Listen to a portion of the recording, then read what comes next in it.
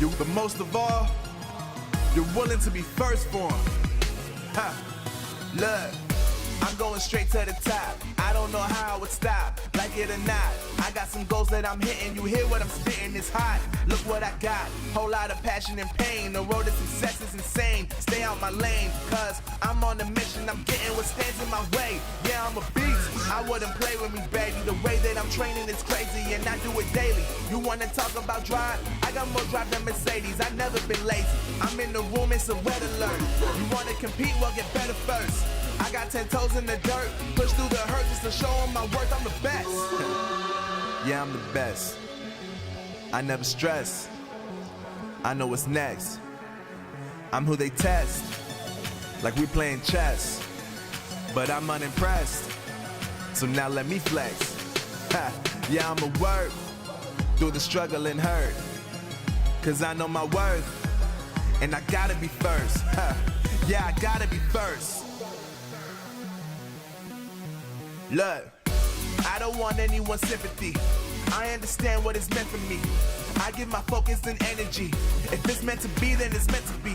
But mentally, I'm undefeated. They hear that and say I'm conceited. Like there's no reason. Like I don't beat them and come back again just to teach them that when you work under pressure, you reach higher measures. They'll try and bring you down, but you cannot let them, and only get better and focus on cheddar. Eye on the prize and you'll become a legend. Like, when I'm in the room, it's a red alert. You wanna compete, well get better first. I got 10 toes in the dirt, push through the hurt just to show them my worth. I'm the best. Yeah, I'm the best. I never stress. I know what's next. I'm who they test, like we playing chess. But I'm unimpressed, so now let me flex. Ha, yeah, I'ma work through the struggle and hurt, cause I know my worth, and I gotta be first. Ha, yeah, I gotta be first. They don't know what's gotten into me, how'd I turn pain into energy. Through all the struggle and hurt, remember my worth, and that's why I gotta be first.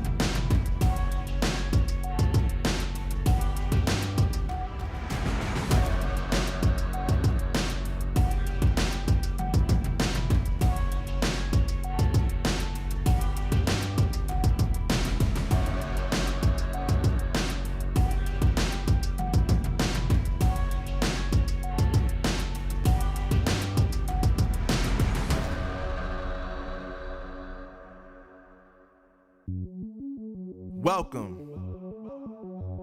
to the place where dreams come true, where everything you want can be yours, if and only if you're willing to work for them, you're willing to hurt for them, but most of all, you're willing to be first for them. Look, I'm going straight to the top. I don't know how I would stop, like it or not. I got some goals that I'm hitting. You hear what I'm spitting? It's hot. Look what I got. Whole lot of passion and pain. The road to success is insane. Stay out my lane, cause I'm on a mission. I'm getting what stands in my way. Yeah, I'm a beast. I wouldn't play with me, baby. The way that I'm training is crazy, and I do it daily. You wanna talk about drive? I got more drive than Mercedes. I never been lazy. I'm in the room, it's a red alert. You wanna compete? Well, get better first. I got 10 toes in the dirt, push through the hurt just to show them my worth. I'm the best. Yeah, I'm the best. I never stress. I know what's next. I'm who they test, like we playing chess. But I'm unimpressed, so now let me flex.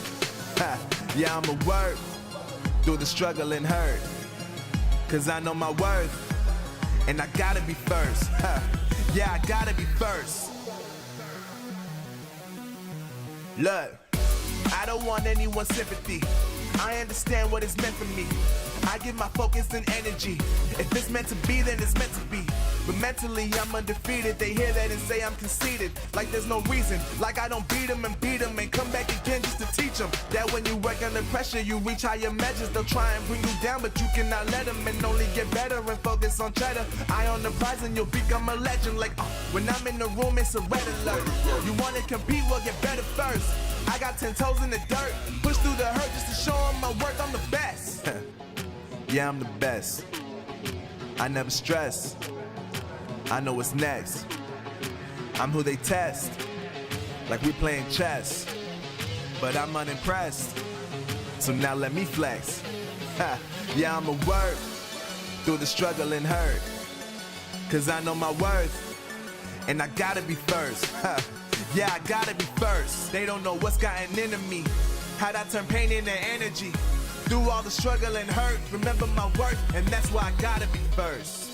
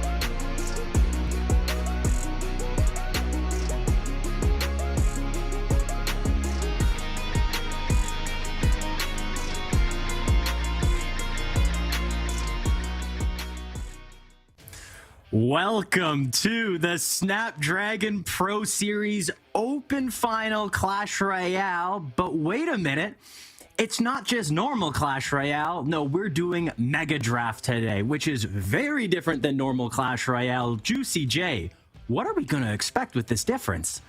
So most of the time we see the in-game duels formatting for tournaments like this where you pick your decks pre-selected. Now there's no pre-selected decks and you have to go into the draft and make decisions on picks in the game to counter your opponent that way. You're not trying to snipe with pre-selected decks or anything like that. You're trying to pick cards that counter your opponent, but also make sure you have a good win condition, make sure you have cards that synergize together and stuff like that. It's a huge, almost completely different game. And I'm very excited to cast it today alongside Cashman and Mini here. Let us go to a quick video here, guys. We're going to see you right back after it. See you in a second.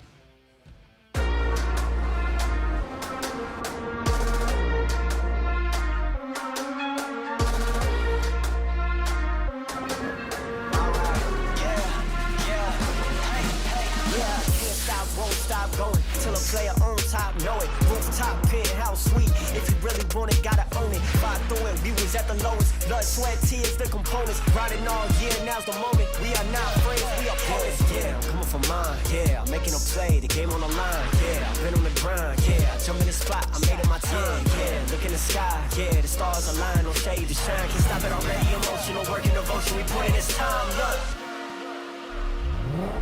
you won't stop.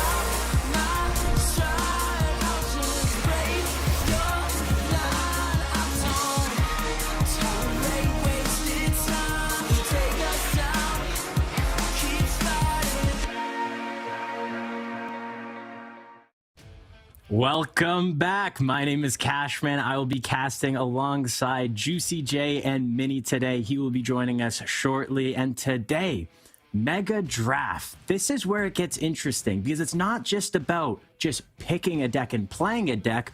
No. You have to make a deck and then play a deck. Some people say that this is the most skilled mode in Clash Royale. So does that mean this tournament is the most skilled tournament in Clash Royale? Juicy, what are you thinking? Mega Draft, really skilled game mode, especially with the change that they made to it. We're going to get a little bit more into that later. Check out the socials down below, guys. We have an Instagram, a Twitter, and a Facebook for Snapdragon Pro Series. Join up on these. Like I said, join that Discord too. Get in on these creative tournaments with huge prize pools. Cashman, talk to me today about today's prize pool. How much money are we giving away for this absolutely beautiful Mega Draft tournament? Oh, we are going to be giving away some good money today. And the distribution of the money is a little interesting just because if you look at the prize pool, 8th place gets money. There's 16 players in this tournament. That means the first round, if you don't get out of that first round, you leave with nothing. So that first round is crucial. That first round arguably has the most pressure. And so that first round, we might see people going something crazy just to do something to beat their opponent to get to the next round. And looking at number one, though, that prize pool, I don't know. Do we already put the name Muhammad Light beside it? Is it too early? Is it too early to do that? JJ, what are we thinking? You know, Muhammad Light, definitely the player to look at today, a $1,400 grand prize. Let's go and look at the bracket here, ladies and gentlemen, and kind of look at the first round as well. Like we talked about, Muhammad Light, definitely the player to look at. He's playing against Gui in the first round. But the match that we're going to be highlighting today here for the round of 16 is going to be Vitor versus Doom. 2 CRL World finalists going at it. 2 very good players. What are your thoughts on this overall matchup, Cashman? If we're looking at this matchup, Vitor is amazing. He's very, very talented. But right now, I think he's 1B when you think of pro players. He's always there in the competition, but he hasn't been able to achieve that level of success that probably he wants to, and that I know he can reach. But there's been a couple of mistakes in the past, a couple of missed King Tower activations, where Doom, on the other hand, he's got a weird amount of confidence, Doom. He plays with a swagger, and he has that confidence in himself. So I wouldn't be surprised that he picks maybe a card or makes a deck that is Vitor doesn't expect. We know that Vitor's been in the meta for so long. He's been in the competitive scene for so long, where maybe Doom can do something to get him out of his rhythm, out of his comfort zone. Do you agree, or are you on Team Vitor? Absolutely. I mean, I think I'm going to be picking Vitor for my prediction here today. We're looking at the schedule here, ladies and gentlemen. Are doing just the Vitor versus Doom for round 16. All the other ones are going to be completed ahead of time. And then we got the quarterfinals, all of them, semifinals, third place, and grand finals. We're going over everything today. Super excited. What I want to talk about next, you mentioned a little bit earlier, is Muhammad Light and just his absolute dominance. I believe, correct me if I'm wrong, I think that Vitor and Doom, whoever wins that, has to play against Muhammad Light in the next part of the round. but you know, he's won back to back monthly finals and the Serial World Finals, or for Serial World Finals qualification, winning $16,000 every single month. And he's won the last Snapdragon Pro Series with the duels formatting, and now he's heading into the Mega Draft. What do you think about Mega Draft? And in terms of Mohamed Light's success, do you think it's good or bad for him? Like, do you think it's gonna be out of his comfort zone, or maybe it's just gonna be benefiting him here? Well, the story for today's tournament, it's can someone dethrone the king? And with a new game mode, something that takes him maybe out of his comfort zone, you would think, okay, maybe this is somewhere that Mohamed Light will struggle. Maybe this is where we'll see the king fall. I don't think so. Looking back to the games we saw in the past, he was able to dominate not only every set, every match. Mohamed Light didn't lose a game last tournament. So that just shows, and not only that, but he showcased different decks, like we see here against Nikola, going with the Electro Giant, going with something not as cycle-oriented, minor control-oriented that we usually see him accustomed to do. So that means he can use any card, he can use any deck, and if he's in a situation where he can make a deck on the fly, that scares me, Juicy J. That scares me. That's a great point. Mohamed Light, a player that can use any single deck or card in the entire game. So maybe Mega Draft actually benefits him in that way, with his ability to create decks, with his ability to understand how cards interact with each other. And yeah, I think Mega Draft, I think I've only seen one other big Mega Draft tournament. I think it was hosted by AMG, and he did win it. So, you know, you make some great points, like I said, and I think he can definitely pop off in a tournament format like this. Yeah, this is my favorite mode, and shout out to Snapdragon Pro Series for allowing me to get my fix of Megapath because I am so excited. And there's one thing, I don't know if we've mentioned it yet, but it has changed since that tournament, how it's set up. Instead of now getting the first pick and the last pick, how does that change? Now you get the last two picks, or how does that work again?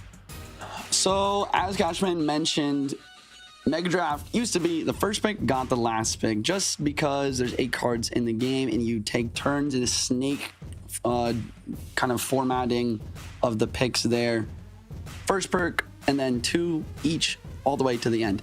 What's changed now is that the first pick will not get the last pick. The snake kind of draft is kind of changed a little bit, so that whoever picks first, instead of picking whoever picks second, instead of going from 2 at the end, back to the first person, back to them, and back to the first person to get the last pick. Basically, it's going to be 1, 1, 1, so that the second player does have the advantage of getting that last pick. What are your thoughts overall on first versus last pick? Like, which you think is more of an advantage? It really depends on the cards that show up, because if there's a lot of, let's say, spells, if there's poison, arrows, fireball, a lot of great champions, just a lot of versatile cards, well, the first pick doesn't really matter that much, in my opinion. So that last pick is where you can see a real difference maker come in, where we've seen players in the past, okay, well, your opponent, he doesn't have any counters to Electro Giant. Electro Giant, last pick, it just automatically wins you the game. We've seen that with air cards as well. You don't have a sufficient amount of air defense, well, you go with a balloon last pick, and you just lose the game. I think I saw a stream where that happened exactly to you, where someone picked a balloon last pick for you, and you lost. And that's where it gets frustrating. But there has to be some type of element where you kind of have to pick and choose when you commit to your deck, when you commit to your archetype. And I don't exactly know when it is. There's just so many layers to Mega Draft, and that's why I love it. And that's why I'm excited to see what happens today. And will Mohamed Light get dethroned? Yeah, Mohamed Light, it's a great question. He's so good at Mega Draft. You talked about a little bit just in general of the first and last picks, and it seems like even that sort of advantage doesn't even kind of phase him a lot of the time. Looking at the graphic here, Mohamed Light's dominance. Yeah, dominance. I have it there. We love that. 2-0 versus a boss, 2-0 versus Nikola, 2-0 versus Asaf, and 2-0 versus Ardentois.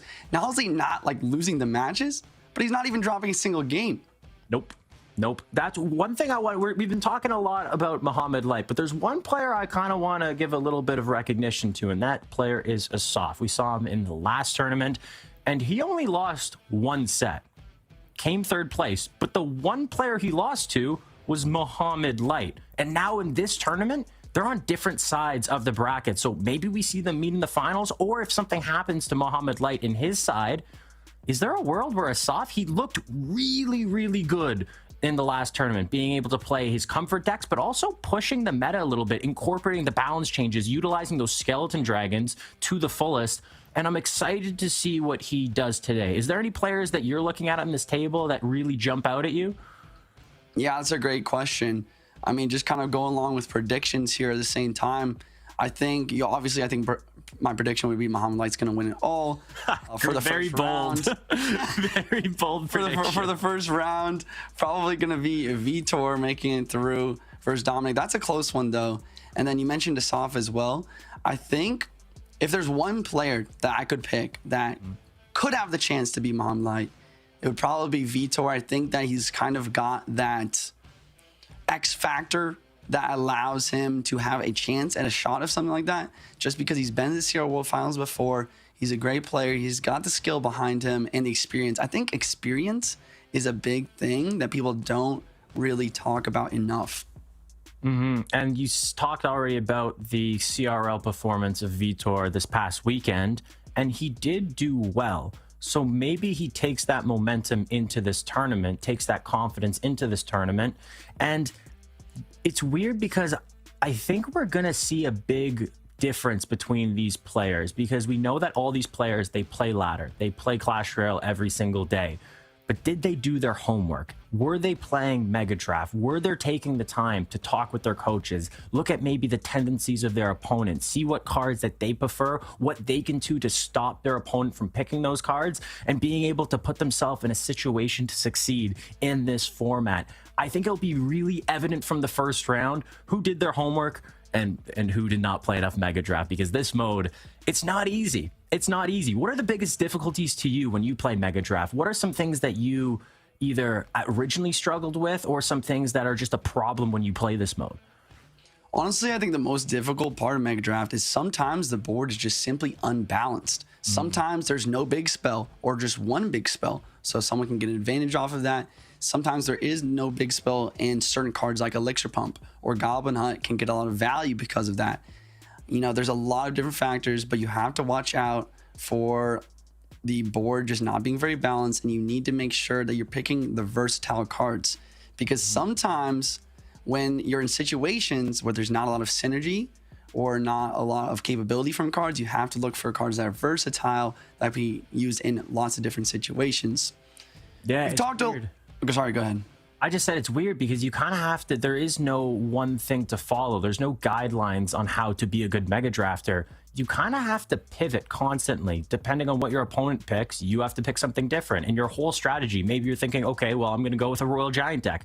And then you see your opponent take the Fisherman, and you're like, oop, okay, now I can't go Royal Giant. Okay, I'm going to go with a, I don't know, let's go with an Electro Giant deck. Oh, whoa, whoa, whoa, whoa. He just took the Bomb Tower as well. And he took a Tombstone? That's double building. Well, I can't do that. Let's go Goblin Drill. Oh, no, he has the Valkyrie. And you just kind of get put into a place where you can't do anything. That's my favorite part of this mode. I could argue that I like watching the draft picks, the deck making itself, more than the gameplay, but maybe that's just me.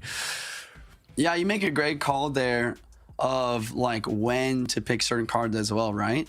Because going back to the most difficult parts of a mode like this is whenever you pick a card, your opponent next turn, when it's their turn to pick, is most likely going to take a counter to that. So you have to really watch out and kind of delay your win condition picks. We're going to see that a lot in this match. This game is going to be starting pretty soon, ladies and gentlemen, so stay tuned for it. But yeah, going through it, a lot of the time we're going to see those win conditions picked at the very end of the drafts, so that their opponent doesn't have time or the chance to react to pick a counter for that win condition. Yeah, it's going to be interesting. There's a couple of cards that always seem to get pulled or taken first. If we see maybe the Monk and there's no great counters to the Monk, no Zappies, no Inferno Dragon, I wouldn't be surprised if we see that taken early. But if not, maybe you could wait for your champion, because you know if your opponent picks a champion, well, they can't pick any of the other champions, so you can just hold off and wait to pick your champion until maybe the end. And then there's another thing with the spells, where I find Log and Arrows are very common. Fireball, it's a solid spell. We see that shows a lot. But Miner, that's the one that I'm looking at. Is Miner, we saw it in the past where Miner, if it was available, a lot of pro players just picked it right away. Just because you can use it as a soul win condition, you can combo it with another piece. Do you expect us to see a lot of Miner today? And if we see Miner, someone grab it right away. I didn't even think about that. Great stuff there, Cashman. I think you're absolutely right. Players in general, always going to be picking the Miner. Going for a couple different reasons there. Number one, like I mentioned earlier, the versatility. It's so good on defense. It's a tank. It's really good and consistent offense. One of the only win conditions that doesn't have a complete hard counter to it. So it's always able to get a little bit of chip here and there. And finally, with the versatility, you can also use Miner as a double win condition in combination with something like a Giant or a Drill even, or Electro Giant. There's so many different ways you can use the Miner, not only to use as your main win condition, but also to support as a secondary win condition, or even just try to take out glass cannons like Electrowiz, Musketeer, Wizard, and the like. Are we gonna say it? Is it safe to say? I was gonna say arguably, but is Miner the most versatile card in Clash Royale, not including spells? Is that a bold statement? Or are we going to commit to that? Or are we going a little too crazy here? You know, it is a bold statement, but I think you might absolutely be right. I think there's a lot of discussions around Clash Royale about Miner just simply being the best card in the game. And also kind of the unkillable card. I'm not sure how many times the Miner has gotten nerfed at this point, but it's always strong, seems, no matter what. Oh, finally, no. Oh, there is a Miner. But no Miner pick. Uh-oh. Oh. Interesting. Going with the Phoenix, which is crazy because we were talking about the nerfs to the Miner, but the Phoenix as well is a card that's seen so many nerfs. So going with the first pick, we see Dominic going with the Phoenix and then Vitor going with the Fireball. I'm looking at arrows or log here for Vitor. Is there anything that jumps out for you? Or Miner? Yeah, I think Vitor has got to take the Miner here. Would not be surprised. Maybe a champion here as well. It seems like the Monk could get a lot of value on this board. Kind of deflects, you know, the Archer Queen, the... Oh, great call. Yeah, like the Magic Archer, the Hunter, the Rascals. It gets a lot of value. Also, he's looking to use that Monk to deflect his opponent's Fireball as well. Wow, and I guess there is the Inferno Tower that Vitor can pick to counter this Monk, but that's basically it. Vitor's kind of put in an awkward spot where now that Dominic picked arrows, I wouldn't be surprised if we see a log. Oh, no big spell. Oh, there is a rocket, there is a lightning, so why go for the Goblin Hut here? Interesting pick by Vitor. He goes for the Goblin Hut, he goes for the log. The reasoning here is, yes, there's a lightning, but how often do you ever see in normal gameplay of someone just lightning a Goblin Hut? It's not a very high value play. So I like this decision here. The only really good card versus Goblin on this board is the Magic Archer, but Vitor already has a Fireball for it. Dominic goes for the Tesla to have a decent counter for it, and the Bomber as well.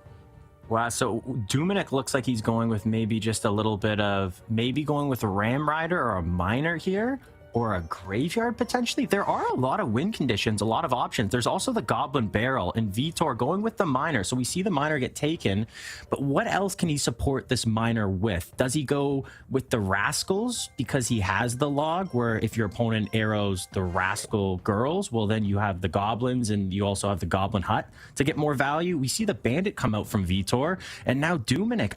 What deck are you liking more right now? Are you liking Dominic's or Vitor's? I'm loving Vitor's deck. Goblin's going to get a lot of value. Fireball log, great spell combo. Goblin's one of the best cards of the game. Quick cycle. Miner, the most consistent win condition. Dominic's win condition is not as obvious. He takes the mini P.E.K.K.A. to try and prepare himself for maybe a later win condition like the Ram Rider or the E-Giant. But overall, you know, what does Dominic even take for a win condition here? It's not very obvious. Ooh, I like the Electro Giant, but the Goblin Hut, ooh, especially with that Archer Queen. You have the Monk to reflect, but if you go with Electro Giant, you could just absolutely take out that Archer Queen every single time. Is that going to be enough, though? Because it might be hard to get these Electro Giants on tower, and if Vitor is thinking, okay, my opponent might pick Electro Drag, oh, and there it is. That's the surprise factor Dominic provides. He realizes, okay, my opponent actually does have a pretty sufficient amount of defense, has the Archer Queen, and also has the Goblin Hut for air defense, but still goes in with the Lava Hound. Is that just and now more air defense with the Magic Archer? Was that maybe a little bit of a too ambitious play from Dominic going with the Lava Hound here? Yeah, I mean, he is one of the best lava players in the world. So number one, you got to think maybe he's going for some comfort. Number two, I agree with you. Lava is definitely not going to get a lot of value here. But the final thing to think about is just what else was he supposed to take? Like, what other win condition options does he have? We're hopping into the gameplay now. Goblina is down and starting to get a decent amount of value already. Dominic with the minions to counter the miner here. I mean, overall, Cashman, like, what are your thoughts? I mean, we talked about a little bit, but what can Dominic even do here to kind of break through with his lava? I feel like it's gonna be really difficult. Yeah, this is going to be an interesting battle where I think if one player makes a mistake and the other player can capitalize on that mistake, they can just win the game with that mistake. And there are a couple of caveats. I forgot that the Goblin Hut did get a nerf, so now it only spawns one Spear Goblin at the end. Monk on defense against this bandit. Tesla's still up, and I love that miner at the back pulling the monk to the back so these Spear Goblins can get on tower and get additional damage. Ooh. And then the magic archer at the bridge as well, getting the piercing shots, taking out the bomber, getting on tower. Monk ability goes down, is going to be enough to take out the interesting arrows. Were the arrows necessary there? Yeah, I think the monk ability was slightly mistimed, so the magic archer was going to stay alive, so he has to go for arrows there to take the magic archer at 1 HP, or else he would have taken even more damage. Already, though, we're seeing Dominic low on HP here, and it's gonna be very difficult to come back, and he's leaking elixir too, not wanting to make the next play here. Yeah, this is an awkward situation because we talked about one mistake being the difference between winning and losing, and that honestly might have been, I don't even know if it was a mistake by Dominic, but it was just really good gameplay by Vitor. And we talked about how well he did last week. Well, it looks like he's keeping that momentum going right into this tournament as well, and just confident gameplay, not waiting, picking his opportunities, going in, and this is it. Dominic going with the Lava Hound at the back. He's going to tank all these minor shots on this right side tower, bringing the tower down to 1441. Bandit at the bridge, Monk on defense. This is the big push for Dominic. I don't know if it's going to even deal any damage. We need to see a Monk ability drop here for the Archer Queen, but he plays it late. And I feel like this is just a situation like what you talked about at the beginning of just one player doing their homework and the other not. Dominic with some misplays, but this mini P.E.K.K.A. in the Phoenix, everything's connected. Wait, what just happened? Whoa.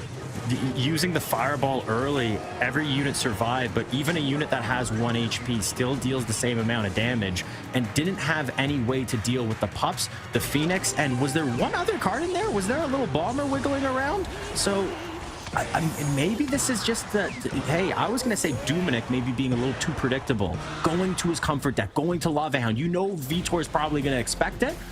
But maybe he's just so good at Lava Hound where it doesn't matter. He was able to just, hey, I'm going to go Lava Hound. I know how to play this deck, and I'm going to win no matter what. And you know what? Respect to Doom. I love watching him play, and I wish we had a replay there. I want to see what exactly happened. I think it was the fireball. Yeah, we need to see the replay. Here comes the fireball. The arrows hits everything. So mini P.E.K.K.A. Like, do you think the fireball is just too early? Like, maybe you had to wait for the Lava Hound to pop? Yeah, because what value did he get with the fireball? He got the Phoenix, and that's it. But right when the fireball goes down, you see the bomber at the bridge, you see the mini P.E.K.K.A. at the bridge, and there was nothing. There was nothing that Vitor could use to deal enough damage, enough AoE damage to take out all those units. And also, the bandit against the mini P.E.K.K.A., I guess you had to do it, but the bandit got one shot by that mini P.E.K.K.A. That's 3 elixir down the drain. So we saw a little base. Whoa, that's interesting stats. We see 0 Lava Hounds played. JJ, did I not see a Lava Hound in that arena? There was Lava Hound and there was an Archer Queen. A little bit of a misplay here on the stats. I mean, looking at the decks here, just kind of from a wide angle overall, I'm just, once again, trying to figure out what just happened from Vitor's side of things. I honestly think that part of his ability to not defend there was also kind of his overaggression. If you remember, when he went for the lava in the back, didn't he pressure with like Bandit and Goblins at the bridge? I feel like that need to be obsolete because that kind of allowed the push to get big, right? And it also made it so that he didn't have the Goblins in cycle for that mini P.E.K.K.A. He tried to go for the Bandit, but as you said, he got one shot, it didn't work. So I think that's what really went wrong there in that situation. And we're hopping into game 2. Let's just hop straight into it. What are you looking at here for Vitor's first pick? Arrows, I love that first pick by Dominic, but look at the spells. This is the situation, and this is why you brought up where sometimes the board just don't give you good cards. It doesn't give you versatile cards. So if you're looking at spells, you have Lightning, Rage, Freeze, Bar Barrel, Snowball. There's not a lot of great meta decks that you can... There's not a lot of great big spells, more specifically. So going with... I like that pick with the Flying Machine. Because, yes, there's the minions to pick it up. But there's no Fireball. There is Lightning. Flying Machine's one of those cards if you can't deal with... it could be your worst nightmare, and taking the Musketeer to hopefully maybe get on top of those Flying Machines very quickly and take them out before they get too much value, and also going for the minions. So this is what we're seeing, is we're seeing a pick Vitor with the Flying Machine, and we're seeing Dominic just say, hey, I'm going to pick 2 cards that counter the Flying Machine. He's playing reactive right now, and I don't know what Vitor does for the rest of this draft. He goes for the Ice Spirit, just a solid card overall. Would not be surprised to see a Miner here, or maybe even a good champion pick. Best champion on this board is 100% the Mighty Miner. Really good at countering the other champions. He goes for that. Very good pick. I love the guards here for Dominic because he already has the minions. The guards, you can't really stop them if you're Vitor. Dominic has the arrows. And there it is. I wouldn't call. Who saw that coming? And the furnace. Okay, so Dominic is just taking advantage. There's no fireball, there's no poison, there's no EQ. I am going to make your life horrible, and he is doing exactly that. Does he even double down and take the rascals as well? Does he just keep leaning into all these bait cards, all these cards that are going to be a problem for Vitor to deal with? And Vitor, he's just picking good meta cards, but I don't know if it's going to be enough. Yeah, he goes for the Tesla to try and counter the furnace. A decent idea. Next pick, I wonder if he goes for Lightning. He goes for the Dark Prince. That's going to be decent versus the guards, so I respect that. But like you said, Dominic going for the Rascals immediately here, and the Skeleton King. And we're going to see what I was talking about at the very early of the game. Now Vitor is not going to pick both. He's going to pick one. It's going to go back to Dominic for one, and then Vitor does get this last pick here. Interesting. So now Vitor gets one pick. Dominic gets one pick. Yep. And then Vitor gets one pick. So we see the Miner. So we know what Vitor is going to do. His last card is most likely going to be Lightning. And that Graveyard, it's ambitious because yes, you have the arrows, but there's not a great way. Oh, interesting. Going with just double small spell is Vitor, going with the Snowball and the Bar Barrel. So not having a big spell that really opens him up to potentially Dominic just overwhelming him in one lane. And that's going to be something maybe we see the later this game goes on into double elixir, into triple elixir. What deck do you like out of the gate? Because Dominic's deck is talking to me right now.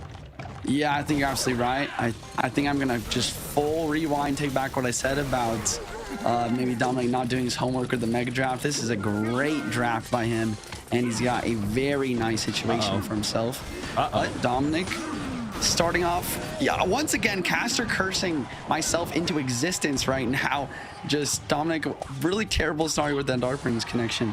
Yeah, Vitor is just showing like this Miner has been paying dividends for Vitor. And we talked about how versatile it is, and he used the Miner now in the first game and the second game at the back to pull the units towards the back of the Princess Tower, and then the units crossing over the bridge can get the lock-on tower, and that is a lot of damage out of the gate. But this is exactly what we saw last game. We saw Vitor come off to an early lead, make one mistake. He had a big spell last game. This game, he doesn't have a big spell.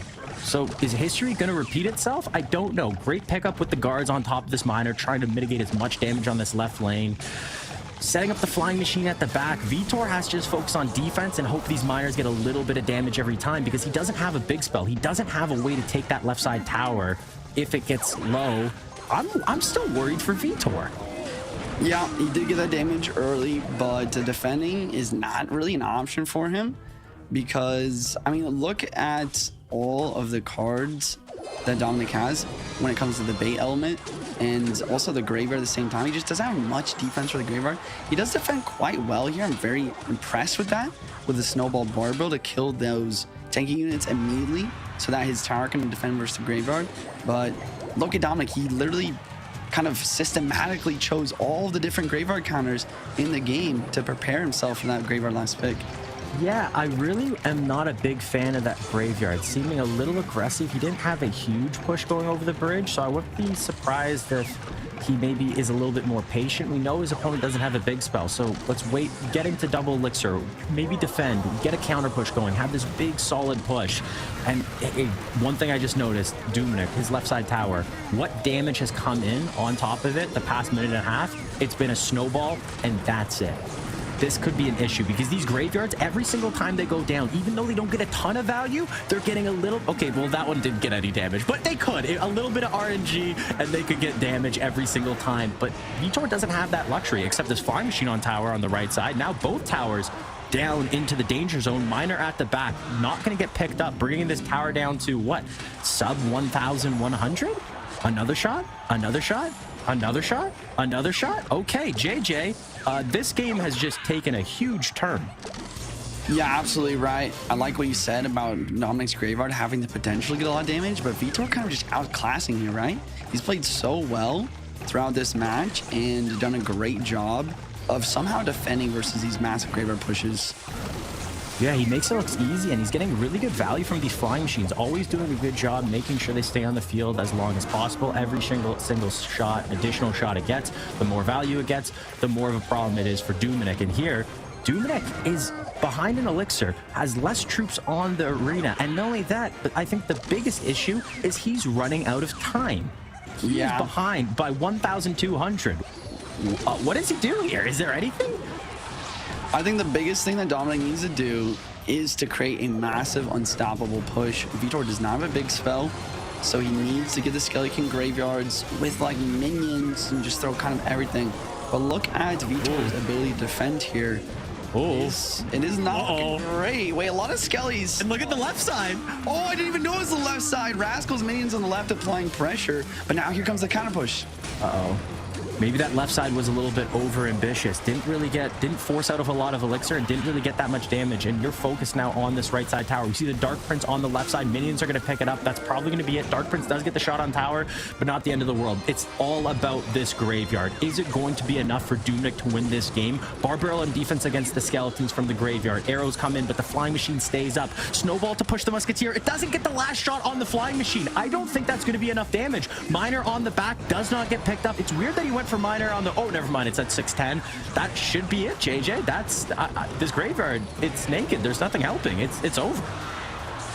Fascinating. I don't even know what to say. I mean, first game, I thought Vitor surely would have won with the matchup there. And then second game, I thought Dominic had it in the bag, but Vitor, absolute masterclass, protecting his Flying Machines, using his small spells. I mean, I think that last pick in the bar barrel was 100%, which allowed Vitor to win. He did such a great job with that card to mitigate versus the Rascals, the Graveyard, and everything there. I just love that. Even that at the beginning of this replay, you saw the Miner not go on tower. He used the Miner, used the Snowball to get the Musketeer off the field. And because the Musketeer was off the field and the minions were already used on the left, the Flying Machine was a problem for Dominic. These little micro interactions that Vitor is able to recognize early on to maybe swing the matchup advantage in his favor. It's very impressive gameplay by Vitor. And if he did not make that one mistake in that first defense in the first game, well, this could already be over. But we're going to game number 3, and looking at these decks, it's weird because I agree. I think Vitor had the worst deck or better deck in game number 1, worst deck in game number 2. But the results were the complete opposite. What's going on? Yeah, I really don't know. To be honest, we're heading into game 3. I don't know. What is your prediction for this last match? We've seen both of these players make some crazy comebacks, some crazy plays. I know you predicted that Doom was going to take it overall, but has that changed so far? I'm liking what Vitor is putting out. I like that he was able to make a deck and play it so confidently, even though he recognized that I think he didn't have the big spell, and so he always had pressure on both lanes. Never gave Doom the opportunity to build that big push, to get overwhelmed and lose the game right there. And right off the bat, we see Vitor going with the arrows, taking the Miner, and Dominic going with the poison. Looking at the spells, that's the best big spell, poison. Yes, you have access to lightning, but lightning Miner, are we gonna see it? Maybe lightning Miner potentially, or maybe rock, or maybe he's gonna go for a double small spell with the arrows and the rage. Dominic picking up the goblins here, great counter to the Miner, but Vitor will have the arrows for that. Now it's Vitor's turn once again. I'm looking at the champions here. I feel like this is another situation where maybe the Monk could get some value, but the Inferno Dragon is on the board. Yeah, and the Electro Dragon scares me a little bit. Let's take a look at the win conditions, because Doom is kind of in a pickle. Because what is he going to pick? Do you pick Royal Hogs? Well, that's not a bad pick, but there are some counters. Like, you could just grab the Barbarians, and those Royal Hogs aren't really going to get much value. There are counters to the Royal Hogs. I don't know if Goblin Barrel is the best option for Dominic here. Just kind of lean into this bait. Grab. Is there any other bait cards? Not really, though. It's the end game of this draft is going to get really awkward, at least for Doom. I think the biggest thing here, or like the biggest win condition that is a threat, is the drill. Drill is probably something that Dominic could take later in this match. He's taking the mini P.E.K.K.A here, kind of predicting that his opponent will take the Mega Knight to counter that drill potentially, to have the mini P.E.K.K.A ready for that. Also, Monk, great play there from Dominic to counter his opponent's Archer Queen. There it is, the Barbarians. I don't know if I like that pick. Sure, it's okay against the drill, and it's good against... Actually, you know what? It's good against pretty much every single win condition except the Goblin Barrel, but he does have the arrows for the Goblin Barrel. It's so weird that they're making predictions about predictions that they're making about their opponent's predictions. Like, this is like Inception. There's 3 predictions deep. Is it going to pay off? Mega Knight, I love that pick. But we still need to see the win condition for Dominic. Love the Mega Minion picked up. Really good against the minions. One-shots each of the minions. More or less a solid interaction. And then this last pick for these... The last pick for... I guess it's not the last pick yet for Vitor. He picks, and then we go back to Doom. So Ice Golem. What am I looking at? To see the drill here. No, he goes for the pigs. I mean, that makes sense too. I want to give you a quick breakdown of what just happened. Dominic chose the mini P.E.K.K.A, preparing the Mega Knight next. Took the Mega Knight because it counters the drill and the pigs quite well. Vitor goes for the Hog Rider for secondary win condition, but I really like Dominic's draft overall, and I think that he might have a slight advantage here going forward. I don't know what... I like the Ice Golem pick now, because I was thinking, wait a second, the Barbs against the Mega Knight, they're just not going to really do much. Sure, they can do well against the Royal Hogs, but if the Mega Knight's in front of the Royal Hogs, that could be dangerous. But you can use the Ice Golem to just kite the Mega Knight away. Just it's a super simple strategy. It used to be a big brain play. Now everybody knows how to do it. I really like the Ice Golem pick, and I don't think I've ever said that before. We don't see that usually picked in Mega Draft. Yeah, that's a great call. I think that Ice Golem could get a lot of value. We got Vitor going in the back with the Archer Queen. Dominic with the Monk. Monk kind of the natural counter to the Archer Queen in this situation. I think that's another thing that kind of gives Dominic the edge here.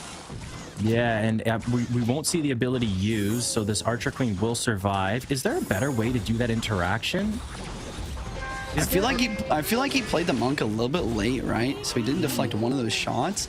And then also, the Monk ability will not fully kill that Queen. So I think it's better to try and attack the Queen while you're popping the Monk ability to basically prevent the Queen from ever getting her ability off. Wow, I totally forgot that Vitor picked the Miner early. So not only I saw the Hog Rider thinking that's his win condition. No. He has the Miner and the Hog. We brought this up earlier, how versatile the Miner is, because it could be a sole win condition, or you can pair it with another win condition. And pairing it with the Hog Rider, I'm excited to see what you can do with that, because you can do exactly what we saw Vitor do. You went Hog Rider on the right, went Miner on the left. But you can also do it in the same lane.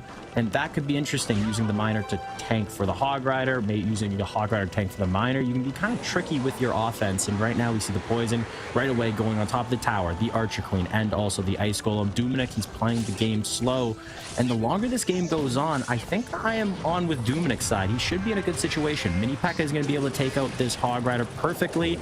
Miner at the back, you still have to deal with these minions, and these minions are going to get on tower, except with the Mega Minion coming down, help with the arrows, and now another Hog Rider. Wow, that cycle's deceptively quick. Very quickly, he's got the Skeleton, he's got the Ice Golem. Minions doing a good job of shredding down this Mega Knight. Here comes the Piggies behind to try and break through. But like what you said at the beginning, Ice Golem really saw distract that Mega Knight, and then the Barbarians are able to deal with the pigs there. Wow, that's just such a good understanding of Clash Royale, because in the moment, yes, after the fact, you can kind of break it down and be like, oh, that's a good idea. But you have 10 seconds or 15 seconds to make a pick. I would not have been able to make that pick in 15 seconds. So maybe having a coach in your ear helping you out. Ooh, Miner on tower. You still have to deal with this mini P.E.K.K.A and the Mega Minion on the left side, but look at that. One Elixir Skeletons helps him with his cycle. Barbarians come down. How many Piggy shots are we going to see on this right tower? 1, 2, 3, 4, 5, 6. That's it. And you still have to deal with the Barbarians. So if Vitor can just keep defending the way he's doing and putting on pressure, I like how he's splitting this up too, making sure his opponent's using Elixir on the left, on the right, forcing Dominic to spend Elixir in both lanes so he can't build a big push. History's repeating themselves. Pulling that Mega Knight backwards. Minions all three locking on the tower. And the Mega Minion is down late. I really like that play from Vitor there to pressure with the minions when when Dominic played that Mega Minion in the back earlier. Yeah, it's weird because the minions are a card that you unlock so early and you think it's very simple. It's just minions, that's it. But the value Vitor is getting from these minions are insane. And Hog Rider on this left side, that's tower down.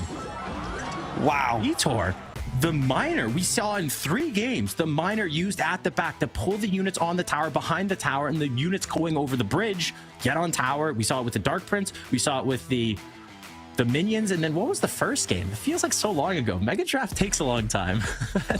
Yeah, definitely long games. I don't know if you guys caught at the end there, but Vitor trying to defend with the Archer Queen. He just got obliterated by the Monk, but it was not enough. Once again, the Hog Rider Miner combo really, really good on the offensive there. This is that moment of the game that really shifted the momentum. All those minions locked on, like you said. The Miner in the back was the MVP in this best of 3. Always getting that versatile play to just kind of pull everything back to get the supporting units on the tower. This is why I love this mode, because when do you ever see minions and barbs other than in Lava Loon get the amount of value we saw them get today in Vitor's deck? I love seeing these cards used to their full potential, getting maximum value out of every single card. There's 109 cards in Clash Royale, and just because every card is an S tier, you could still get a ridiculous amount of value from cards that are B, C tier, even D tier in certain situations. But you just have to be able to recognize those situations, and Vitor did exactly that. Well played to Vitor. And you know what? I guess I have to apologize because you beat me. I said Doom was gonna win. Hey, let's go. You said Vitor. Okay. What's the tally at? I guess it's 1 JJ, 0 to Cashman. Not looking good out of the gate, but there's still a lot of games left to go. And the next games, I guess we're gonna have to look at the bracket to see in the round of 16 who made it through. And that's gonna be interesting because I guess no upset on our side, but all the games were very, very close. So maybe there will be some upsets in this bracket, and maybe there are gonna be some upsets in this tournament as a whole. Yep. Definitely could see that, especially with Mega Draft as the main game mode. Looking at the caster predictions, looks like Mini took Vitor as well. Oh, no. Cashman, I'm gonna be on the bad side of things here, but Dude, you have a chance what to come happened? back. I believed in you. I believed in you, Doof. Come on. I still believe in you. I still believe in you. Okay, looking at the bracket. Anything jumping out at you, JJ? Let me see here. We have Lego moving on versus Wallace. I think that's the biggest upset here. We have Keith, Serial World finalist, making it through. Soft, great player. I believe the next upcoming match we're going to be watching is going to be Keith versus Soft. Let me hear your predictions on that, Cashman. What are you thinking here? Hey, I'm rocking with my guy Asaf. Asaf has been impressing me for years. I've watched him play ladder. I've watched him play a bunch of different decks on ladder. He's talented. He knows the micro. He knows the macro. Not only that, but he showcased in the last tournament that he understands Clash Royale. He understands other cards. He went out of his comfort zone, played different decks, and he succeeded with them. Like I said before, he lost to one player last tournament, and that's the king of Clash Royale, Muhammad Light. Asaf has been incredible, and I'm excited to see what he can do in this Mega Draft format, because we saw Vitor and Doom really push the boundaries of Clash Royale, really showcasing their understanding of the game. And I want to see that continue with players like Asaf, because you know that they're good in the meta on ladder, but are they going to be able to translate that into Mega Draft? Yeah, that's a great call out. I also chose Asaf. Every time I play on my ladder, I get my butt beat. like you said, or like I mentioned, he is a Serial Wolf finalist, so I'm sure he's a very versatile player. And I think it's really just gonna come down to who did their Mega Draft homework, who got their practice in, who is gonna be able to make the better picks. We saw in that last game, even a not so great card like the Ice Golem can make all of the difference in a Mega Draft game. It's one of the few game modes where we see cards like Ice Golem or even Wizard sometimes seeing a little bit of light here and some time on the stage to be able to break through for massive value. Yeah, it's crazy that even just in the first game, we saw so many cards that what would the usage rate be for some of those cards? At least in top ladder. Barbs, only Lava Hound. Is there any other deck that used them? Ice Golem? Barely. 0.6? Like that's Yeah. minions, Lava Hound. I guess there maybe you could use them in the Mega Knight Minor Wall Breakers deck, but it's weird because I just don't understand if these players are so good at the meta decks. They're so good at understanding the meta, the matchups, the different the who gets advantage, how to win certain matchups. How do they learn these little intricacies like picking barbs and picking minions in that situation? Where does it come from? Is it just practicing Mega Draft over and over, or is it just kind of it's just showing their Clash Royale intelligence? Yeah, I mean, like you said, there's no practicing of matchups. It's just all the years and years of grinding going into knowing every single little intricate interaction when it comes to the game. And wow, an early Archer Queen pickup, but I like that because there's no Monk, there's no Electro Giant, there's no really good counters. Is a Lightning, so are we going to see a soft maybe grab that Lightning? He doesn't have to do it now just because Keith already grabbed the Fireball, and we're not going to see Fireball. And okay, I'm going to say that, and then he's going to grab Fireball and Lightning. So I don't want to say it. And then a soft going with Mortar. So this is a very comfortable deck for a soft. I wouldn't be surprised if we see him grab maybe a Drill as well, or a Hog Rider. But looking at the spells, he's kind of put in a situation where he has to pick that Lightning, right? Yeah, picking Lightning could be an option. Maybe even Roll Delivery as well for the Archer Queen. Those are probably the two main kind of options for him. Valkyrie here, pick from Keith. Pretty solid tank overall, but then he takes a Mega Knight.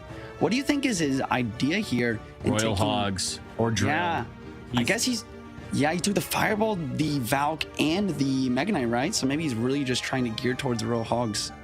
Yeah, maybe he wants the Royal Hogs. I was thinking it's got to be, we know that Asaf's one of the best Goblin Drill players in the game. So you see Valkyrie, you see Mega Knight, you're going against the best Drill player in the game. Hey, let's just take the two best counters. Is there a world where he also takes Bomber? Maybe that's a little too much, but I wouldn't be surprised. And he goes for the Ram Rider. I mean, this is fascinating. I really like Asaf's picks better than Keith's picks here. Just really solid cycle. Mortar, super strong. Like you said, Asaf going to take this Lightning for the Archer Queen as well. Keith's deck looking very expensive at this point. I like Keith's deck. I'm on Keith's side for this. I could see a world where just one solid push, one mistake from Asaf on defense, which we don't always see. He's really good at these mortar control decks. He knows his micro interactions.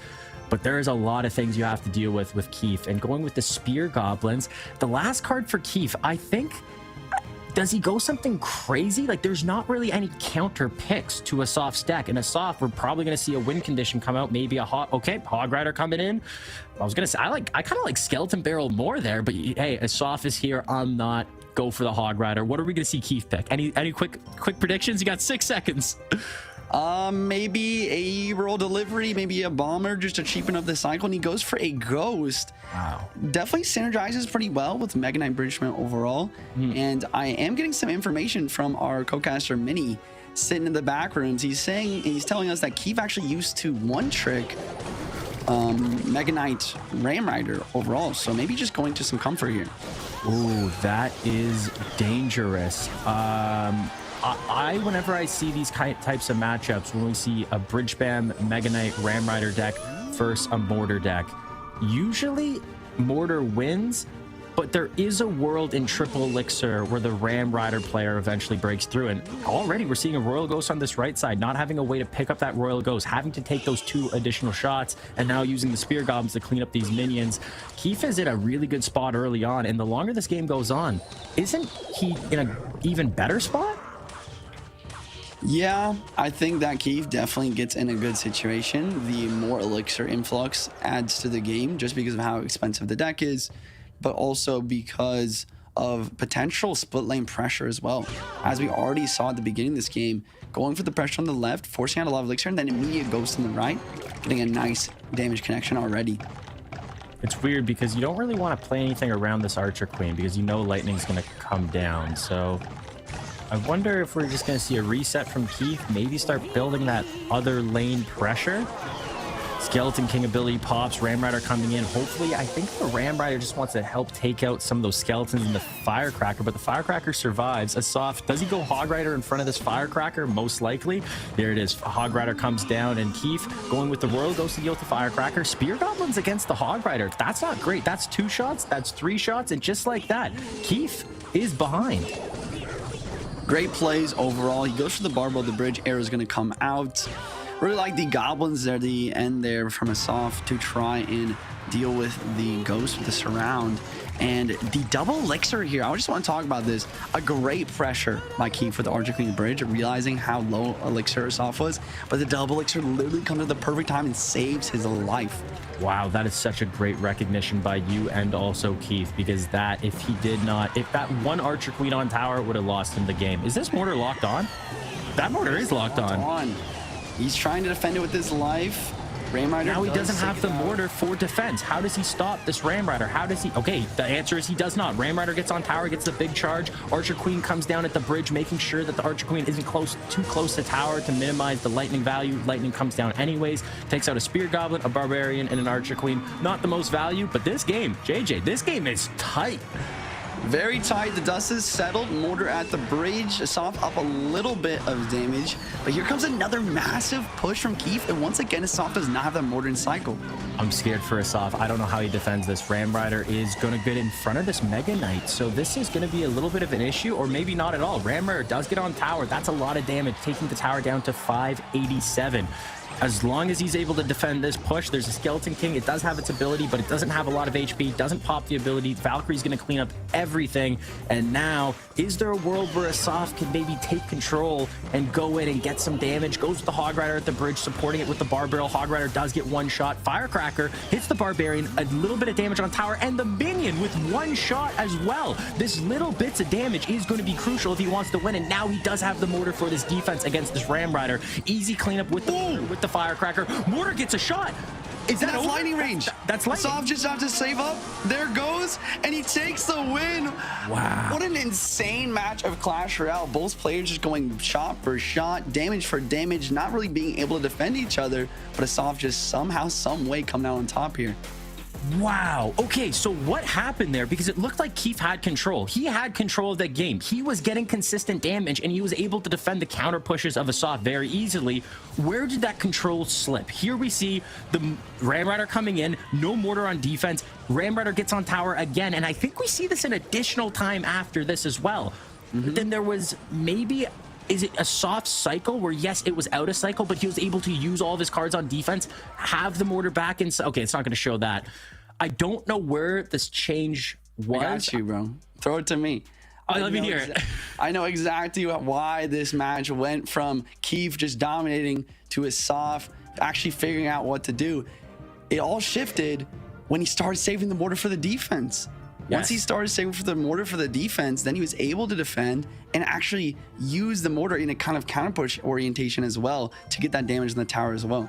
So, but he didn't have it in cycle for the Keith the first 2 times. Yeah. And then so what did he, I guess he just saved it the last time and didn't use it off. Oh yeah, you're right. It's the offensive mortars that were hurting him. I think you're right. Yeah. But he had to use the offensive mortar because the Royal Ghost. There's so many moving pieces. Let's get into this game. And Asaf, oh, this is sweaty. Seeing the EQ, taking the EQ and grabbing the hut and doing so, looking at the big spells. Yeah, there's lightning, but we talked about that before. Lightning, not the best against the Goblin hut. So is there a world where we see maybe... No, there's no elixir pump. There's not really anything else he can lead into. But already Asaf going with a little bit of a sweaty deck. Keith a little bit more traditional. Yeah, great call out. I think Keith's idea with the monk here is just because it reflects a lot of stuff on the board, like the witch, the mother witch, mega minion. But I don't think it was the right play. Asaf immediately jumps on that, takes the 2 best spells, log plus the earthquake, and then double down with that goblin on top. You know, Keith going for kind of like a minor cycle type thing here, but I feel like Asaf overall gonna have a bit of a better matchup. It really depends on what win condition he goes for. What do you think he's looking at overall here? I'm gonna cook something crazy right now. And Yeah? is there a world where Keith goes with Lava Miner? Or that's not really Keith's MO. That might be a little too crazy. Asaf is being really patient. He's picking solid cards that kind of counter what Keef's doing, cards that get a lot of value, and he's waiting to see what Keef commits to. And now seeing the Lightning, I wouldn't expect seeing the Lava Hound. It could be... No, not Electro Giant, right? What are we looking at right now? Yeah, I really don't know. I mean, I think that Electro Giant could be potential option here. He does have the Earthquake to break through the buildings. Asaf also has options for potentially Goblin Giant Gold Knight, really good combo to use the Gold Knight to push the Goblin Giant forward. Keef really saw defensive picks though. Takes the Lightning, takes the E-Spirit. Let's see what he goes for right here. He goes for the Rascals. That's definitely a solid one. Yeah, I respect that as well. It's just solid picks though. Like Asaf, is he even going to commit to a win condition? Does he go with Wall Breakers, or is he just going to just control the map, get some value with his Mother Witch, get a little bit of damage from Skeleton? Oh, whoa. Okay, so Keef's last card is the... And there it is, last pick Electro Giant. We brought about how impactful that last pick could be, and it's specifically with Electro Giant. But Keef does have counters. Why pick Electro Giant here? Is that a little bit too bold? It's a great question. I think it's just another situation where it's like, what are the other options for him? He can't really go for the pigs because his opponent has the bomb tower. At least with the Electro Giant plus Earthquake, he might have a little bit of an idea to try and break through for damage. Yeah, and that's what it's going to come down to. Asaf doesn't have the Tornado, which you usually see paired with the Electro Giant, which is really going to hurt the effectiveness of his deck, because he's not going to be able to combo it with the Electro Giant, but also the Golden Knight. So, yes, it looks like a good Electro Giant deck, but it's not a great Electro Giant deck. And I don't know if I'm really comfortable with this matchup as well. Keef has more of a control element to his deck, so as long as he can play solid defense and get a little bit of damage like we might see here, Monk ability pops, Mega Minion does get picked up by the guards. Monk, though, a little bit of damage every time. Ooh, the Spear Goblins didn't lock onto the Monk there. That could be an issue. And that was a great call out. I mean, it's really fascinating micro from Asaf to really delay those guards as long as possible. Bomb tower on the defense here, doing a decent work. Asaf maybe does not have the Earthquake back cycle. He goes for the E-Giant in the back, though, and maybe Keef's bomb tower is going to be out of cycle. Oh, I love that call out, because yes, but he doesn't have that quick of a cycle. His only cycle card is the Electro Spirit. Everything else is relatively heavy. Ooh, Monk takes out the Rascal, one Rascal Girl, ability pops. This Mega Minion, if this gets on tower, that could be a lot of damage, and just using all of his cards so we can cycle back to another bomb tower. Now Asaf had to pick and choose. Do I defend the left side? He does, but not even that well. And now that he has no elixir, he can't support this Electro Giant. That's a 4 elixir bomb tower and a 7 elixir Electro Giant. That's a really positive trade for Keef, and Keef is in absolute control, and I just don't see how Asaf comes back. And actually, you know what? That's a good start. Yeah, I honestly think that E-Spirit right there was a bit of a mistake. It actually made it so the Mother Witch was able to lock on those Spear Gobs. He does get a little bit of damage there. Absolute masterclass already so far from Keef here to just pressure and cycle back to that bomb tower. Asaf going for the full reset. Same for the other Goblin. Knows that Keef doesn't have a big spell for it. He does get the Lightning down. That's definitely a huge commitment. I'm not sure if Asaf can actually punish on that, though. I don't think so either, because that tower is in the danger zone. Keef, not only does he have the Lightning, but he also has the Miner, and there it is. Miner comes in. He doesn't get it on tower, though. Uh-oh. That's a weird placement.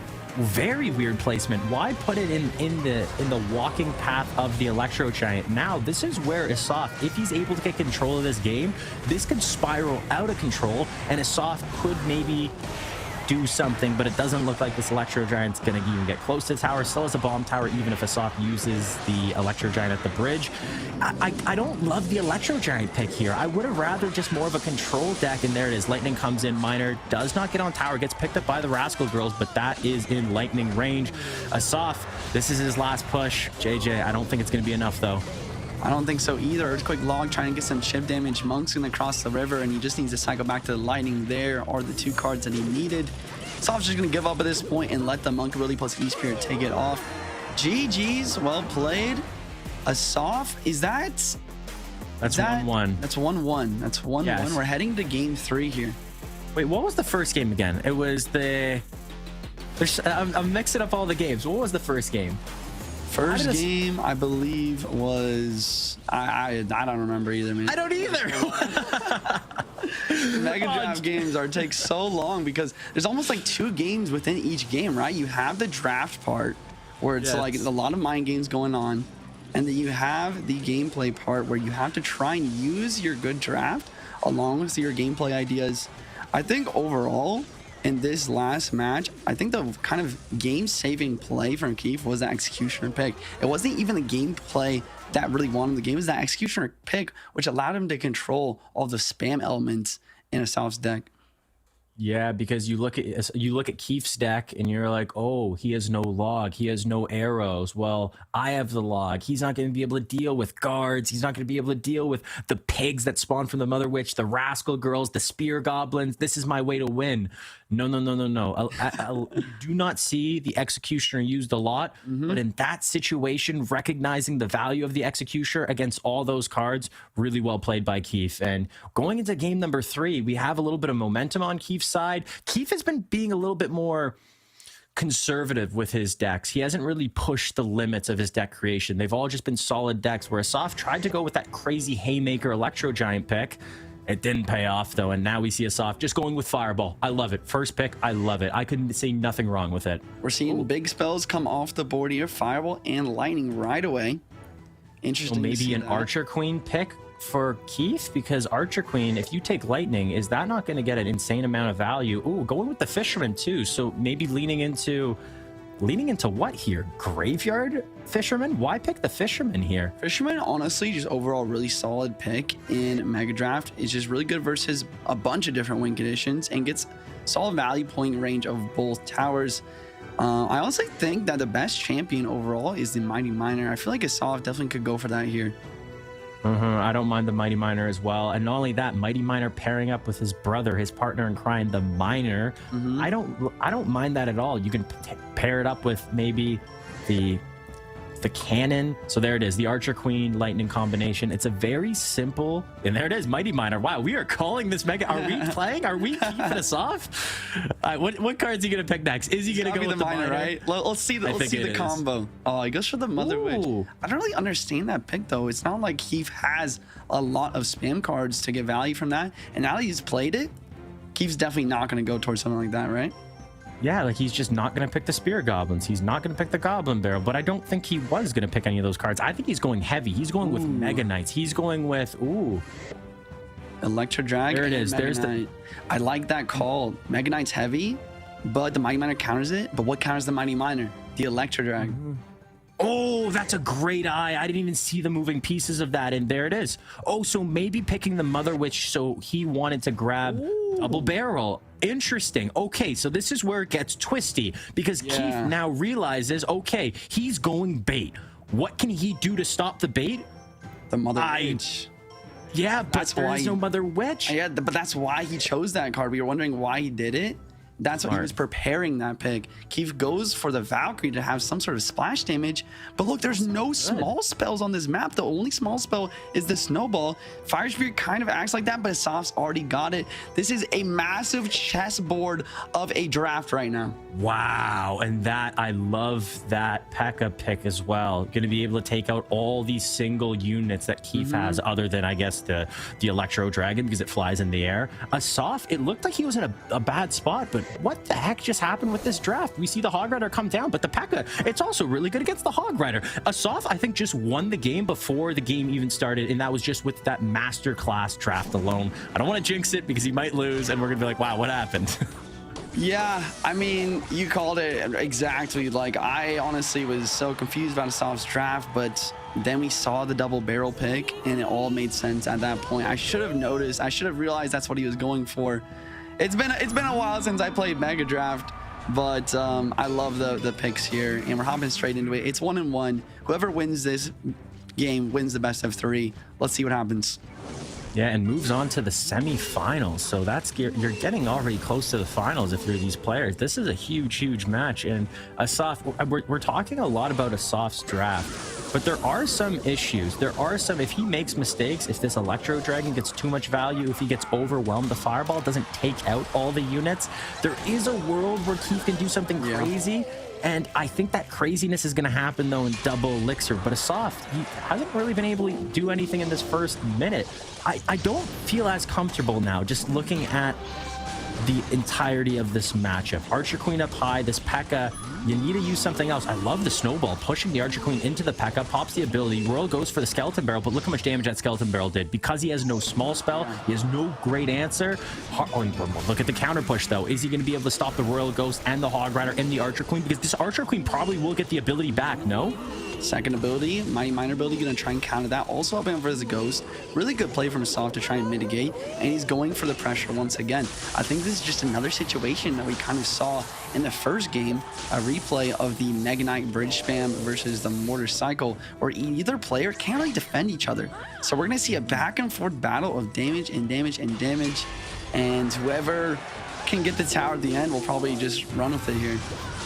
Yeah, this is going to be all offense, no defense. No, we're going offense wins championships, and I love this pressure keeps doing. He keeps going opposite lane with this Royal Ghost, forcing out Elixir, but also getting really good trades because that Royal Ghost taking out the Mother Witch. But how do you deal with this skeleton barrel? The answer is Mega Knight, and this counter push from Keith is looking lethal. Doesn't get the King Tower activation, but that shouldn't be an issue. I don't think that's going to make a big change. Back to a P.E.K.K.A though. Forgot how quick of a cycle Asaf has, and this Electro Dragon, it's going to get picked up by the Mother Witch. Archer Queen at the bridge. It looks like Keith is probably going to lose this bridge battle, more or less. The Archer Queen's still alive, but it's going down the opposite lane. Royal Ghost on defense gets another.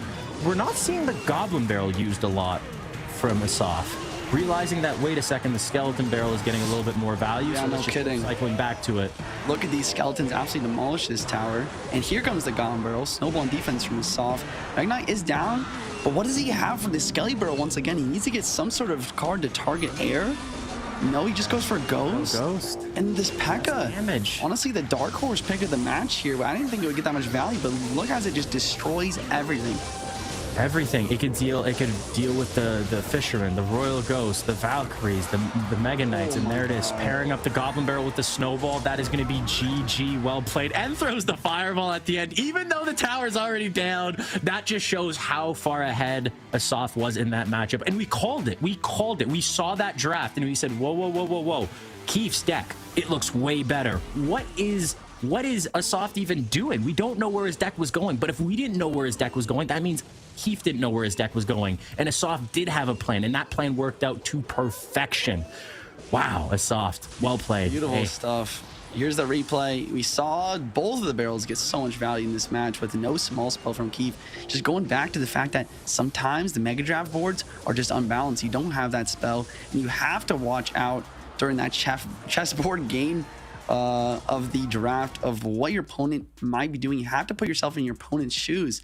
And Asaf, with the Snowball and the Fire Spirit to start, Keith should have realized that he was going towards a bait and taking that Mother Witch earlier in the match there. But Asaf got it down, and he just absolutely shredded here. Yeah, but it's weird because you saw the Mother Witch, and if you like guessed, okay, Asaf's going bait, I'm gonna try to counter bait. There was no cards in the draft to counter bait, so like, what do you do? I know. That's what I was saying. Like, maybe he should have like predicted. That's what he was trying to go for at the beginning, to take the Mother Witch early. But it's so hard to do that, especially when your opponent already has the Fireball.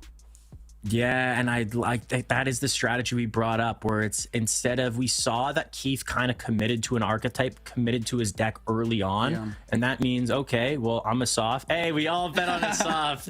I feel bad for Keith. I should have, no, Asaf's my guy. I like Asaf. Out of be Asaf. Thank you for getting me a point. Now it's 2-2-1. JJ Mini Cash. I gotta come back. Maybe I'm gonna bet against Mohamed Light and get a little rowdy on that just to see if I can get a comeback. And now looking at this bracket, we see that the players making it through. The first player is Asaf, and on the top we have Inthrill versus Lego. Interesting, Nico and Wallace, the players that have more experience, both falling in that first side of the bracket. We have Crazy Hulk versus Mohamed Light after, and then Vitor and Aslan. There's a lot of really big names, but also a couple of players that I don't really know a lot about. Lego and Hulk. Do you know anything, or am I just throwing this? Have you ever heard about these guys? I've seen a little bit from Crazy Hulk. We saw him in last year's kind of in the running for the World Finals, making it decently far. Obviously, a bit of a rookie. Lego and Thrill, I haven't seen much of. All I know is that Lego did take out Wallace in round 1. So I did take him for my prediction. But We're going to be getting back to that after a quick break here, ladies and gentlemen. Thanks for watching so far. Hope you guys are enjoying everything with the Mega Draft. I know I'm having an absolute blast casting this. Cashman, you got anything else before going to break?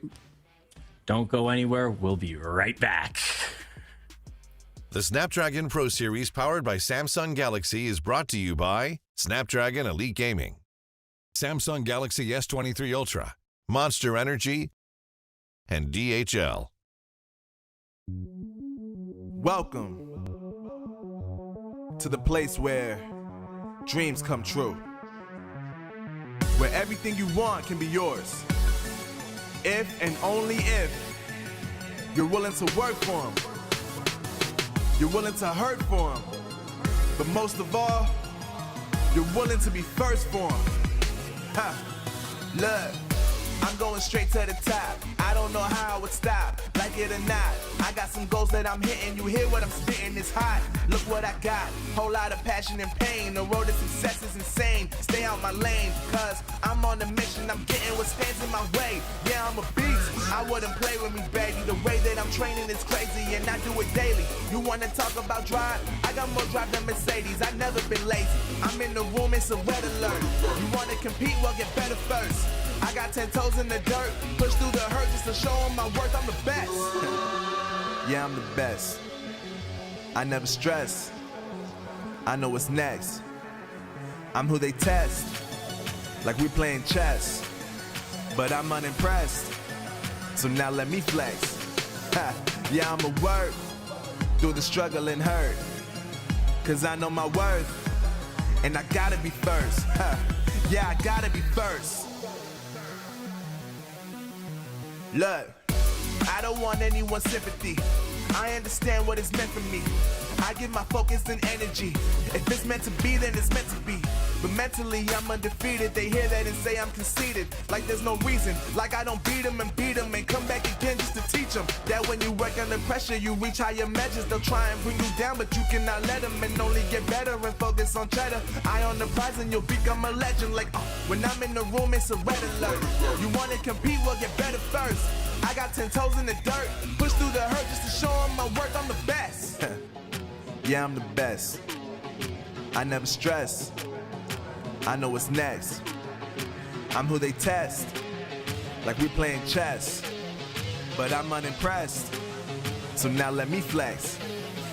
Yeah, I'ma work through the struggle and hurt, cause I know my worth, and I gotta be first.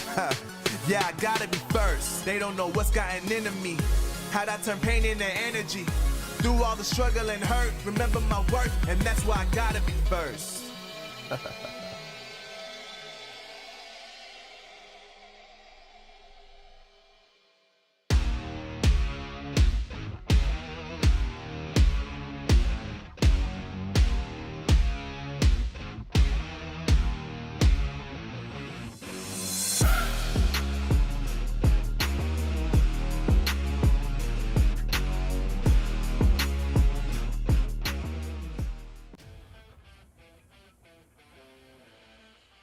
Welcome back. Go ahead, bro. Welcome back, everybody, to the Snapdragon Pro Series Mega Draft Edition. I'm the new Cashman. Juicy still alongside here. On the verge of seeing a quarterfinals matchup between Inthril and Lego. Lego taking out one of the veteran players in the game of Wallace. And like my co-caster Cashman said, Inthril taking out Nico as well. So two early surprises, Juicy, in the first round of the bracket. Thoughts on what these players have done so far? Honestly, I haven't seen much of either of these players. I did watch Inthril, I believe, last Snapdragon Pro Series. I wasn't too impressed. Overall, I did pick Lego for my prediction just because beating Wallace, I feel like, is a really big feat. Are you in a similar boat here? Do you know anything about these players? What is your prediction? Let me know. 100%. I feel like when you beat a pro player, sometimes when you see it on ladder or some sort of duels tournament, you're like, maybe they just got a bad matchup. Maybe they got cheesed by some off-meta deck that this player is really good with. But when you beat a veteran player in Mega Draft, especially a player like Wallace, who is so well-renowned with cards, their functions and how cards synergize together. I don't think it's luck. I think you have to have a certain degree of solid gameplay and game knowledge to be able to do that. So I'm definitely going to be rocking with Inthril here, or I'm sorry, Lego here to take this one. I don't know about you, but beating Wall is just too big of a feat for me to pass up on. Yeah, maybe he's just a Mega Draft prodigy as well. Maybe he's just able to understand his opponent's mindset during the picks and kind of predict what he's going to do. Maybe he's really good at preparing himself for any potential like OP win conditions or stuff like that. We're going to be hopping into the gameplay pretty soon. I mean, me and Cashman have been talking a lot about Mega Draft throughout the cast so far. You're just coming on right now. Is there anything about Mega Draft that we haven't really pointed out much, or that you have any big thoughts on here? Well, I myself love Mega Draft, especially since they've fine-tuned it a little bit more to make it a little bit quote-unquote fair for players in terms of receiving the first pick and then picking last. Yeah. It feels like it's a lot more equalized in the sense. Here on the bottom, we see Lego going with that Archer Queen first pick. No Monk on the board and no real big spells besides those arrows and Fireball and the poison that Inthril looks to pick up. He does take the arrows, like you said. Maybe he'll take the Fireball too for the Queen, or potentially a poison. He goes for the Rascals instead. Thoughts on that, Mini? Why is Rascals a good pick here? I think that's a brilliant pick because we mentioned the lack of a small spell. He takes the arrows to negate a real quick counter card for Lego to pick up.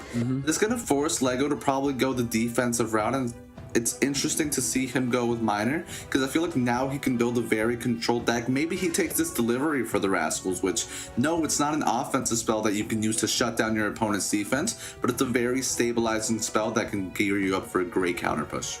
Absolutely. He goes for the Mortar. I like that play. Also pretty decent versus Rascals, offensively and defensively.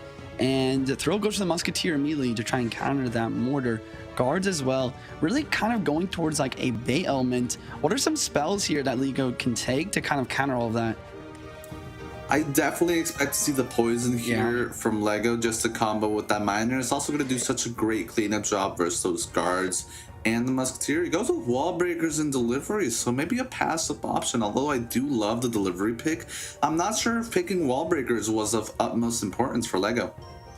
Yeah, Wall Breaker's not getting a lot of value, especially since Thrill already has the arrows. This kind of maybe opens the opportunity for Thrill to kind of steal his poison too, because I feel like Lego almost needs the poison to kind of make this deck work. Would you say that's correct, or maybe Fireball works as well? Well, Inthril passing up on the poison as well. I myself would have gone the poison route just because of those guards and that shield. Fireball isn't enough to take them out completely, and poison can do that. And because of the lack of a small spell and a cheap card to do that damage on the defensive end for those guards, definitely wanted to pick up that poison on the early end. We do see a Hunter and a Royal Ghost come down, trying to combo this Miner with some great pressure and some solid defensive cards. And Thrill picks one. He takes the Drill. Lego already has the Ghost for that, so interesting choice there. Now it's Lego's turn. Maybe he'll finally take the poison. I'm so fascinated to see the poison, probably the best spell in the game, go this long without being chosen by either player, and he finally goes for it. Yeah, that's a gamble. I feel like I myself would have left maybe those Wall Breakers towards the last pick because Inthril, no Miner, although he could have comboed it with the Drill. So maybe a good pickup from Lego early on, but it still feels like that poison shouldn't have been on the board for that long. And we see the Giant Skelly last pick. What are your thoughts on that? Do you think that was a good pick, a bad pick? And what is his ideas behind the Giant Skelly in this situation? Definitely with that Giant Skeleton, I feel like it's going to be a good anti-poison Miner defense. Just one Wall Breaker is coming down in quickly. But in terms of picking up that Miner, we talk about Miner not having one of those concrete counters. When we get to double Elixir, that Giant Skeleton is going to do a great job of picking up that Miner, and the poison not really factoring much into that defense. Absolutely. Inthril not having a big spell, so Lego going for a Mortar right away, but this Musketeer is able to snipe. Great plays from Lego overall here. Maybe even baiting the Musketeer. Do you think that he played that Mortar to bait the Musketeer on purpose to get the Queen onto it? He definitely got that interaction out on top, but But I do think as we transition into the latter part of this match, those mortars are going to come down just one tile below to avoid that snipe at the bridge. Sure. Here comes the minor wall breakers combo once more in Thrill with the prediction guards this time in the correct placement. Maybe Lego needs to kind of switch up the placements going forward. Hunter gonna drop down, roll delivery as well. We're already seeing that roll delivery get some nice value here.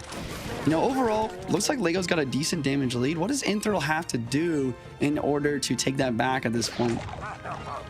I feel like he's definitely going to have to get one of those great drill connections that sometimes you wonder, dang, how did that drill get that much damage? Because if you look at it on paper, Lego's got such a great defensive deck. He's got an Archer Queen with an ability that's going to be able to take out Giant Skeleton and a Musketeer behind. He's got a Delivery Hunter combo that's going to be able to protect the Hunter and do splash damage and contain the troops at the bridge as well. And while he's doing all that, he's got the cheap option of getting that miner on tower. There goes the minor wall breakers. Once more, Arrow's gonna have to come down this time.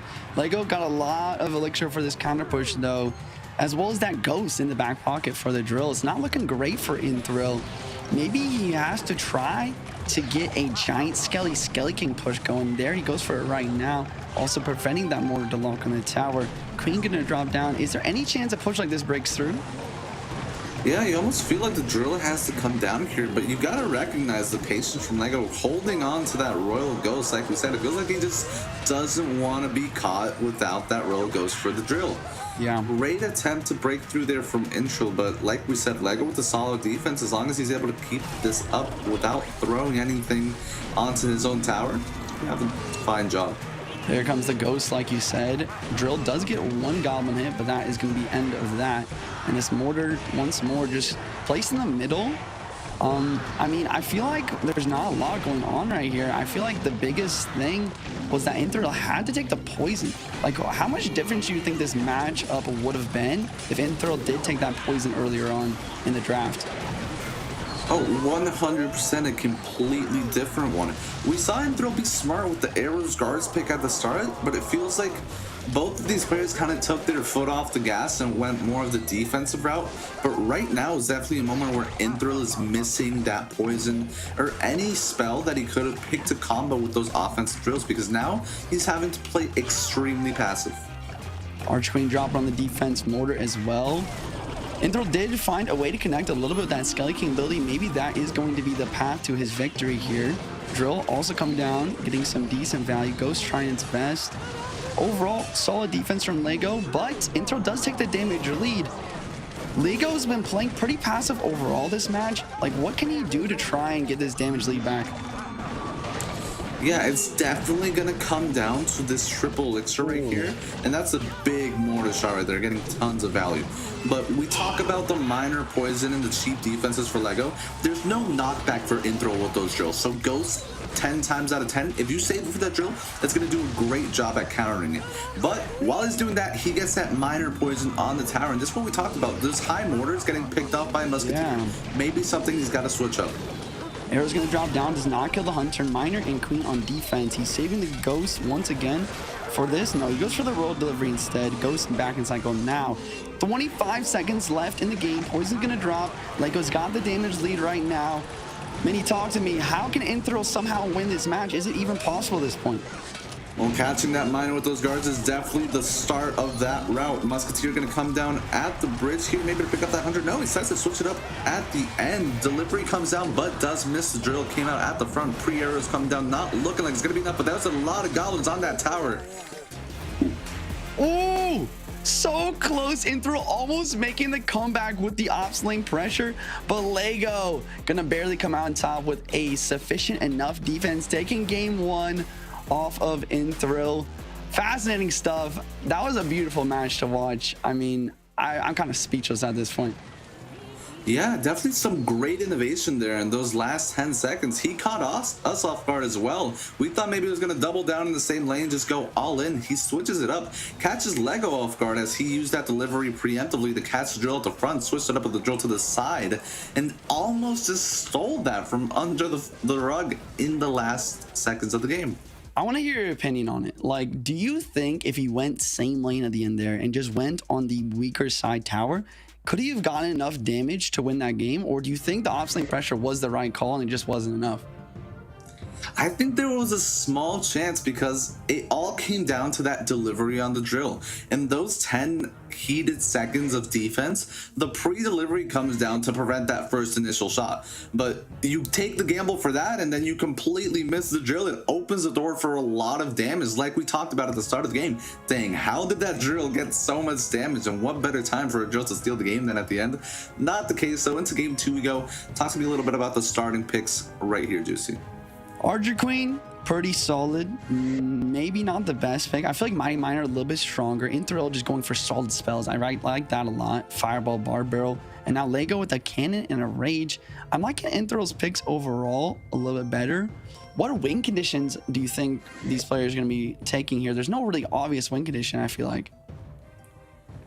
Well, RG and Balloon RG, Balloon, and Hog Rider just have to be among the top prominent ones. Looking like a recruits deck from Intro without recruits being able to pick on the board. Yeah, no kidding. Both of these players, solid decks starting to be built here. Rage for the Skeleton Army, EQ for a possible building from Intro. And Intro trying to go the Fireball bait route since he has picked that up at the start. I really don't like the pick of the Skeleton Army since Lego already has the Rage and he goes for the Skeleton King as well. Maybe that can make something happen here. Maybe he's trying to make some sort of spam deck. Lego, maybe he'll go for something like a Royal Delivery for that later. And Intro goes for the Sparky as well. I mean, what do you think about Inthral's deck? Like, is this even a viable option? What is going on here? Well, I was gonna say, I hope he doesn't go the Graveyard route, just because looking at Lego's deck, we've got a Quick Cycle Hog Rider that 9 times out of 10 does win those Quick Cycle matchups versus a Control Graveyard deck. He does look to be going the beatdown side of things, but there is a delivery on the board that is picked up by Lego, so maybe, just maybe we'll see something to catch Lego off guard here. Not too many air defenses on the board. And he catches him off guard for sure here with the E-Barbs. E-Barbs can be interesting. Great counter to the Hog. It's not a bad pick. Lego's pick now. He did take that Royal Delivery, like I mentioned. Gonna get a lot of value defensively. Would not be surprised to see like a Fire Spirit. But no, he takes the Balloon. What do you think about the Balloon here? Is that a good idea?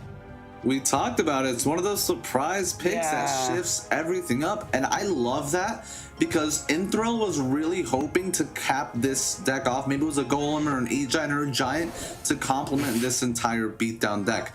But he's forced to take another defensive card. So that's going to switch up a lot of things from Inthril. I think that's just brilliant from Lego. Really summarizing how dangerous those win condition picks can be in the late draft. That's a great call. I mean, you nailed it on the dot. Thrill really wanted to take a win condition there, but forced to take more defense for air because the only air targeting card he had was the Flying Machine. And now he throws in a really difficult situation where he's got almost no win condition really. I mean, he does have semi-win conditions like E-Barb, Skelly King, maybe the Sparky, but I'm not sure if that's going to be enough. That Hog miraculously got to the tower, but one thing that I did want to talk about was that E-Barb's pick for the Hog Rider. Definitely a great counter for them. Yeah. Not only does it stop the Hog efficiently if there's nothing going on, just a one-on-one battle, but it transitions to such a counter push. Your opponent wastes 4 elixir, you spend 6, but you keep those E-Barbs alive for the counter push. So definitely a great pick up there by Inthril, but maybe Lego just one-upping him with the Balloon pick. I definitely think we're going to see that Balloon pick be kind of a massive idea here, especially when we head into double elixir. Rage going to drop from Lego, just trying to get some chip damage through. Kind of a more expensive deck, just waiting for Lego's next play. Minions in the back, maybe we'll see a Flying Machine or a Baby Giant drop down. Yeah, and you almost have to feel like Inthril is playing super just defensively because he only has those 2 cards for the Balloon, and he doesn't want to be caught off guard with one. And even if he gets caught with just the Baby Dragon, that could be enough for Lego to go Hog Rider Balloon and just a very dangerous push, especially with the Rage. I didn't even think about that. The Rage is going to be so good in combo with the Balloon as well.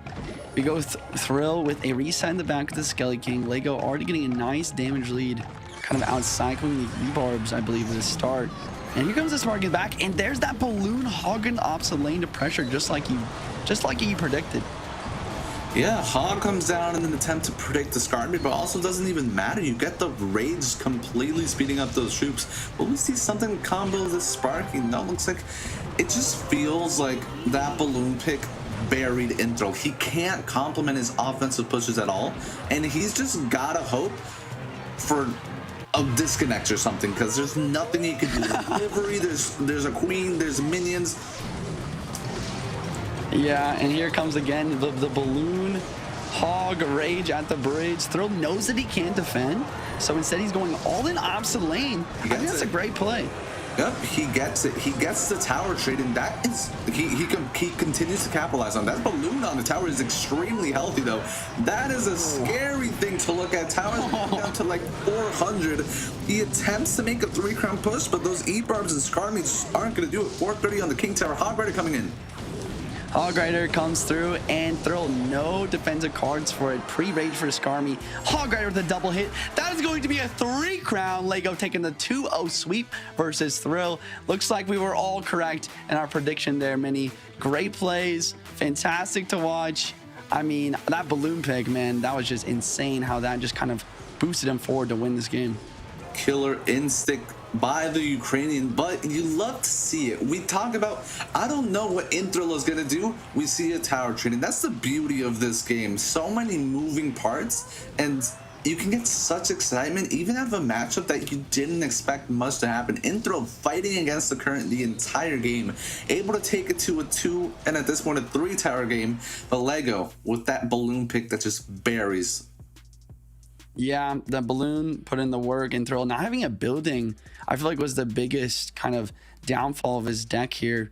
Not being able to pull the Hog Riders, not being able to pull those balloons at all. Just fascinating stuff overall. I think the biggest, or the biggest underdog pick that we didn't really talk too much about too from Lego was that Roll Delivery. I feel like it got infinite value, killing almost everything in Thrill's deck. Yeah, we've seen it 2 games in a row from Lego, just getting absolute value. Definitely prefers that calm, defend, and counter-push playstyle. And can we just talk about Lego's deck for a second? How often do you see Hog Rider Balloon Raise in Clash Royale work? That's the beauty of Mega Draft, right? Not only are you trying to counter your opponent, but you're also just trying to be as unpredictable as possible and capitalize on those last-second picks like the balloon that can just prevent any sort of counterplay, honestly preventing Intro from even taking win condition in the first place. Let's take a look at the bracket, ladies and gentlemen. We have Lego and Asaf making it to the semifinals. Next matchups up next, we have Crazy Hulk versus Muhammad Light and Vitor versus Jen Aslan. We finally get to see the world champ in action here in the next upcoming game. I'm excited to see it. Is there any chance that Crazy Hulk can beat him here? Or do you think he's just hoping for, as you said, just a straight up disconnect from Mo here? Look, this is a matter of discussion because we talk about in-game duels against pro players. Maybe there's a chance that you get some lucky picks, you get a great matchup, and maybe you can steal a game, maybe even 2. You're not out drafting Muhammad Light. You're not out playing Muhammad Light. So what do you do? Hey, I'm not one to bet against the world champion. All I can do is encourage Crazy Hulk. Just do what you know best. I know that he favors his Mega Knight Prince cycle, so kind of play around that and just try to be as invested in this draft as you can, because you already know that the person sitting across side you on the other side of this draft is putting every piece of knowledge that he knows, and it's a lot of knowledge, it's a lot of hours into this draft. Yeah, I want to give a quick talk about what Muhammad Light said in his interview at the last monthly finals for the CRL World Finals. He won it 4 times in a row. Yeah, he literally was giving advice to his opponents. He's winning so much that he's getting bored at this point. He literally is giving advice to his opponent saying, don't be scared. I'm just a man. I'm just a guy. You know, I can be beaten like anyone else. That's what he said. Those are his words. Let's see if Crazy Hulk is able to take those words to heart and try to formulate some sort of strategy to take the world champ down. Yeah, Mo writing a book on how to beat himself. But you just love to see that sort of humbleness and character from our world champion. I personally think that out of everybody in the scene, I wouldn't have anybody else besides Muhammad Ali. I'm just glad he doesn't trash talk. Could you imagine a trash talking Muhammad Ali just wiping the scene with ease? Yeah, that would be ridiculous. Like you said, he's just so humble. He's such a great guy. And it's fascinating to see the dynamic. Like, the other thing he said in that interview was, "Oh, guys, I'm sorry. I know it gets boring seeing the same person win every year, like, or every month." It's just fantastic to see someone so humble and someone so polite and collected to continue to dominate. And it's really hard to root against him at the same time because of that. Yeah, there's always that part of you that wants the underdog to win. There's always that part of you that wants some change, but who better to be dominating the scene than the Egyptian pharaoh? Nothing but love for Mo. And Crazy Hulk from the Czech Republic, he's got a big task ahead of him. I would love to see some surprise picks like we've seen in this previous duel. Maybe some Hog Rider balloon, just maybe some surprises that we talk about everything that Mo is ready for. Maybe just go with something that's going to be completely unexpected. Yeah, unexpected might be the only path to victory here. We're hopping into the gameplay, into the draft. Muhammad Ali at the bottom, Crazy Hulk at the top. Mo Light's first pick. He goes for the arrows. He goes for the arrows instead of something like the miner. Do you agree with that? I mean, I think it's pretty solid overall. I mean, I think Mo just sees something in 1 second that we take 5 to 10 seconds to see. There's a firecracker, there's minions, there's bats, there's so many things that those arrows are going to get value against. Crazy Hulk does go with the lightning. Interesting, because that is the only big spell, kind of like a fireball and a poison, that does a large radius damage. And I would love to see this lightning be comboed with a musketeer and then some cheap troops, because musketeer is a very underrated card in drafts, especially when there's no big spells like fireball or poison to punish it. Yeah, that's a good call out. Maybe Muhammad Ali gonna be forced to go for a roll delivery or something later for something like that. But as you said, he's gonna go for the firecracker here. He's taken the main counter to all of these sort of spam units, and I would not be surprised to see Muhammad make use of those as well. Or maybe he just goes for something like a Mighty Miner here as the best champion. There you go, Mighty Miner off the board. I think it's gonna be a really good pick overall. Yeah, Mo being super smart, leaving all the avenues open. Could have go the miner route, could have go the hog rider route, and there we go, the musketeer from Crazy Hulk, recognizing that it is going to be one of the units to get the most value. Interested to see what he's going to combo with now that the mini tank aspect for Crazy Hulk, like the Valkyrie, would be kind of shut down by that Mighty Miner on Mo's end. He does end up picking it. Both players leaving decks open. We're about halfway through this draft. Any favoritism as to who has the better deck so far, Juicy? I would say Mo's got the better deck just because of what you just said, just leaving those avenues open. I didn't really think about it till now, but that's what Mega Draft's all about when it really comes down to it, right? Because you want to wait to use your win condition in the end so your opponent can't stack up counters, but you also don't want to make your deck so outlandish that it doesn't synergize with certain win conditions. And that's what Mo's doing right here. He's keeping his avenues open with the mortar, with just solid cards like the Mighty Miner, the arrows, so that you can pick whatever win condition suits him the best once it gets to the end of it. Precisely that, and that bandit pick for Mo was a sneaky one. On paper, you don't expect it to do too much damage, but Mo saw the Valkyrie, that would be the only thing to pick it up. I love the thing that Crazy Hulk thought enough into the future to pick up an Ice Golem, not only for the bandit, but to also combo it with a win con. But keep in mind, there's no real cheap unit for that bandit, so Ice Golem was definitely, I feel, the best pick in that situation for Crazy. Mo goes for the Hog Rider though, kind of taking away Crazy Hulk's Ice Golem plus Hog combo. He goes for the Piggies instead. I really like that. Really smart from Mo though, just to take this Hog Rider a little bit early, because if it was swapped around and Mo had the Piggies, he would never have a chance to break through that Valkyrie and that bomb tower. And he goes for the Bowler here to counter the Pigs. Crazy Hulk's last card, I think it's going to matter a lot. Let's see what it is. Yeah, I love the fact that he took Royal Hogs and he forces Mo to go with Bowler. It does take those bats towards the end. I think we're going to see a lot of split Royal Hogs in the middle action, especially because of that Bowler. Yeah. But Mo, one of the underrated picks in that draft for him is also going to be that Mortar that can pull those Hogs towards the middle, especially if he plays it high, can create some great counter pressure. For sure. And Mortar just so versatile as well. Being able to use on offense, he's already going for it. Ice Golem, gonna have to distract the Mortar. Here comes the Piggies, and the Bowler is down. Mo, pretty low on Elixir. He does get the shot, though. And both players kind of counter pushing with their troops here. Yeah, this Mighty Miner is going to pick up the Musketeer, and I expect to see an ability that's going to make it turn into the left side towards the Bowler. Hog Rider comes down. That's going to be a free Hog Rider going into the right lane. Mighty Miner gets switched, and that is locked onto the Bowler. Mighty Miner getting the tower down to 1,800, and the Hog Rider on the right-hand side. What a start for our champion. Yeah, down to 1764 on the right. Like you said, great start. You know, we talked, I mentioned that last pick. He went for the bats. I mean, I feel like the bats can get some value here, but I feel like it wasn't what he needed to win this game. And Molite just already in a demanding situation. I don't really know what Crazy Hulk can do to come back at this point. Do you have any ideas or possibilities where Crazy Hulk could come back? Like, what does he have to do to even give himself a chance? I feel like he's already under a lot of pressure being down this much damage on both lanes, but he's got to just reset and try to play the matchup on paper. That Musketeer, you're really going to want to keep it for that Mortar. Otherwise, you're just going to be in an uncomfortable situation the entire time. Bandit comes out here from Mo, trying to pressure. Great snowball to knock it back and keep it off the tower. And I really agree with your assessment on Crazy Hulk needing something more besides those bats, because I feel like he was in that draft for such a long amount of time. He did a great job of staying in it, and almost had the prediction, did Mo. But it just feels like Crazy Hulk needs something else in this deck. Yeah, and the reason I say that is it feels like he's only got 2 troops. Like, he's got the Musketeer and he's got the Valk.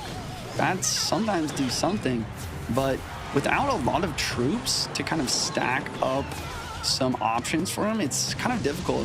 On the other hand, look at Mo's deck. He's got the Bandit, the Mighty, the Hog, the Firecracker, the Boulder, even the Mortar. Gets a lot of different value with its versatility. There's just so many options, whereas Crazy Hulk seems like he's kind of confined by his deck. Yeah, the only ray of hope that I see for Crazy Hulk is the fact that there's only arrows from Molite, so we've got to remember that. And Crazy Hulk does have those piggies that can sneak on through, especially with a snowball, even though it is a difficult task with that Bowler. Love these bats, by the way, gonna put in some great pressure. But he has the opportunity to get damage and spell cycle with some perfect defense, so it's definitely not over yet. Wow, did you see that defense? That Boulder, Firecracker, everything working together just absolutely demolished those pigs, not breaking through for much at all. And once again, Mo going for this dual lane pressure, allowing this Boulder to lock on the left. Bats are trying their best, but the Boulder gets 2 shots, and Mo just got complete control over the board. He had control over the draft, and I think you're right, man. I mean, Crazy Hulk, it's going to take a miracle for him to try and outdraft and outplay the world champ here. Yeah, we talked about it not being over just yet until you see a prediction arrows come down. This just feels like it's got to go back to the drawing board for Crazy Hulk. I don't think that you can play one-on-one, par-to-par with the best player in the world. We need a surprise factor from him in this next game. And Mohamed Light just played this game brilliantly. You saw those Firecrackers being protected to perfection. You saw the Bandit getting value when that Ice Column was having to be played in an uncomfortable position. You saw the Mighty Miner predictions for the Musketeer, which would have been the best answer for the Mortars. He was on top of everything, executed to perfection, as we always expect him to, of course. Yeah, great plays overall. It is a best of 3. Crazy Hulk does have some sort of chance to come back. Looking at the replay here, I mean, this is where it really all went downhill. Crazy Hulk maybe a little bit too aggressive at the beginning, or maybe just allowing the stack up of the troops from Mo there, and just a beautiful counter push. We saw the defense from Mo, just the complete opposite, just absolute control. Boulder, probably the MVP pick here in this draft, shutting down those pigs, not giving it a single chance to break through. Yeah, we talk about that draft for Crazy Hulk. I feel like Hog Rider would have been the better route to go, because that Bowler pick from Mo was much like the intro game that we saw versus Lego, where he just couldn't do anything to get past that Bowler. Just shut everything down. And even when he tried to get some offense going, he was punished for that offense right after it. Yeah, I think the Hog Rider would also have been a better combo with the Ice Golem. I think, speaking of the Ice Golem, I feel like what you said there, I think he should have taken the Hog Rider instead of the Ice Golem in that draft. Because the other thing that does is it forces Mo to go for another win condition, right? And he can't even go for pigs because he already had the bomb tower, he had the Valk, and who knows what would have happened. Maybe that one small decision is all that it takes for Mo to just have the easiest victory. Yeah, just so many things that one can underlook from a draft from our world champion. The bandit was always prone to get value because there was no skeletons, there were no goblins, and even if there were anything, even long lines of cards, there were arrows on the ready. Everything from that from Molet was just so well thought out. Let's see if he can repeat the same brilliance and intuition in the second draft. Here we go, Molite going for the Phoenix first pick. Crazy Hulk. Gotta pick something to counter the Phoenix here. Maybe we'll see some Zappies plus a Fireball pick. He goes for the arrows, maybe a Miner, maybe a Fireball here to try and capitalize on the best spells. There we go. He goes for the Fireball. What does Molite do at this point with those spells off the board? Very non-committal first two picks from him, and this is a very specific situation that I feel like could go either way because Mo has the Monk open, and that's gonna leave it so that Crazy Hulk is probably gonna go with that Queen. So on paper, Monk is gonna one up the Queen, especially on those offensive pushes when you can get that ability going. But I feel like Mo, in and of itself, just doesn't feel too comfortable picking that avenue. He'd rather wait for Crazy Hulk to make that pick and respond accordingly.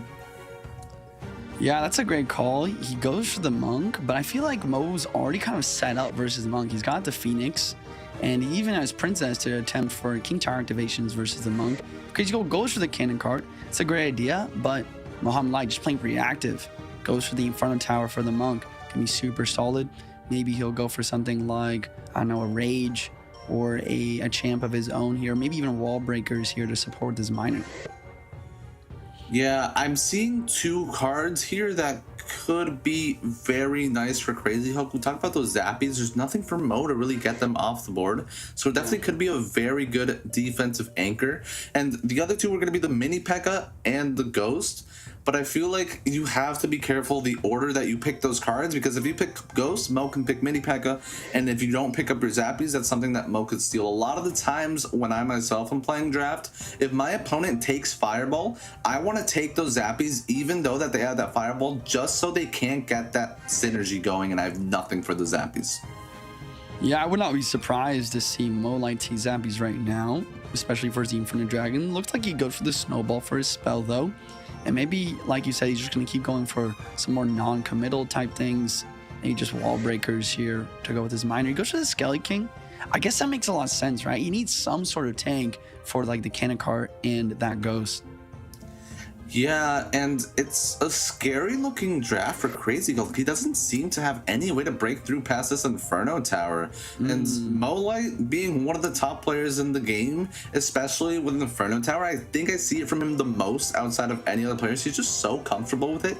I feel like you kind of need to be prepared, but I do love the Ram Rider pick. I now see a great synergized deck from Crazy Hulk.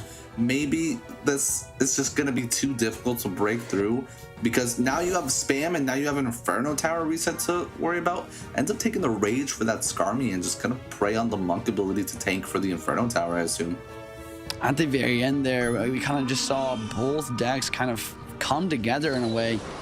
Crazy Hulk with the Rage can synergize really well with the Ram and the Monk. Muhammad Light with the Skelly King Skarmy combo. Really solid overall, just to fill up that Skelly King ability. You know, fairly even. I would say that Mo Light, like you said, has a bit of an advantage here with that Inferno Tower. Just going to get so much value on defense. But maybe, just maybe, Crazy Hulk can make some sort of play here to break through that.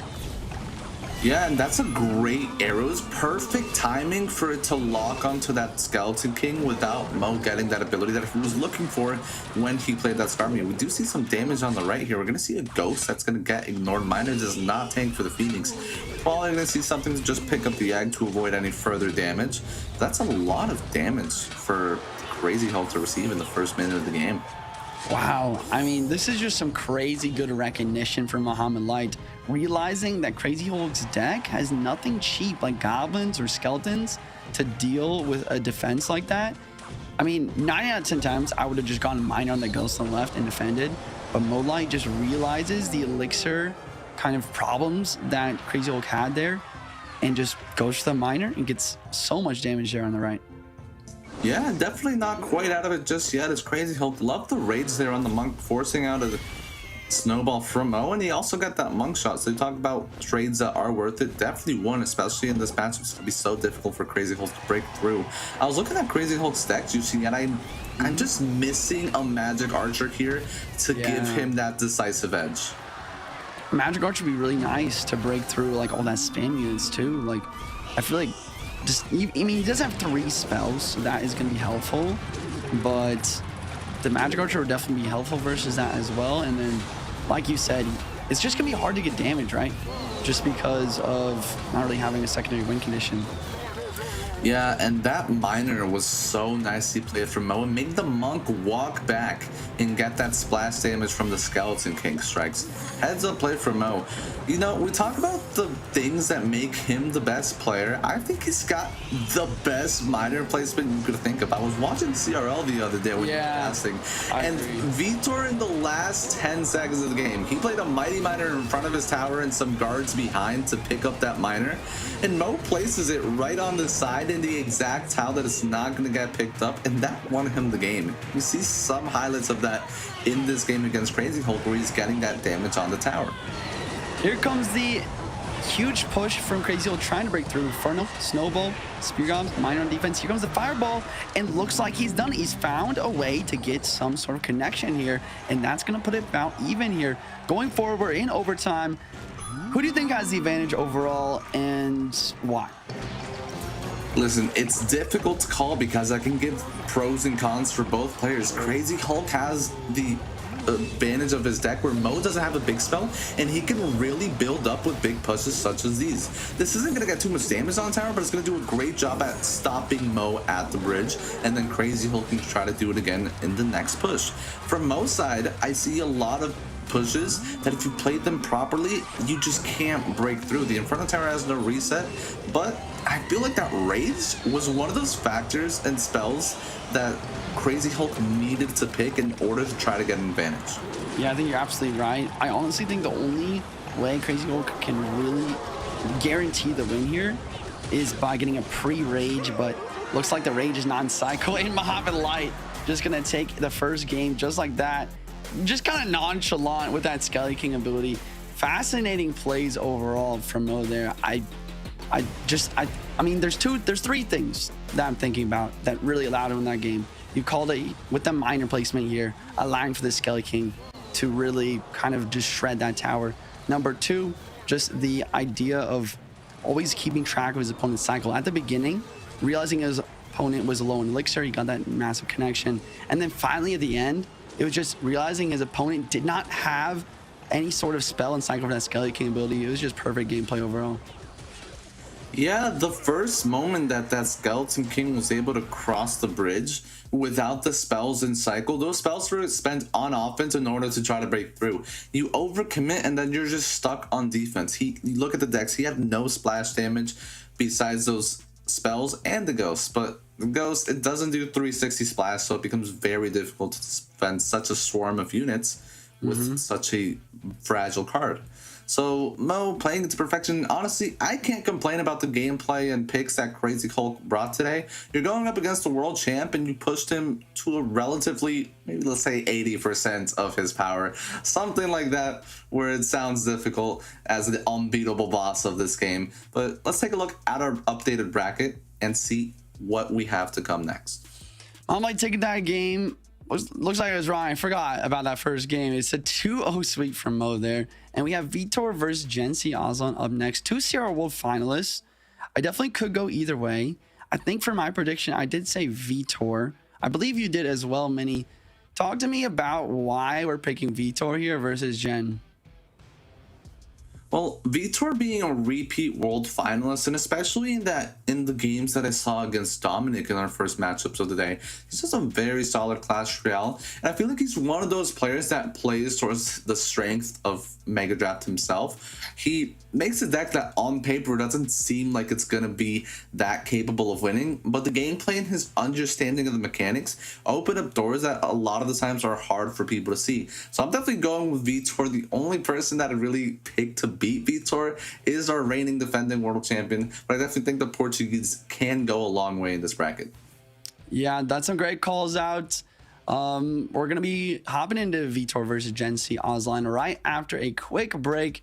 Thanks for watching so far. Hopefully you guys are enjoying it all the way from, some rookies battling it out all the way to world champ Muhammad Light taking out Crazy Hulk. We're going to be right back after the break. The Snapdragon Pro Series powered by Samsung Galaxy is brought to you by Snapdragon Elite Gaming, Samsung Galaxy S23 Ultra, Monster Energy, and DHL.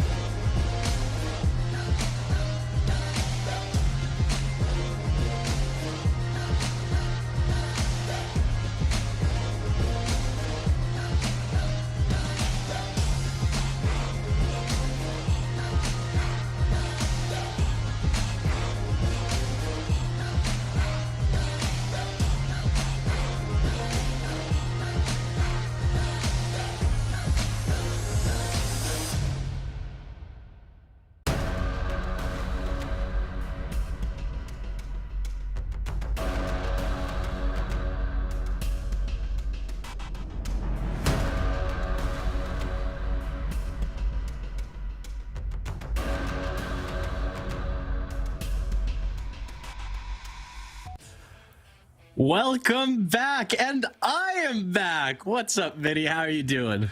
Good to have you by my side, Caspin. We've had a lot of changes to the bracket. The only thing that hasn't changed is you getting all your predictions wrong. We have a lot of exciting action to continue for the rest of the day. We'll see if you can get a little bit back on track, because I remember last time you tried to pick half of the bracket. Didn't really work out for you. I mean, Mo won. Congratulations. Mo won. I wonder if you're going to pick Mo this time around. You know what? I'm going to pivot. I don't think this Mo Light guy is that good. I watched him play in those past games I saw you and JJ comment on, and you know what? I think he's overrated. No, he's pretty talented. And it's weird too, because you guys were talking about how Muhammad Light after CRL, he talked a little bit about himself. He said, people shouldn't be scared of me.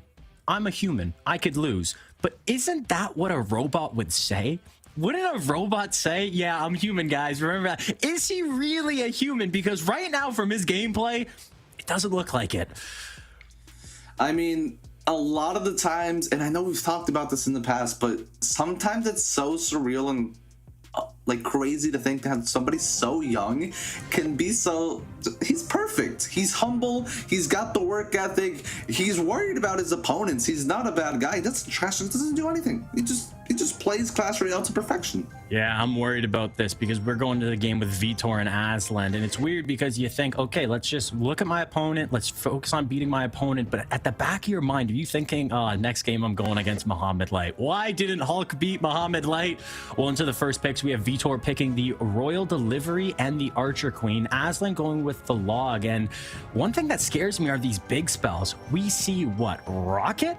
And that is it. What are the implications of that going to be for both these players, Mini? These long-range troops are going to go to town. I already love the Archer Queen delivery from Vitor. It's going to give him a very, I expect, a quick cycle deck to channel with that. Maybe we'll see some random interaction, or maybe some quick minor cycle. There we go. It does end up taking up. Does Aslan taking it away from Vitor? But I love games where the Musketeer and ranged troops can really go to work without big spells shooting them down, because you can really see how powerful these troops can be. Yeah, and it's going to be all about who can win those bridge battles, who can get that micro interaction, who can keep these range units alive, and those skeleton dragons. I wouldn't be surprised if we just see, like you said, all these range units picked. And it looks like Vitor is going with a Royal Giant deck, just with that Fisherman pick, and I kind of like it, but I also don't like, I guess he could grab the Bar Barrel. If you grab a Bomb Tower, if you're Aslan, it might be hard to break through with a Royal Giant. And not only that, he's grabbing the Cage, which is a great counter to the Royal Giant. So not only is Aslan making a solid deck, he's also doing so in a manner that almost counters the win conditions we're seeing here. What's the play for Vitor? Just doubling down with just more units that are weak to big spells, but hey, there's no big spell. So Vitor, I don't know, I still don't know his win condition though, Mini. I still don't see it. I mean, listen, I completely agree with your assessment. I love the Goblin Cage pick from Aslan, specifically because of the reason.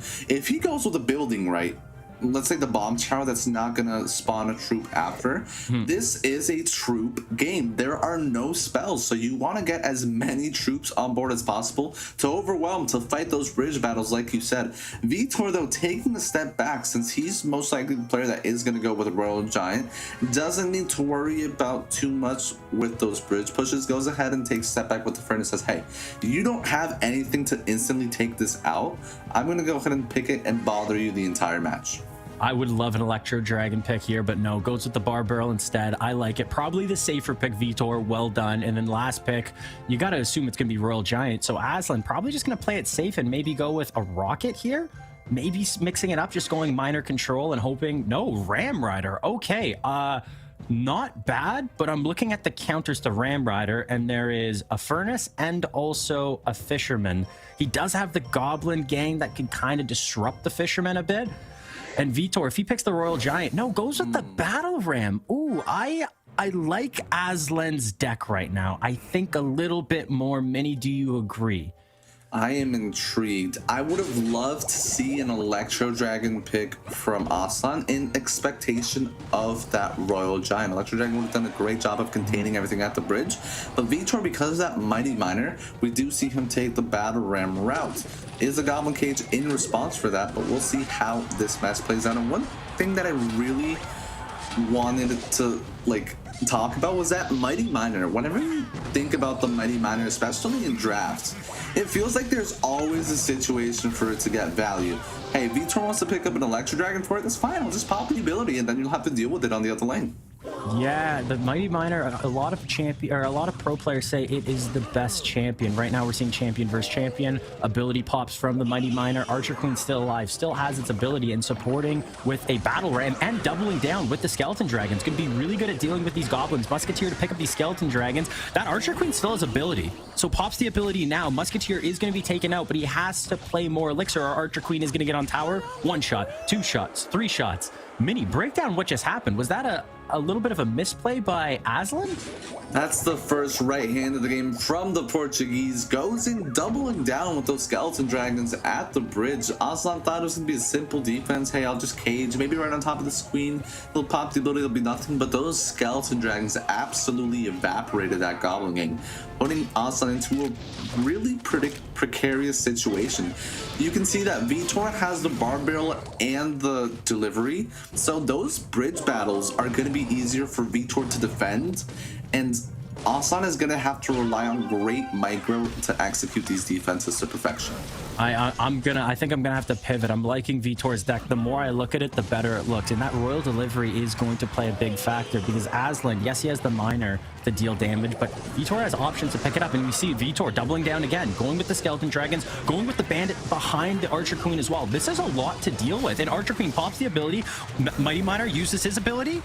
No, just going to save it. Those Skeleton Dragons, though, are still alive. They're going to get on tower, forcing out the Musketeer. And now look at the Elixir. Vitor has all of his Elixir, and Aslan has none. So he can just keep doing what he's doing. Right now, Aslan is in the spin cycle. Is there anything that Aslan can do to get control of this game before it's too late? Yeah, the adjustment that Aslan needs to make in this one is he's not having this Mighty Miner in cycle for those Skeleton Dragons at the bridge. You get that ability, you push them back, you deal damage, you let the Musketeer do the rest of the work along with the cage, but every time he's put into a situation, you look at Aslan's cards, he's got nothing, he doesn't have a Mega Man or Phoenix to drop right on top of those dragons. He's got to shoot them down from a distance, and Vitor has consistently been repeating the same formula. Protect the Skeleton Dragons, let them get value, rinse and repeat. Now we'll see more solid defenses come down from Aslan, getting Miner down on the tower, trying to stabilize. Rammer comes in, getting pulled to the middle by the Furnace.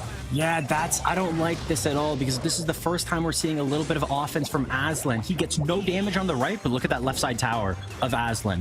Where did the HP go? That was just from the Fire Spirits. The Fire Spirits getting on tower, dealing damage, but also having defensive utility against the Ram Rider. Aslan cannot figure out a way to break through, and he is running out of time. And as long as Vitor keeps doing what he's doing, putting pressure on the left side, putting pressure on the right side, and just focusing on defense and getting a little bit of damage here and there, he's going to win this game, and Aslan is, like I said, running out of time.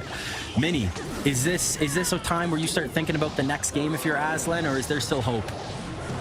I think you gotta keep fighting it through, especially when there's no knockback. Rammer charged on the right, can't side cash, man. One of the things I loved about that interaction for Aslan was that the Archer Queen went down without using its ability. We talk about the pressure and the bridge spam that the Archer Queen ability can push in combo with the Battle Ram and the Skeleton Dragons. When you're able to take it out on the opposite side of arena with your troops, you're able to shift the tempo into something a lot more favorable. And now we see the setup that we wanted to see, the Mighty Miner going into this push. This is the defense. If there is an opportunity to defend cleanly, effectively, and have a counter push, we see the Ram Rider on the right side supporting with a miner, but we see double Skeleton Dragons now on the left side. He was struggling to deal with 2, and now he has to deal with 4, and it looks like with the help of the Musketeer and the Goblin Cage defending, it should be enough. But Aslan, it's not about defense. He needs a little bit more damage. Miner doesn't get picked up. Never mind. Fisherman from downtown pulls it in. Furnace on defense against the Ram Rider. Ram Rider is going to get taken out, and I think that's it. There's no big spell. We already mentioned that, and now we see more Skeleton Dragons at the bridge. Vitor putting on pressure, Bandit on tower. GG, well played. Vitor with a masterclass, showcasing his experience, and right from the get-go, wow. Yeah, we talked about it before. Vitor with those decks that don't look like they work, but he sees those avenues that other people don't see. The entire game, every single attack, those Skeleton Dragons were carrying the tempo of the game. I love to see Aslan rallying back in that last minute. The only mistake I kind of saw there was that last miner not being towards the outside part of the tower, because you know that Fisherman was the only thing that could really pick it up, and that wasn't a there wasn't a lot separating these two at the end. If Aslan had more damage, he could have tried to defend that last push a little bit more, ultimately lets it go, but I just love to see how he didn't give up throughout the course of that game. Hey, Mini, well, we talked about it a lot last tournament with the balance changes. Are Skeleton Dragons back? I think we've already said it's official that they're back, but wow, Skeleton Dragons. It's not in the traditional decks that you see Skeleton Dragons in. When you think of Skeleton Dragons, you think of Sky, you think of Lava Hound. but that's just showcasing the value in different architects. The skeleton dragons are good. They are back. They did get an HP buff, and it was noticeable on those attacks. They were hard to deal with, but also they were able to support the Archer Queen, the Battle Ram, which I don't personally think is a good win condition, but the Battle Ram wasn't the win condition almost, which was weird. It was almost like a Trojan horse where, yes, you have to deal with the Battle Ram and spend elixir on the Battle Ram, but then you kind of struggle against the Archer Queen and the Skeleton Dragons. So I love what Vitor did in that first draft. Aslan going with the Monk. I don't mind it just because there are no Inferno Towers. Oh, there is an Inferno Tower. Ooh, Aslan, it's still fine. No Zappies, no Electro Dragons, no E-Wizzes. I like the Monk as a first pick, but you see Vitor picking that Miner and the Poison right away. That just shows confidence. He has a plan right now, and he is rolling. Yeah, we see a big shift from the previous draft, and right now we've got big spells galore, no lack of them whatsoever. Vitor automatically going towards that comfort, Miner, Poison, gonna build with the surrounding support units. Aslan picking up that Monk just because the other champion is an Archer Queen, and it's gonna do a great job of neutralizing that threat. And there's also a lot of support cards on the board that will be neutralized by that Monk ability. See Vitor's support with the Ghost and some arrows, kind of feeling this draft out a little bit more, while Aslan seems to be going the bridge spam route that Vitor took in the previous game. I love that Royal Ghost pick from Vitor, really putting Aslan in a difficult spot, because I was looking at the win conditions here. We do have a lot of spells, but the win conditions are kind of lacking, and that Royal Ghost covers his base if Aslan picked the Goblin Drill. So now what does Aslan do? It looks like he's setting up for a Royal Giant, but Vitor still has 4 cards remaining. He can pick the Inferno Tower. He can pick the what are there's some good cards to defend. Actually, you know what? There's no mini P.E.K.K.A.s. There's not a lot of great answers to this Royal Giant. So maybe it's as simple as just pick Royal Giant if you're Aslan, make a really good Royal Giant deck if you're Aslan, and win with Royal Giant. Yeah, especially with that Monk synergy being his first pick, definitely a viable strategy. Could combo with an Earthquake, but we do see Vitor going with troops that are going to require a big spell, kind of forcing Aslan's hand to pick a route. Ooh. If you take the Earthquake, you'll be able to open up the route. Hog Rider, excellent pick. But if you pick the Earthquake, you're not going to be able to spell down those troops like the Queen and the Rascals. But you do have that Monk ability to kind of save you there. I love this draft. Finally taking the Fireball Aslan. Aslan's deck, it's awkward. That's the word I'm going to use, is awkward. I look at Vitor's deck, there's synergy. It has a purpose. I love the arrow pick and then picking the Rascals. Every card that he picks, there's a purpose behind it. Going with the Goblin Cage, adding additional defense.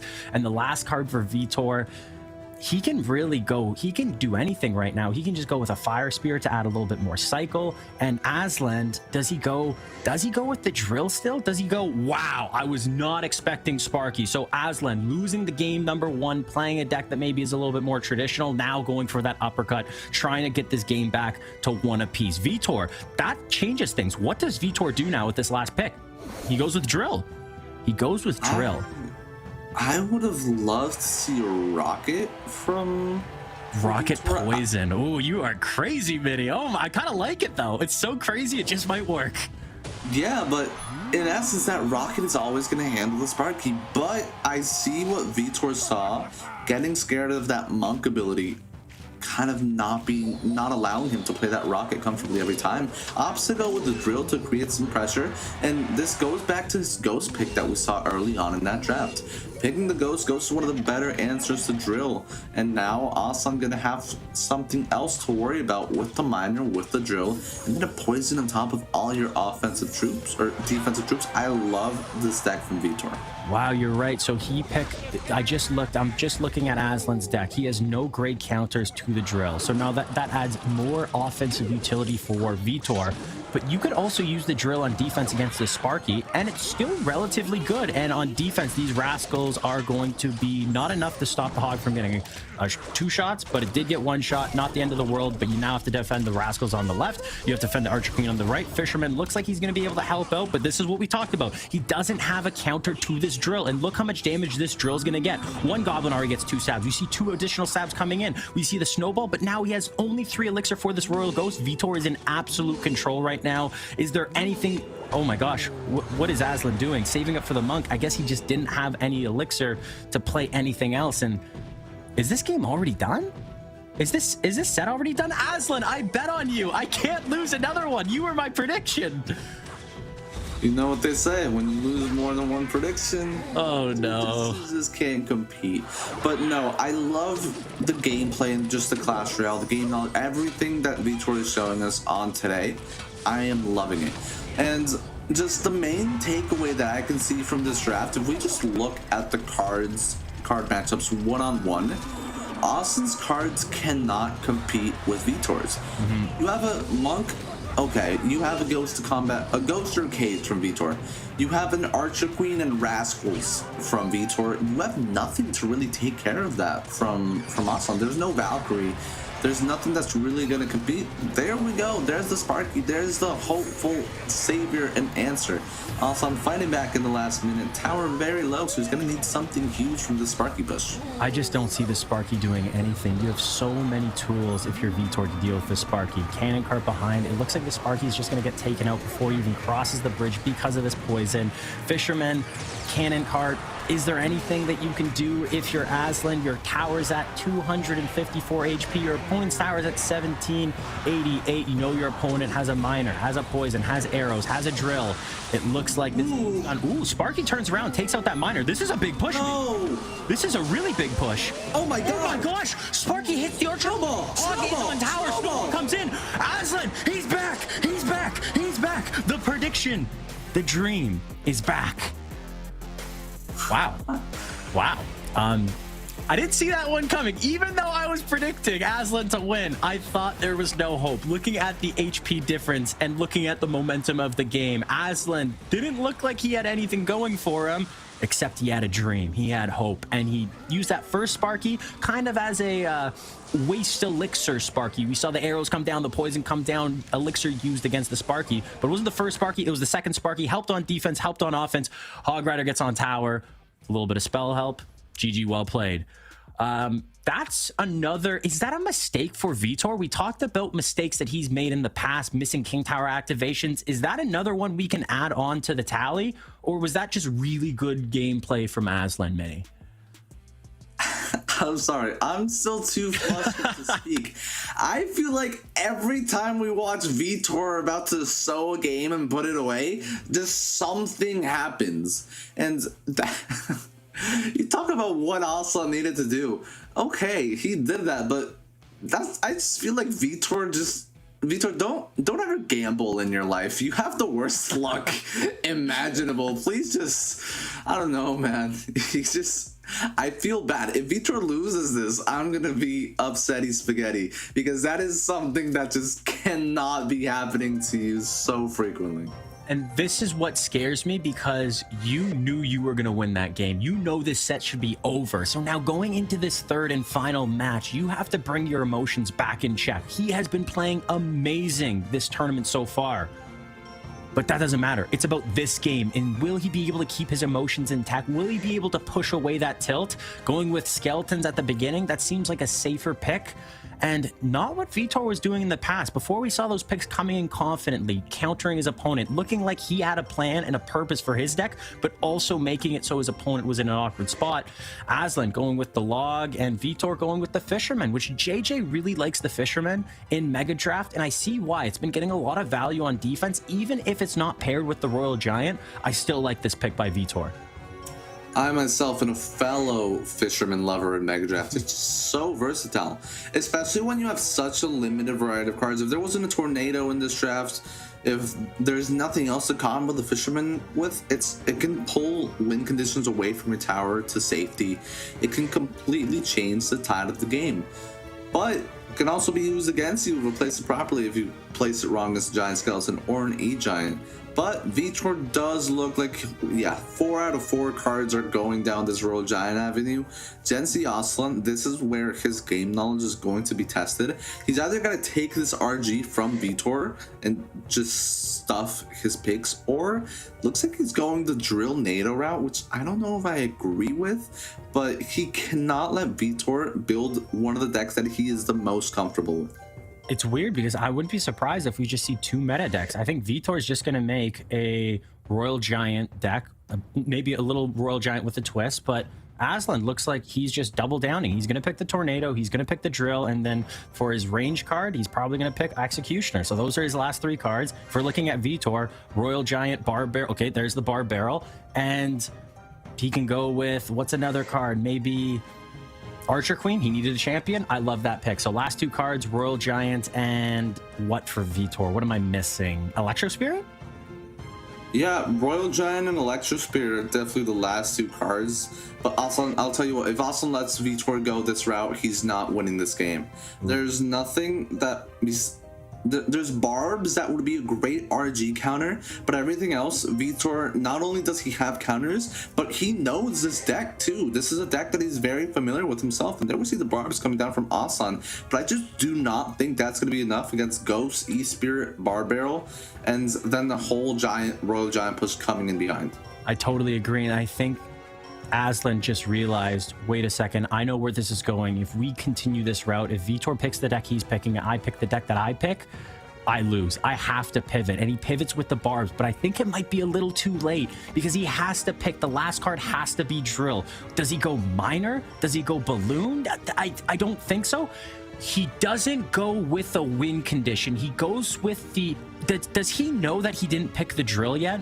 Does he know that he doesn't have a win condition? Because that seems like a mistake. 100%. And you had all the momentum going your way, right? You just come off a crazy comeback win in game 2, and then your opponent's flustered, but I feel like he needed to take that Royal Giant away from Vitor. Interesting. I guess I don't think it was about Vitor's deck. You know what he was going to do. I just don't like... Yes, I like the Barbs on defense, but now Aslan doesn't have any offense. He has no big spell. He has no win condition. Yes, he has the Golden Knight, but it's not as good as it once was before it got nerfed. You could combo with the Tornado. You could combo the... I don't know, maybe you get a giant skeleton on the tower. There's a lot of maybes with Aslan's deck, where Vitor, you know what the deck is, you know what it's on defense, you know what it is on offense, and I think I know the outcome of this game as well, Mini. Is it too early to say that, or is there a chance for Aslan? No, I love your breakdown. I don't see much of a path to success here for Aslan. It just feels like you just cannot allow your opponent to build this in draft.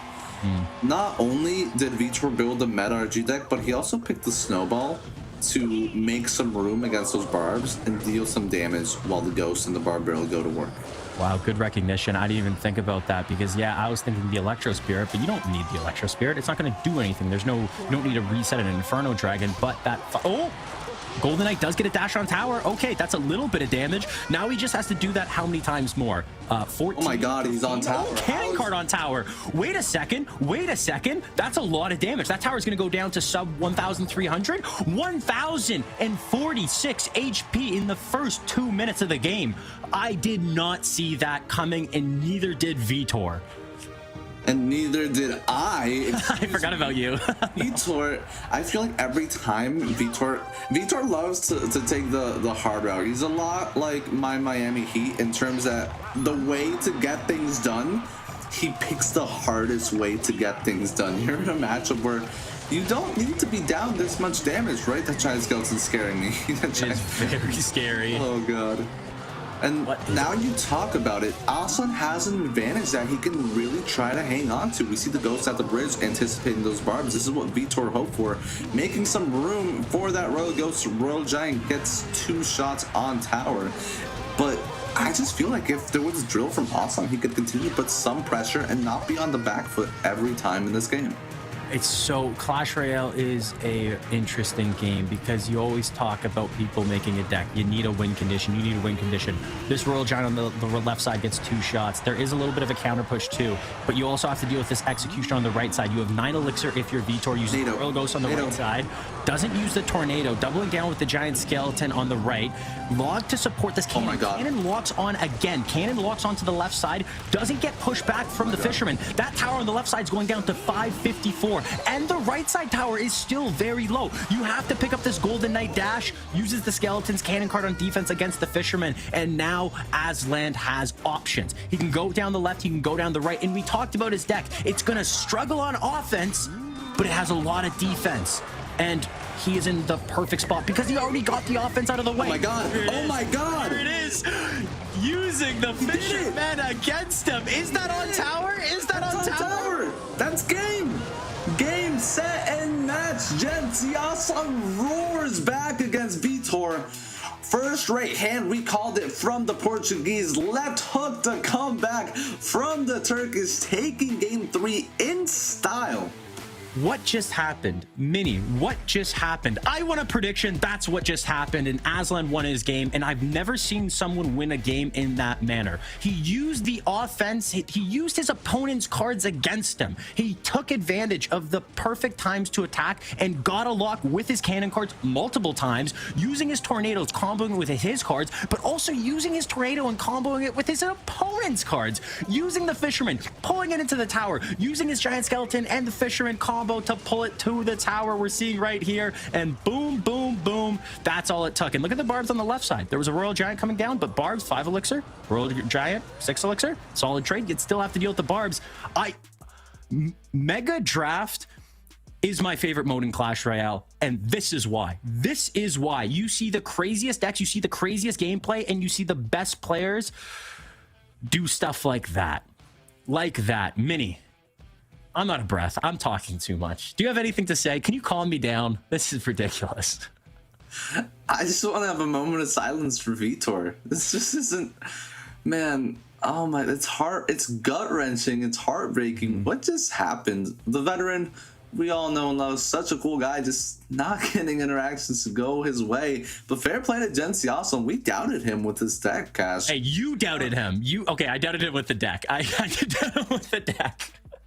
But it was tough love. I always believed in him. I always believed in you, Aslan. You had it. You were the one that I knew you always had it in you. Even when you were about to lose the entire set, I think I said he was out, but I actually meant I believed in you. I feel bad for Vitor. I think emotions did play a factor. I think if the last game, the second game didn't end the way it did, I think the last game would have been different.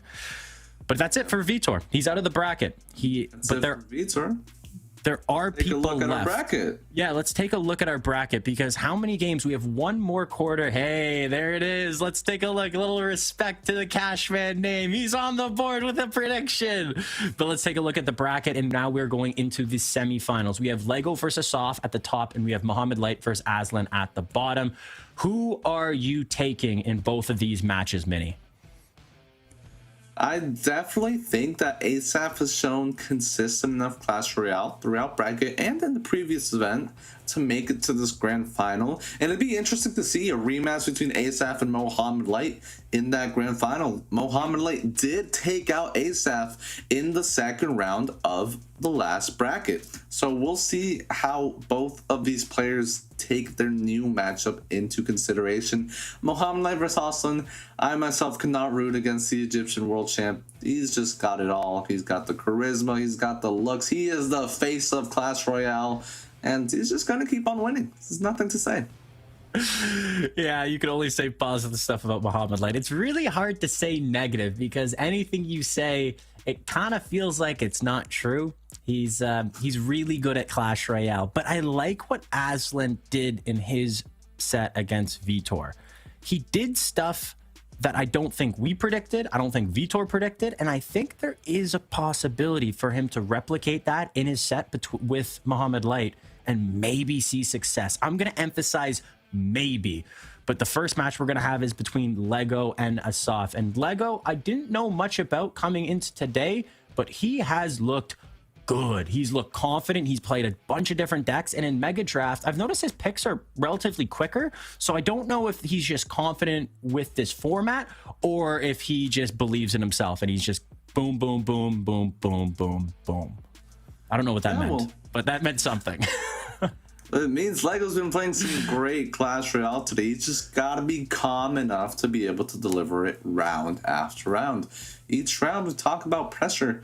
Felt like Vitor, somebody who's not really used to be on the back end of that pressure, just fighting an uphill battle in games that he should have been in control.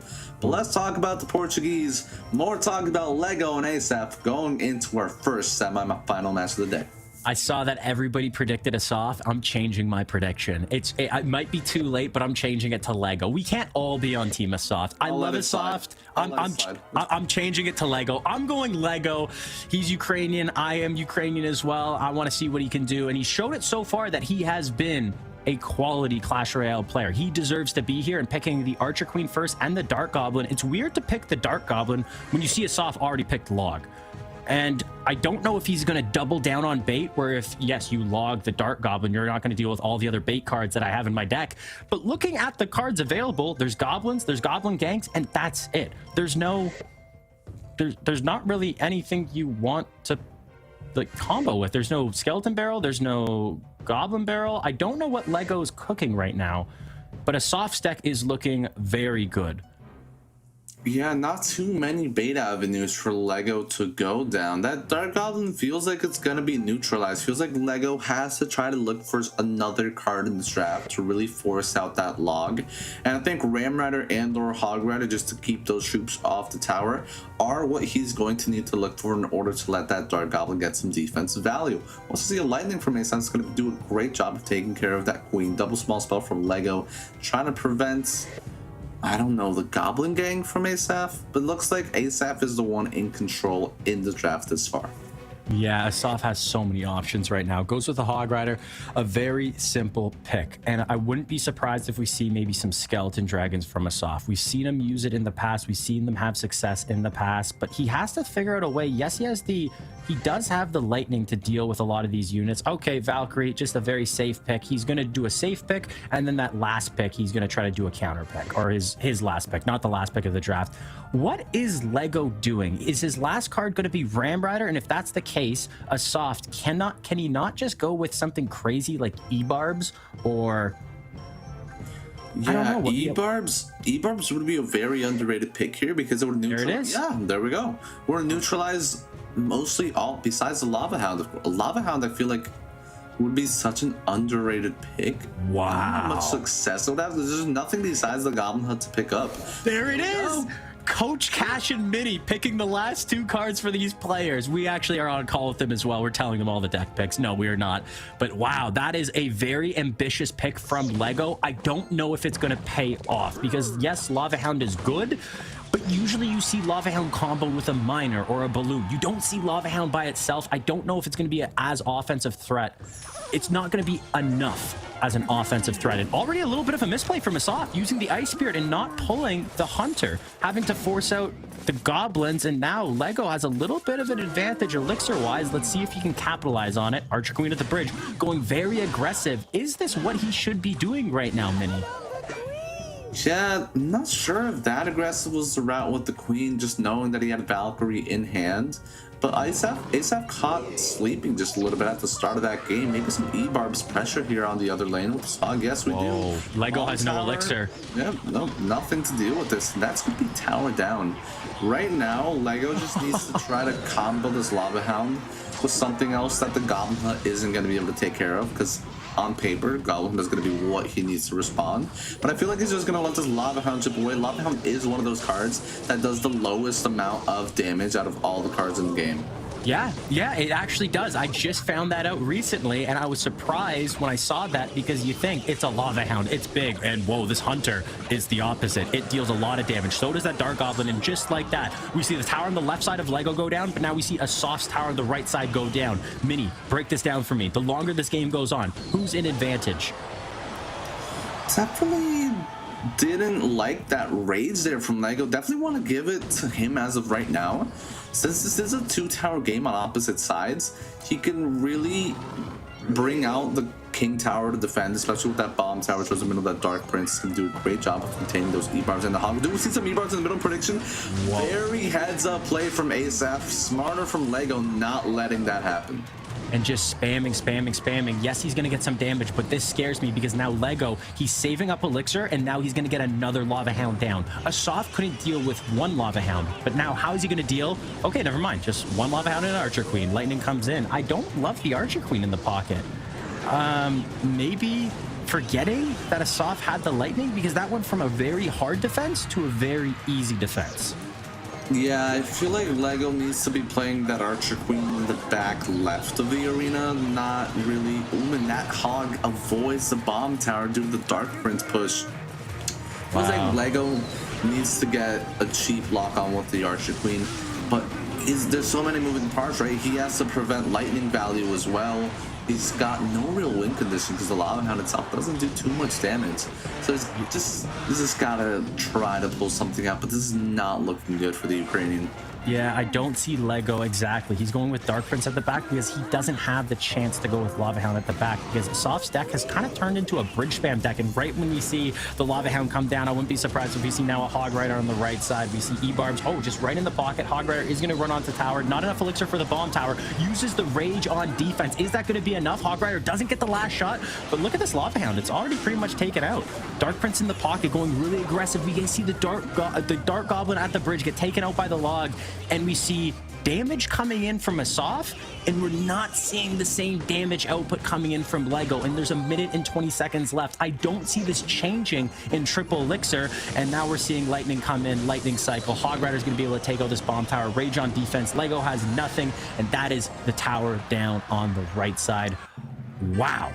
What just happened? We saw two ridiculous decks, and we saw very aggressive gameplay. But is that just because the decks that they chose, they were kind of put in that situation where offensive first and worry about defense later? Both players were in a situation where they didn't really have the proper defense equipped. ASAP had a lot more comfortable of a deck, and Lego was the one who had to try to overcommit and do this crazy Hunter Dark Goblin push behind the Lava Hound in order to take that tower down. But after that, it feels like he was in so much control that ASAP was getting such good offenses going, despite some innovative creativity on defense from Lego to try to avoid some E-Barbs in prediction on top of that bomb tower. Still wasn't enough. That Hog E-Barbs combo just lethal. Yeah, it's weird that you saw him make his deck and it looked like more of a Hog control deck, Hog cycle deck, whatever you want to call it. Once we got into double elixir, we saw that deck totally transform. It became a bridge spam deck, and it wasn't even the Hog Rider that was the key problem. It was those E-Barbs forcing out so much elixir, and Lego only had Hunter and Dark Prince to deal with the E-Barbs, and that was not enough. And Lego going with Earthquake right away, and we see Asaf taking the log. Is there something Lego can do with this Earthquake? We don't see a pump. We don't see any really, really strong buildings. So maybe just gonna do you grab the hut, the Goblin hut, and do what Asaf did to you in the last game? That is a nasty route to go down, but it's definitely a possible one. Just right off the bat, we don't see a bowler. The only thing that could be a real menace to the hut spam would be the Witch, but it looked like he was just opening himself up to some cycle with that Miner and the EQ. I wouldn't be surprised if he takes Skeletons and Spirit as well to control the tempo, just have a good pace. He also has the option to go with Drill if he really wants to, especially if ASAP doesn't pick something up. If there is a Valkyrie and a Dark Prince, so maybe we see some Ram Rider action. Honestly, I would love an Expo. I would love an Expo here. Yeah, I wouldn't be surprised. An expo from Lego? Yeah, he's already taken EQ. He's taking some solid support cards. Lightning isn't going to get the most value against an Expo. It depends if he can hold off to that last pick and really try to surprise him. If not, just go traditional, right? It's fine. You don't have to excite me. I'll be excited regardless. I don't know where either of these decks are going. I think Lego is just going to be pretty simple. He's going to finish this off with maybe a Tesla and a Snowball or a Zap, whatever one he feels more comfortable with. Asaf, I don't see the Drill pick. Oh, I love the Bomber doubling down just in case Asaf goes for the Drill. We know Asaf is a Goblin Drill, not one trick, but really good with Goblin Drill. So just making sure that that's not going to be an issue, making sure Golem. I wasn't expecting that, but that's genius. It doesn't look like the most beatdown of decks, right? It's got Dark Prince Rats, which kind of look like a bait route, but he decides to combo with a Golem. Barb from Lego. That is a great on-the-spot pick. It's going to do a great job of pulling that golem to the middle, and those 3 barbs that come out of the hut and do some major DPS onto that golem. I don't love Barb Hut, but if there was a situation where it could be good, I think it stinks. But if there was a situation for it to be good, it's this situation. So you know what? Barb Hut, prove me wrong. I want to see it. Asaf, he is doing something that I like, and he has already won the first game. So now in the second game, he has a little bit of freedom. He has a little bit of leeway. He can be a little bit more creative. And Lightning coming down the left side, taking out the Archer Queen and the Zappies. We see the Mighty Miner pop his ability on the right side. Lego has a lot of elixir, and he's going to be setting up this Barb Hut in the middle already. Asaf doesn't have his Princess, which is probably the best counter to these barbs that spawn. And we're seeing the Miner at the back not getting picked up. Asaf only has 3 elixir. He has to deal with these barbarians, and he uses the log, but the bar on tower, maybe 1 shot. And okay, what does Lego have to do? Is it slow and steady wins the race, or is he trying to get damage quick?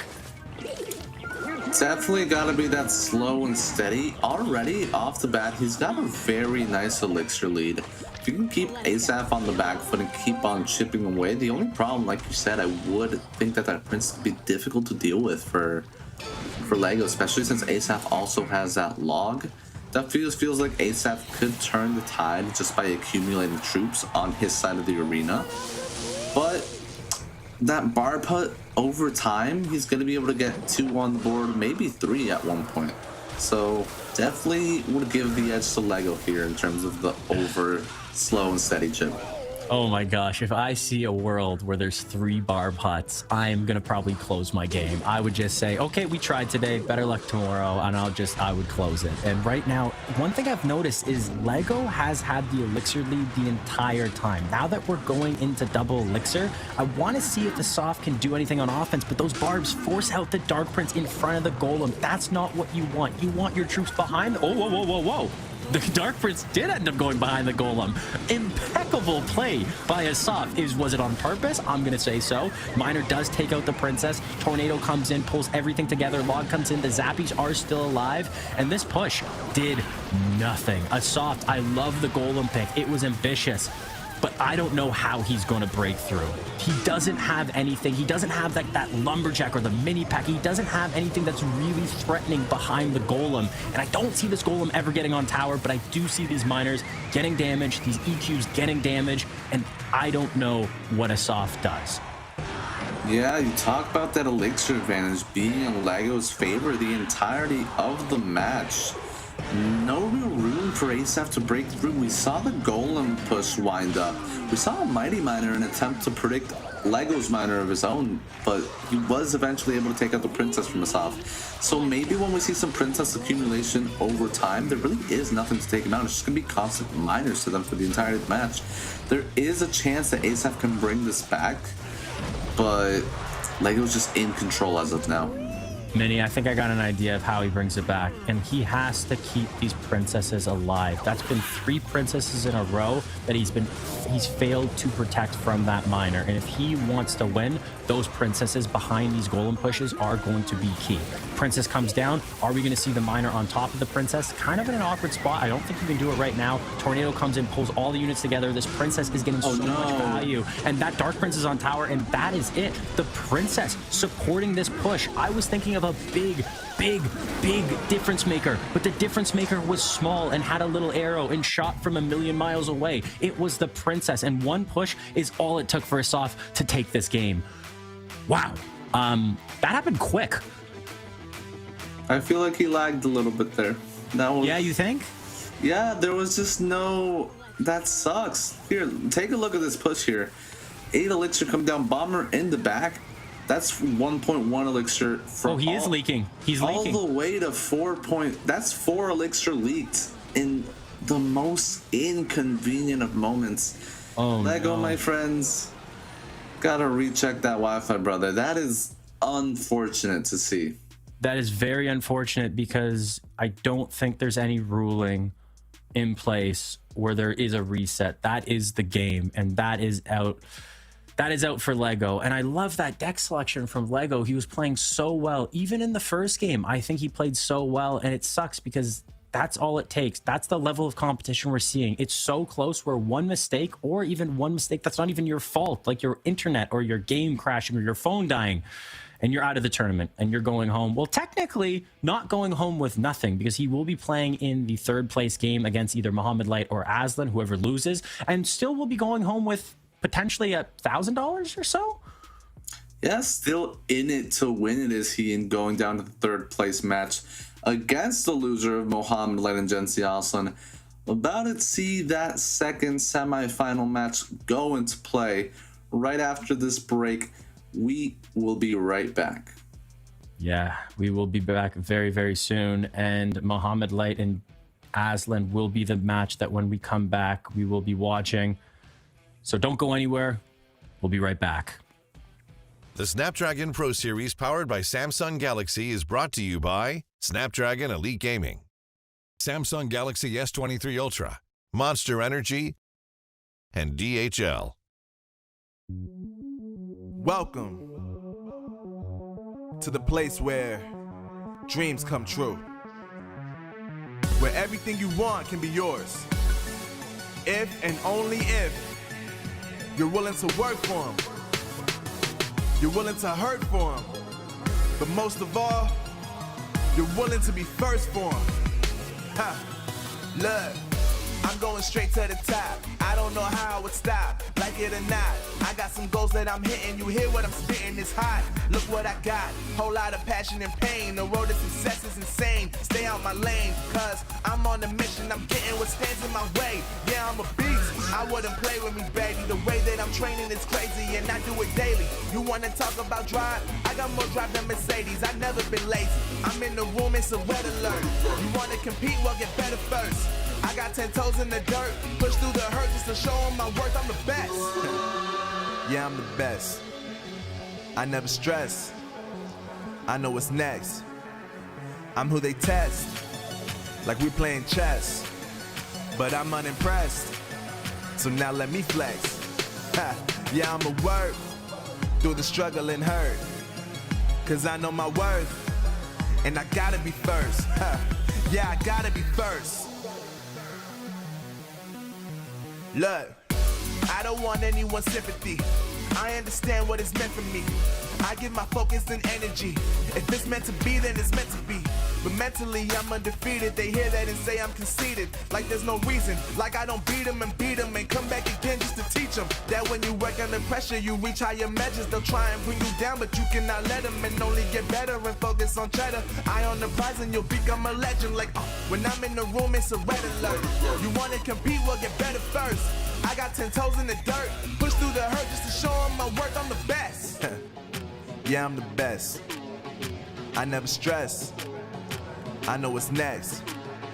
I'm who they test, like we playing chess. But I'm unimpressed, so now let me flex. Ha. Yeah, I'ma work through the struggle and hurt, cause I know my worth, and I gotta be first. Ha. Yeah, I gotta be first. They don't know what's gotten into me, how'd I turn pain into energy. Through all the struggle and hurt, remember my worth, and that's why I gotta be first.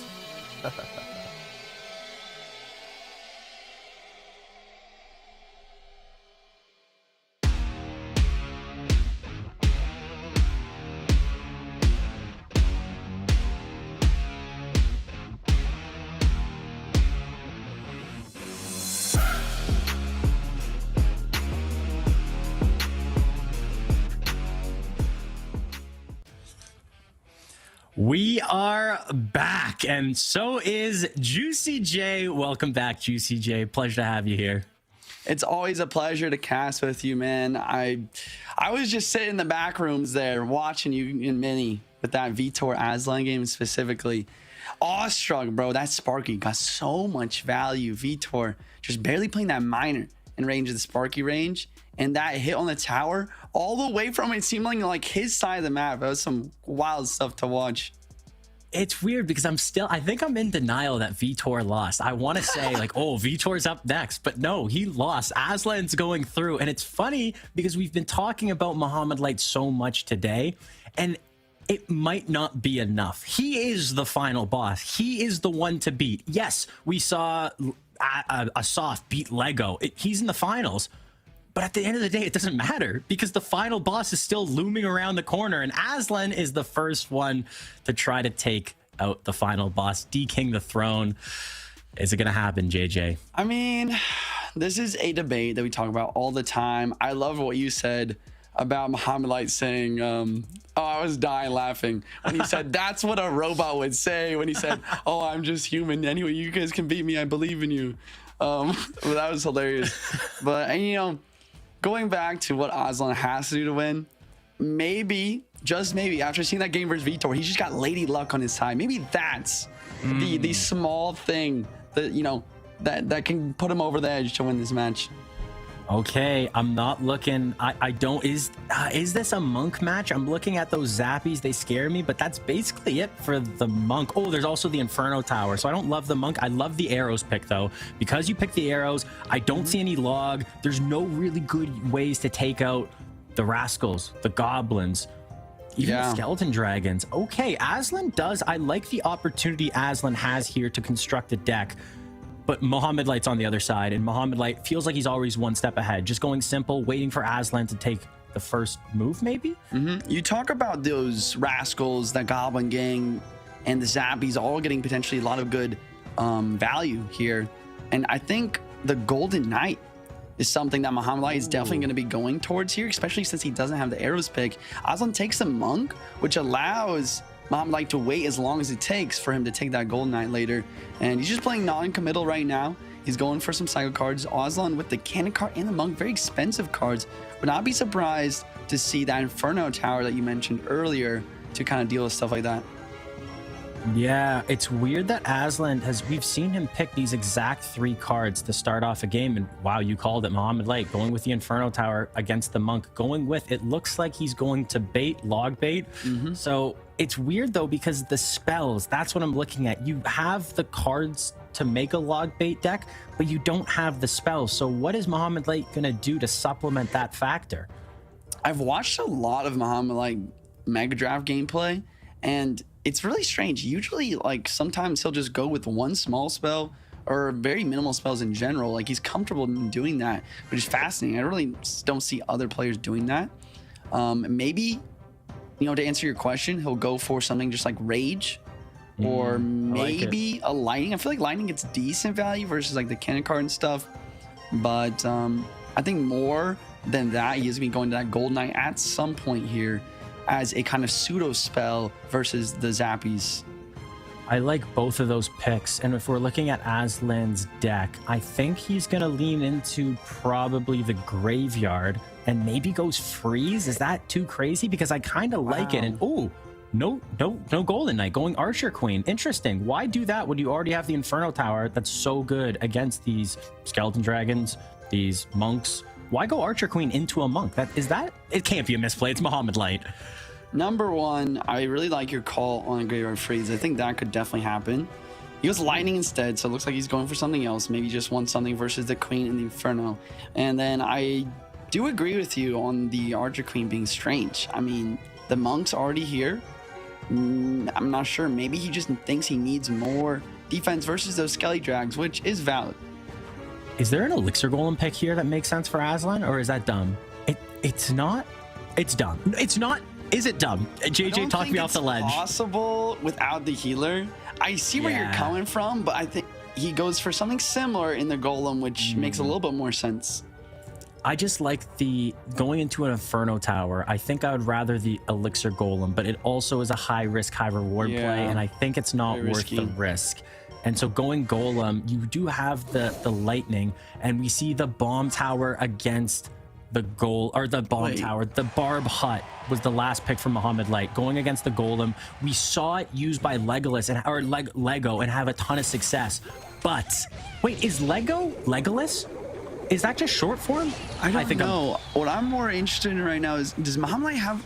He's got Goblin Barrel for his win condition, but is that enough though? Like, he has no spell, just Goblin Barrel. I feel like he doesn't have enough like potential for damage here. Ooh, he's gonna have to be creative, and doing pushes like that with the Ice Golem supported by the goblins is a great way to do so. I don't think the Barb Hut was successful when we saw it against Golem in the past game, but I don't think it was successful enough. I don't know. What's your opinion on the Barb Hut? Is it going to be enough in this matchup? That's the other thing, is I'm just so confused on that Barb Hut play. Did he like run out of time? Because he already has Inferno. I mean, Right. He has 2 buildings and no spells. it's just some strange gameplay here, but I'm not going to be the one to say that Muhammad Light is making misplays, I mean, I think... Hey, you know what? I bet on Aslan in this game. I don't know if it showed it yet, but I bet on Aslan. I'm riding with Aslan. He was able to come through in his last set against Vitor. And you know what? I think Muhammad Light's due for a loss. I'm sorry, Mo. I love you. I truly do.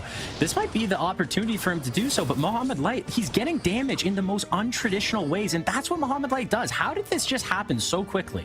I don't know. We need a replay of how that Archer Queen just connected.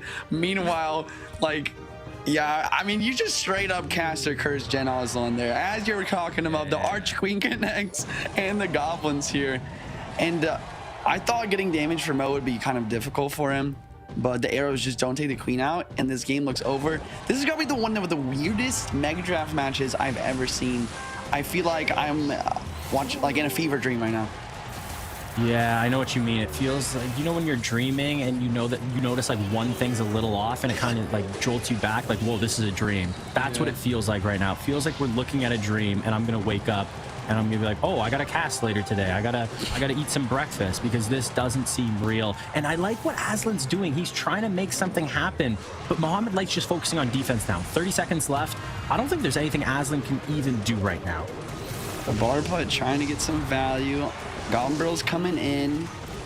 Does get picked up. Archer Queen ability doesn't get that much value. I mean, I feel like there's a small chance that Gen Aslan can come back here just based off of the fact that Mo has no spell to finish the game. Monk ability is going to draw. Scott King's getting a lot of value. Queen has to come down. The Zappies, the Swarm. Fire Spirit cleans up, though. Great micro from Mo there. Great Fire Spirit. And Muhammad Light, he is a little bit behind in Elixir. So let's see if Aslan can take advantage of this Elixir lead and try to spiral this out of control. Because now that the Archer Queen's out of cycle, maybe this is the opportunity for Aslan to go for a Golem at the back and build a big push. But does he have the arrows in hand? Arrows on the left side. But now, look at the right side. Uh-oh. I love that Fire Spirit here predicting the Goblin games. One, he's back to the Goblin Barrel. Both towers are trying to help out. Will this mini packer get to the tower? Goblin on the left. No, but the Look at Goblin on the left. Oh my God, bring down to 88 once again. The game's not over till it's over here. There is no spell from Mo. Maybe he can make something crazy with this push. This push is actually very scary. Muhammad Light just used the Barb Hut, has 5 Elixir. Aslan does have a lot of Elixir. Does he double down or does he reset with a Golem? I don't think he could reset right now. He has to make something happen. But look at what Muhammad Light does. He picks apart the defense. Goblin Barrel coming in, forcing out Elixir now on defense. Doesn't have the Elixir to use on offense as Aslan. Easy defense for Muhammad. Is it? Wait. Am I getting a little carried away from myself? It looks like Muhammad Light already back to another Goblin Barrel. Is that... The Goblin Gang comes down to protect. Fire Spirit not making it to the tower. We're in overtime. Triple Elixir. If there's anything to be done, it's right here, right now. Gen Aslan needs to make a god tier push right now. Lightning dropping down on the Inferno. Here comes next Goblin Barrel. Arrows are in cycle for it this time. Cannon Cart trying to lock in the tower. Archer Queen ability going to do a good job of cleaning everything up. These Skelly Drags could be a threat. No. Archer Queen's Does he have anything for this barrel? Does he have anything for this barrel? None of the Goblins. Wow, the defense from Aslan has been perfect. Trying to force out Elixir on the right side. Aslan goes with the Zappies. Another Goblin Barrel. He's back to arrows. This Goblin Barrel is not going to be a problem. It's the next one that I'm scared of. Monk pops the ability, getting damage on tower. Skeletons, Dragons at the bridge. Uh-oh. Goblin Gang is in time to pick this up. 5 seconds. He needs this Kindergarten connect, and it's not going to happen. Muhammad Light somehow, some way taking the W here, despite having no spell to finish it out. What did I just watch? I feel like Gen Aslan 100% should have won that game if it weren't for that Archer Queen connection at the beginning. Oh, that's painful. That is so painful because I think Aslan's thinking the exact same thing as you. Wow. I got robbed. I should have won that game. The defense Aslan was doing at the end was impeccable, and he even got the offense. It hurts. It hurts. Just look at that at the very, very beginning of that replay. We saw the damage differential, literally 448 versus like full HP towers. Aslan almost brought it back. So, I mean, it was the RGB connection, but we did see that Goblin connection on the left as well. I think the other big mistake there, right, was that Golem in the back. Because if he didn't go for that Golem in the back, then maybe he could have just kept building up those successful pushes with just Monk, Skelly Drags, Cannon Card type thing. The Golem really didn't get much value because of the Barb and the Inferno, but those spammy pushes is what allowed him to really get the damage in, and the Golem is what put him at that huge elixir deficit that allowed that one Goblin to connect and get the tower to 88 HP. That's a great point, because I think there was a little bit of a misplay from Aslan, and that is the recognition of pivoting his offensive strategy, because the Golem, like you said, it was getting no value. We didn't see the Golem. Did we see? No, I don't think we saw the Golem get on tower once.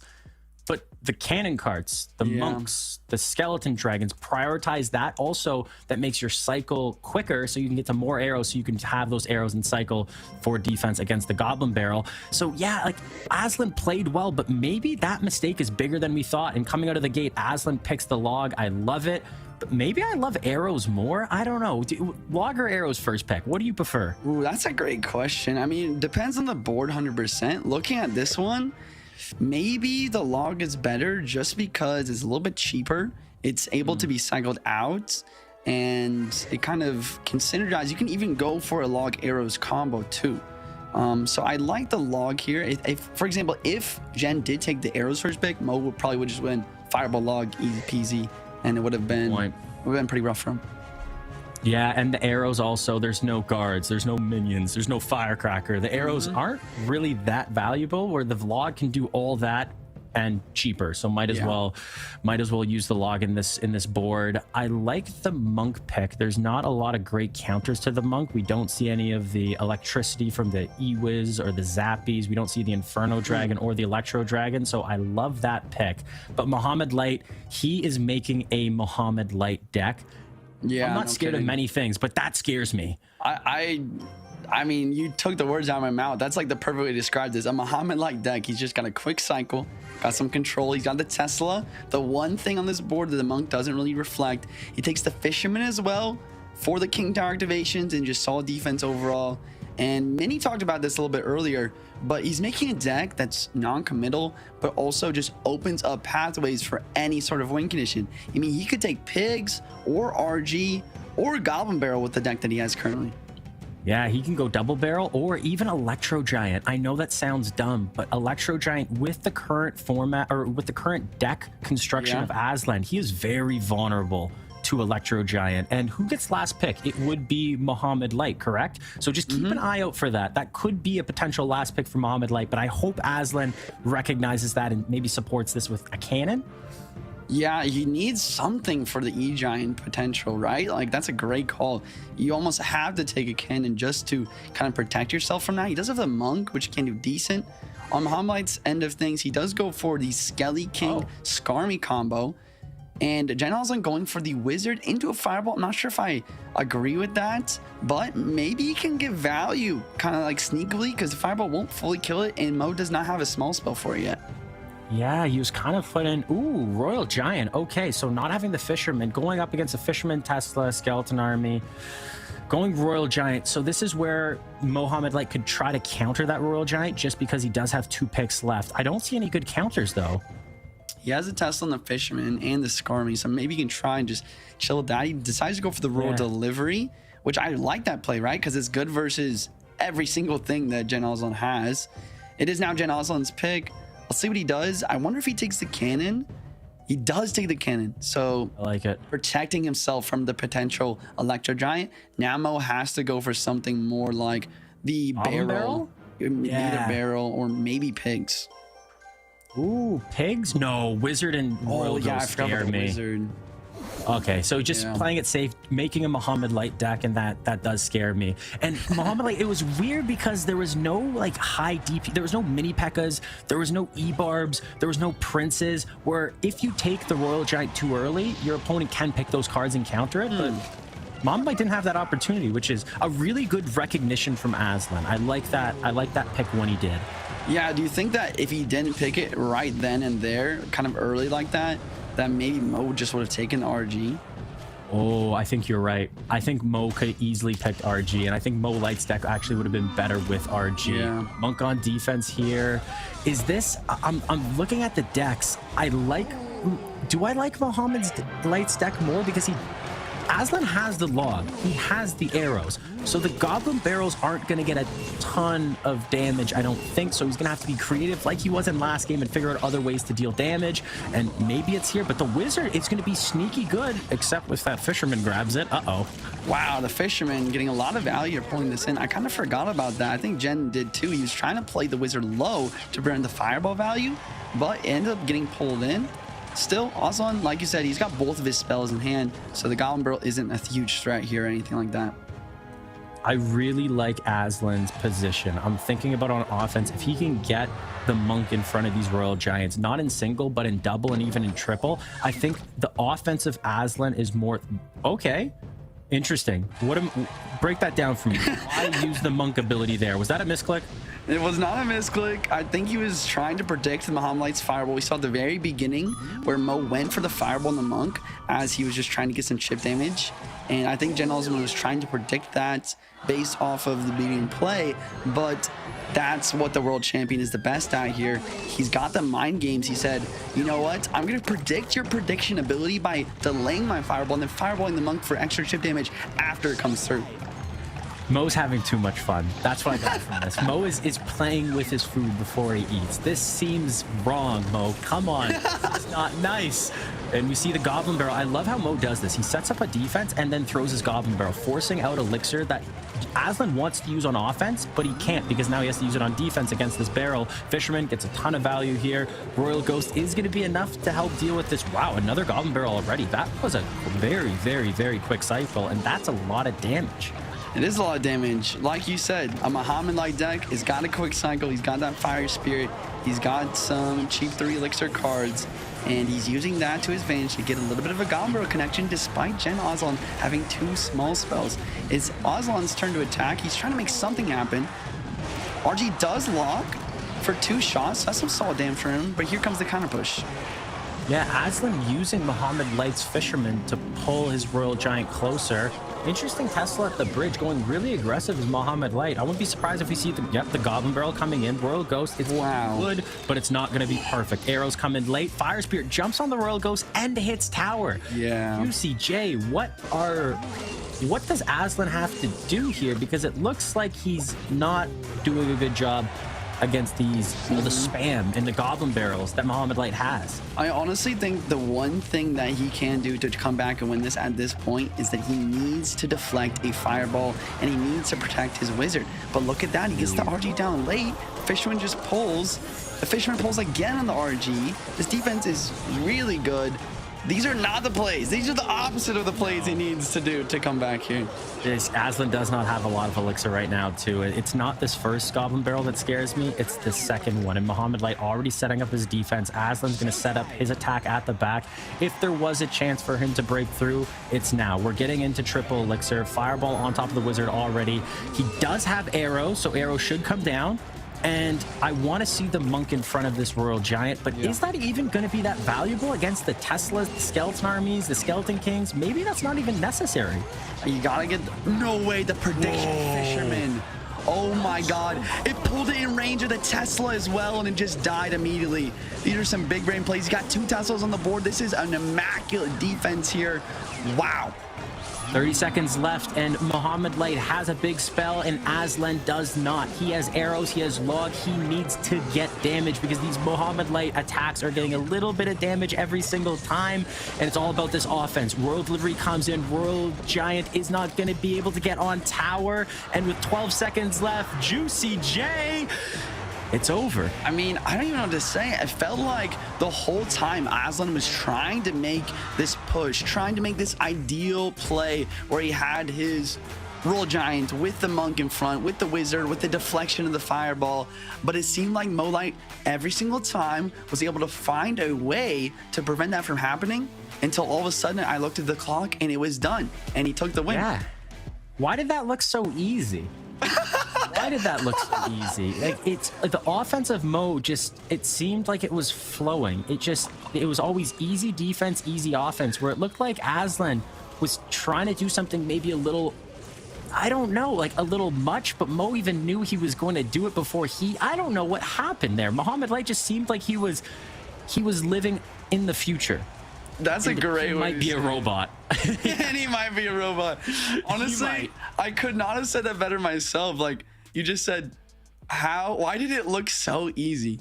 And like, that's a simple thing to say, but it's absolutely correct. It just seemed like he had it. I don't know. It seemed like he had the death note, bro, and he was just writing Jen Aslan's name in it, and he just takes the win no matter what he did or no matter what he tried. Why does it always feel like Mo Light's predictions always work and his opponent's predictions never work? How? Yeah. How? Honestly, I want to talk about that. Don't show that. Don't show that. No. Yes. Oh no. Anyways. I forgot about that. Okay, continue. Sorry for. I do want to talk a little bit about the predictions and the prediction of the predictions. That's something that Muhammad Ali did amazingly in that match. So it started off with a very unorthodox fireball at the beginning on a monk in the single elixir just for chip damage. That started the mind games. That was number one. At that point, Jen Aslan was like, okay, he's fireballing my monks for chip damage. Maybe he just thinks his God Barrel will never break through, and this is what he needs to do to win.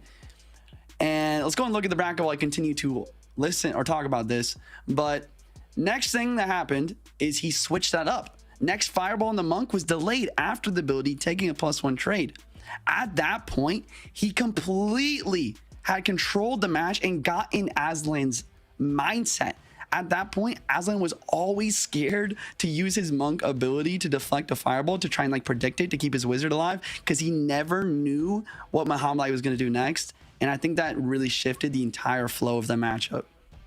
Are you saying that Muhammad Light beat his opponent not only in the game, but also mentally as well? Yeah, absolutely.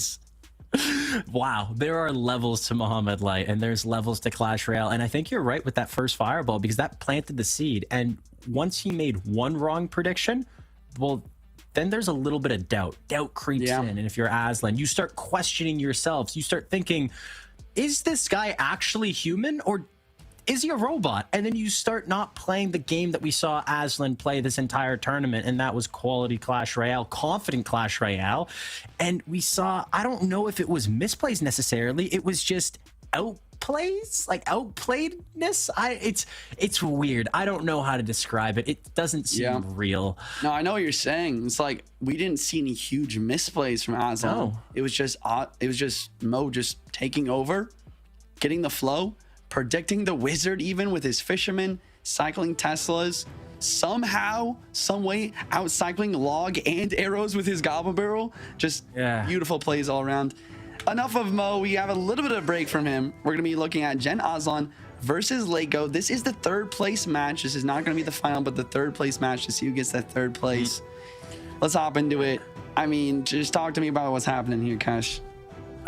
First off, I want to mention Aslan's mental state right now. Yeah. I need to get him to rally back, because Lego has been amazing this tournament. He has been playing phenomenal Clash Royale, and you cannot come in with your B game. You have to have your A game. I love Aslan's poison pick, but I don't know about the Mega Minion pick and the Electro Wizard. Two picks we don't see a lot of, at least today, and I don't know the reason why. Is there a lack of air defense? What are we looking at?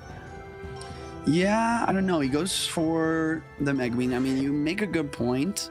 There is not a lot of air targeting cards on this board like you might usually see, like an Archer Queen or something like that. There's really only Skelly Drags and Minion Horde left. So honestly, this Mega Minion can make a huge difference here. It doesn't seem like much, but one Mega Minion can really shift the battle here, 100%. Interesting, because I always think of Mega Minion as a card I go to when I'm trying to counter something my opponent picked, like a Phoenix or a Skeleton Dragons. Usually I don't pick it this early, but it looks like he's going with a Monk, a Bar Barrel. Are we going to be seeing, is there a Graveyard anywhere? Nope. Is it?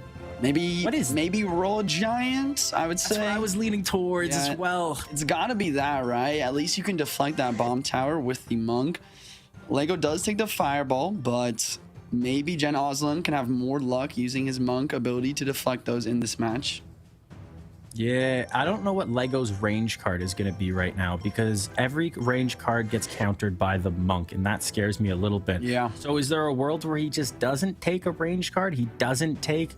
There's not really any options. There really isn't. That's a scary situation to put yourself in. This is just going back to that Mega Minion, right? He started the Mega Minion E-Wiz, then he takes the monk to prevent Lego from really taking those out with the fireball. And he could take Skelly Dragons to try and help somewhat versus this stuff, but like you said, Skelly Dragons gets completely deflected by the monk. Fisherman probably coming in from Aslan, and last card for Lego is going to be... I still don't know. You could just go cycle and add... I don't know what the answer is here. You could go Mini P.E.K.K.A. You could. I don't mind the Mini P.E.K.K.A. from Lego. And no, going with not Fisherman, going with the Valkyrie. Why Valkyrie? Just to counter the Skeleton King? It is a threat. I think that he is worried about the Skelly King, but I'm with you on it, honestly. I think if you take the Fisherman here, you have a little bit better options versus pulling those Mini P.E.K.K.As in. Like you called out, Mini P.E.K.K.A, the obvious answer for the RG. I think you almost have to take the Fisherman to try and pull that Mini P.E.K.K.A off. I think Aslan lost that draft with that last pick. I hate the Valkyrie there. I might eat my words, but I really hate it. Already the Valkyrie played in the wrong spot. Miner gets 3 shots. Already the Valkyrie stinks. And it's no. We'll see what the Valkyrie can do. I do agree though. The Fisherman would have been... It would have helped in situations where he didn't have answers. He already has answers to the Skeleton King, to the Wall Breakers, with the Poison, with the E-Wiz, with the Bar Barrel. I don't think he needed to double down. Maybe he thought Legolas would maybe grab Royal Hogs, but why would he? Yeah, I mean, you made a couple good points there. I think the biggest one I want to touch on is just Jen Ozlon's kind of deck here. Like you said, the Valkyrie pick, definitely not great. Fisherman would have been better to pull the Mini P.E.K.K.A. But at the same time, we gotta rethink and talk about this Mega Minion. How does Lego genuinely stop this RG plus Mega Minion combo having 0 air targeting cards? Yeah, he's gonna have to play something, and it's just gonna be getting hit by that Mega Minion every single time. Yeah. It looks like this time it's gonna be fine because the Mega Minion's relatively... But look at the elixir differential now. Whoa, I didn't even notice that. Yeah, Aslan. But this is the one thing that bothers me, because a lot of times people say, oh, he has an elixir advantage. But it's not about the elixir advantage, it's what you do with it. Yeah. Because sometimes nobody does anything with the elixir advantage and it means nothing. So I want to see what Aslan does with the elixir advantage, and because the Royal Giant's out of cycle, it's probably not going to be much, at least in this point of the game. I agree with you. I mean, we're seeing him try to make something happen, but instead he kind of just feeds Lego the elixir advantage that he had, and now the counterpunch comes through and he gets quite a bit of damage from it. Yeah, I don't know. I like what Lego is doing off the bat. He's trying to get the early advantage, because the longer this game goes on, and I think he realizes, the scarier these pushes are going to get, the scarier. I just think this is a matchup where the monk in front of the Royal Giant could be very scary, especially if it picks up the bomber. The Mega Minion, is there a world where we see 2 Mega Minions in the arena? Potentially. I think the path to victory here is very similar to what you're saying. He needs to go monk in the back, cycle Mega Minion with the 3-card cycle, get ready with the ability, maybe try and predict that fireball. If he can get 1 fireball deflection, the game's going to be over. Wow, this Valkyrie's going to get a lot of value on this left side. Oh, did you need E-Wiz there? I don't think so either. Yeah, and now because he overspent the E-Wiz, he doesn't have the elixir to go for the RG. He has to wait. He does, but it is late. Mega Minion should be able to take out this Mini P.E.K.K.A. And 7.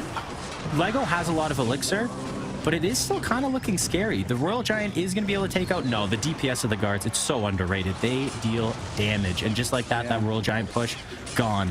Lego is doing a good job of not focusing on just the right tower. He's been dealing damage to the right tower, but always forcing elixir on the left side tower. And I think that is the push he's looking for, right? Is it? But the Mini P.E.K.K.A is down. RG doesn't even get 1 single shot. Wow. I mean, that was just beautiful defense. And Eastman did jump. Mini P.E.K.K.A might get on tower here. Valkyrie comes down. No way. No, Valkyrie MVP. The Valkyrie literally came down, stopped the Mini P.E.K.K.A, swung around. Mega Minion retargeted to the second wall breaker, and no damage came through. That was beautiful. That's super fortunate, and that's what Aslan needs right now. He needs a little bit of good fortune if he wants to win this game, because there is still time, and he's only down by 600. We're making it sound like he's out of this game, but he is far from that. And this Royal Giant behind this push, this is going to be scary, question mark? Or no, we're seeing, there it is. There's the Royal Giant, but now using the Monk ability already, Bomb Tower comes down. This Royal Giant probably won't be able to get through, especially with these guards helping out. Ooh, Bar Barrel comes through as well. Poison trying to get decent value on offense. Great defense from Lego. I really liked his idea to wait until the Monk ability was done to go for the fireball there. Here comes the counter push. Ewiz, Monk down. Ewiz does stay alive versus Mini P.E.K.K.A. We're 35 seconds left. Aslan needs a connection, and I mean needs a connection right here, right now if he wants to win this game.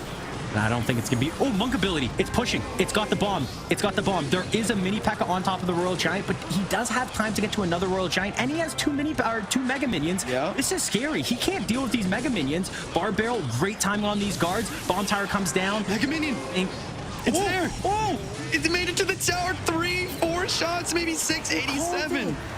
I did call him, bro. The Mega Minion. how does he deal with the Mega Minion? The answer was he can't. Valkyrie comes down, and another Mega Minion hit on tower. GG. You called it. You called it. How does he deal with the Mega Minion? The answer is he just couldn't. I mean, I don't even know, bro. That was crazy. I know I said at the beginning that the Mega Minion was probably going to be the difference maker, but I did not expect that. We saw the Mega Minion get so much value to this match. Killed those wall breakers. We saw it on the offense, staying alive at 1 HP from the fireballs, just cleaning up everything, preventing any big counter pushes. But then, like you said, is there a chance that 2 Mega Minions ever happen in this game? And I said maybe, but that is exactly what caused this damage to come through, and that's exactly what Gen Aslan needed to take the W here. This is why I love Mega Draft, because you really start to see the true value of cards, and Mega Minion is a card that I usually look at it as a defensive option. I never really look at it as an offensive option in a deck, and in this deck, it most certainly was an offensive option. It dealt damage on that tower. It dealt a lot of damage on that tower, and it was the difference maker. It's weird because that was one of the first cards that Aslan drafted, or the third card, maybe second card. Second card, and that's the reason why he did it. Is he looked at that board and he's like, okay, there are 4 things that hit air in this board. There's Mini Horde, Skelly Drags, Ewiz, and Mega Minion. Mega Minion kills all the rest of them. Let's be honest. Yeah, and I liked how the value came from the awkward defenses of Lego. He had to use the Mini P.E.K.K.A. that just tank shots, and then the Mini P.E.K.K.A. you didn't have to deal with it because they had no HP. It was just those weird little interactions that really changed the tides of battle. And right out of the gate, Aslan taking the log, Lego going with the Mother Witch just because, well, we don't see a fireball. Not a bad pick, but there is also still lightning. There's bar barrels. I don't know if I love that pick out of the gate, but I do like the Monk. Monk should get a lot of value in this matchup. Oh, Inferno Dragon. I don't know if I like that Monk pick as much now. Inferno Drag, definitely a really good counter to Monk. We'll see if Aslan goes for it here. If he does go for it, I mean, there's not much that Lego can do to stop it. I think it's very important that he does. He goes for the Cannon Cart. I'm not sure about that play. Cannon Cart, definitely a great card overall in draft, but I think there's better options right now. Yeah, a lot better options. I would have been, and going with the Skeleton Dragon. So both players taking Fireball bait cards, but there is no Fireball. So I don't love what Aslan picked. It seemed a little too safe. Where in that situation, we saw Lego's hand. He showcased it. You have to be reactive. And I wouldn't be surprised if Lego takes the Inferno Dragon. And then that puts Aslan in a very awkward position. He does have Tesla. I just don't know if that's going to be enough, though. Yeah, I wouldn't be surprised Lego taking Inferno Dragon. I think Rage could be an option too. Wait a second. Arrows plus Rage doesn't actually kill Skelly Drags anymore after the buff. No. So that is going to be pretty huge. He decides to go for the Bomber instead. I don't know. These are some strange picks overall. I haven't really been able to kind of predict anything here. Well, I see the Fisherman, and I assume it's going to be Royal Giant, but we could see a pivot because Fisherman, we've seen it in Graveyard, we've seen it with Muhammad Light with just a Goblin Barrel. Both players are playing very safe right now, and there it is. We see the Rage come down. I love the Rage to be paired with the Ram Rider, so Lego may be going a little bit of a bridge spam route, and I like it, but Aslan does have the opportunity to try to pick cards to stop bridge spam, but now with the Goblin Cage pick, I guess it could still be bridge spam, but both players really being patient here. I know it's almost like they're trying to make decks that are going to work with many different win conditions, but at the same time, I'm just a little confused on a certain number of picks, especially this GoldenEye. I feel like overall, the Mighty Miner is just a better pick in general, but maybe he's specifically trying to make an E-Giant deck or some sort of beatdown deck looks good. where GoldenEye kind of synergizes better. Yeah, I think the E-Giant makes the most sense. I don't love the Golden Knight and Executioner without the Tornado. I know, right? And there it is, Inferno Dragon coming in. I don't know why you would take Inferno Dragon now, though, because you know your opponent's last card has to be a win condition. And yes, the Inferno Dragon counters the Monk, but you know your opponent's not going to take that. And I don't think it looks great in Lego's deck. And there it is, Electro Giant. It's okay. Oh, wait, there's no Tornado. What am I talking about? I'm thinking of meta decks. Inferno Dragon should be good in this matchup because there is no Tornado to pull it into the Electro Giant. Very true. Very true. Unless Jen Aslan can get a very specific placement, or maybe just use E-Giant defense versus the Inferno Drag. Yeah. Inferno plus Cage combo should mean that the E-Giant has no chance to break through. Yeah, what was the last card for Lego? Last card Ram Rider? for Lego? I actually was so focused on the E-Giant pick, I wasn't paying I was too. Chat, I gotta open the chat right now. You guys gotta tell us. I gotta guess it's Ram Rider. Oh, it's Graveyard. Okay, never mind. right. We're good. It's Graveyard. And I like this because Aslan... Ooh, I don't like this, actually. Because Lego doesn't have the sufficient spells to support this. He doesn't have a freeze. He doesn't have a big spell. Where Aslan can just defend with all these big units and then counter push. And I think this is already GG. I think Lego, his day is done. Here comes the Inferno Dragon. Let's see. Oh, it gets hit. It got stunned. Is that just game over? I think so. No, it's not. Electro Drag. It's pretty much, though. Look how much elixir Lego has to spend. He is going to have a counter push, but Aslan, as long as he's able to defend this cleanly, he should be fine. And I think the next Electro Giant, every Electro Giant push is going to get worse and worse because he's going to have to overexpend. And, oh, okay, this is fine, though.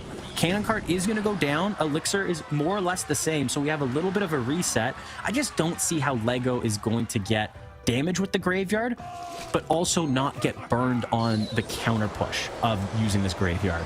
Yeah, this has got to be one of the strangest Mega Draft games I've ever cast. It seems like the picks, the gameplay here is just fascinating overall. I agree with you what you said with the Graveyard too, where it's just I feel like it's gonna be very hard for him to break through.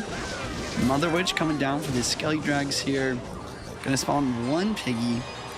And here comes the Grave on the right. Maybe he can break through what it does. Let's see what it does. He uses the log on defense, rages it up. Rage is not going to get too much value here. Just rages up one skeleton to get maybe one additional hit. But now you still have to deal with the Golden Knight on the left side, the Fisherman on the right side, the Executioner on the right side. Is Aslan going to go Electro? Okay, there it is. Electro Giant at the back. I thought maybe using Electro Giant at the back is risky. You kind of want to use it on defense against the Inferno Dragon, like you said. But I don't think Lego's going to use the Inferno Dragon on offense. It doesn't really get a lot of utility other than against this Electro. Wait a second, this Brawler is going to go opposite lane right now. Oh, and he no. distracts the Inferno with the Cannon card, which... Does he not know that the Skeleton Dragons survive Arrow's Rage? He just used Arrow's Rage on the Skeleton Dragons. No way. This pushes... Skeleton Dragons are alive. Cycle back to Arrows. Bomber's trying to kill everything, but that's a lot of damage coming down from Aslan here. And he had to use 8 elixir to deal with 4 elixir skeleton dragons. That is a huge mistake. Mother Witch at the bridge, gonna try and kill this Executioner, spawn a Piggy. Executioner does get that final shot though, cleaning up the bomber, cleaning up everything here. Cannon card doing quite well. I'll see what Jen Aslan does on the counter push. He just decides to go for this Monk, and Lego kind of misses a Rage here. Leaks some elixir. Here comes the Inferno Drag now. But I feel like that's easy E-Giant pickings. Yeah, because you can just go E-Giant at the bridge, and I don't really know. Or Lightning. I forgot he had that Lightning as his last card. So maybe Aslan already knows that he's in a comfortable situation, doesn't want to do anything too risky. But I love the more Electro Giants in this matchup, I think the better off Aslan will be. Because every single time the Electro Giant has came down, it has been a problem for Lego. That's a good call. Bomber ops lane. I like Lego's idea to just switch lanes here. Executioner going to do a good job. And Skelly Drag should be solid versus the Graveyard as well. Even the Fishman helping on the defense here. Cannon Cart does get obliterated, but look at this counter to left inside. Triple Elixir comes in the perfect moment, allows for the E-Giant in front. He goes E-Giant right side. I don't know about that play. What do you like it? I liked it if he got the Electro Giant in front of the Fisherman. Because he didn't, I don't like it as much, but it should still work. Rage on defense. The rage is going to be raged up, and we'll be able to push maybe the Electro Giant off. Mitigates most of the damage, but dang, the damage is coming in. 918 left on that right side tower. Graveyard on the right side. Monk pops the ability. Inferno Dragon at the bridge, but look at the defensive units. They are not being able to get dealt with. Rage arrows, it's not enough, and the counter push. Yeah, Golden Knight pushing this E-Giant forward. Cannon Cart tries to come down to snipe this. This push is disgusting. Another Rage has to come down for the Skelly Dragons, and that's just game. I mean, what an absolute disgusting match from Gen Ozlon. I honestly think the biggest part of that match was the fact that Arrows plus Rage does not kill the Skelly Dragons. That one thing changed everything. And I truly think that might have been. Was there another card? I guess maybe he could have been put in a situation where he didn't have any other options with the draft board that he was given, but still he tried to arrow rage them off at one point. And that makes me think, wait a second, you might not know this interaction. It is still relatively new, and how many times do you use arrow rage against skeleton dragons? Probably not often in the current meta. These Electro Giants were a problem, but it's this, the counter push. Going in with your graveyard, you get a little bit of damage, but it causes more harm to you than good, because you deal a little bit of damage, but the counter push, all the units used on the graveyard, well, now they're coming at you full frontage with as well an Electro Giant in front. That is scary. That was a great deck by Aslan, and Lego maybe tried to do the best with what he had, but he just got outdrafted there. Yeah, really good plays. The E-Giant 100% the big pick there. I mean, without the E-Giant, nothing would have happened for him there.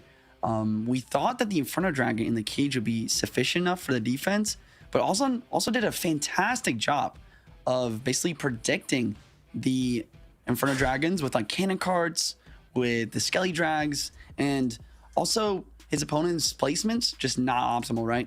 Inferno Drags always getting stunned. Sorry, I didn't realize I bet on Aslan against Muhammad Light, and then I didn't bet on Aslan against Lego. That's a big misplay on me. I'm not even playing Clash Royale, and I'm making misplays out there.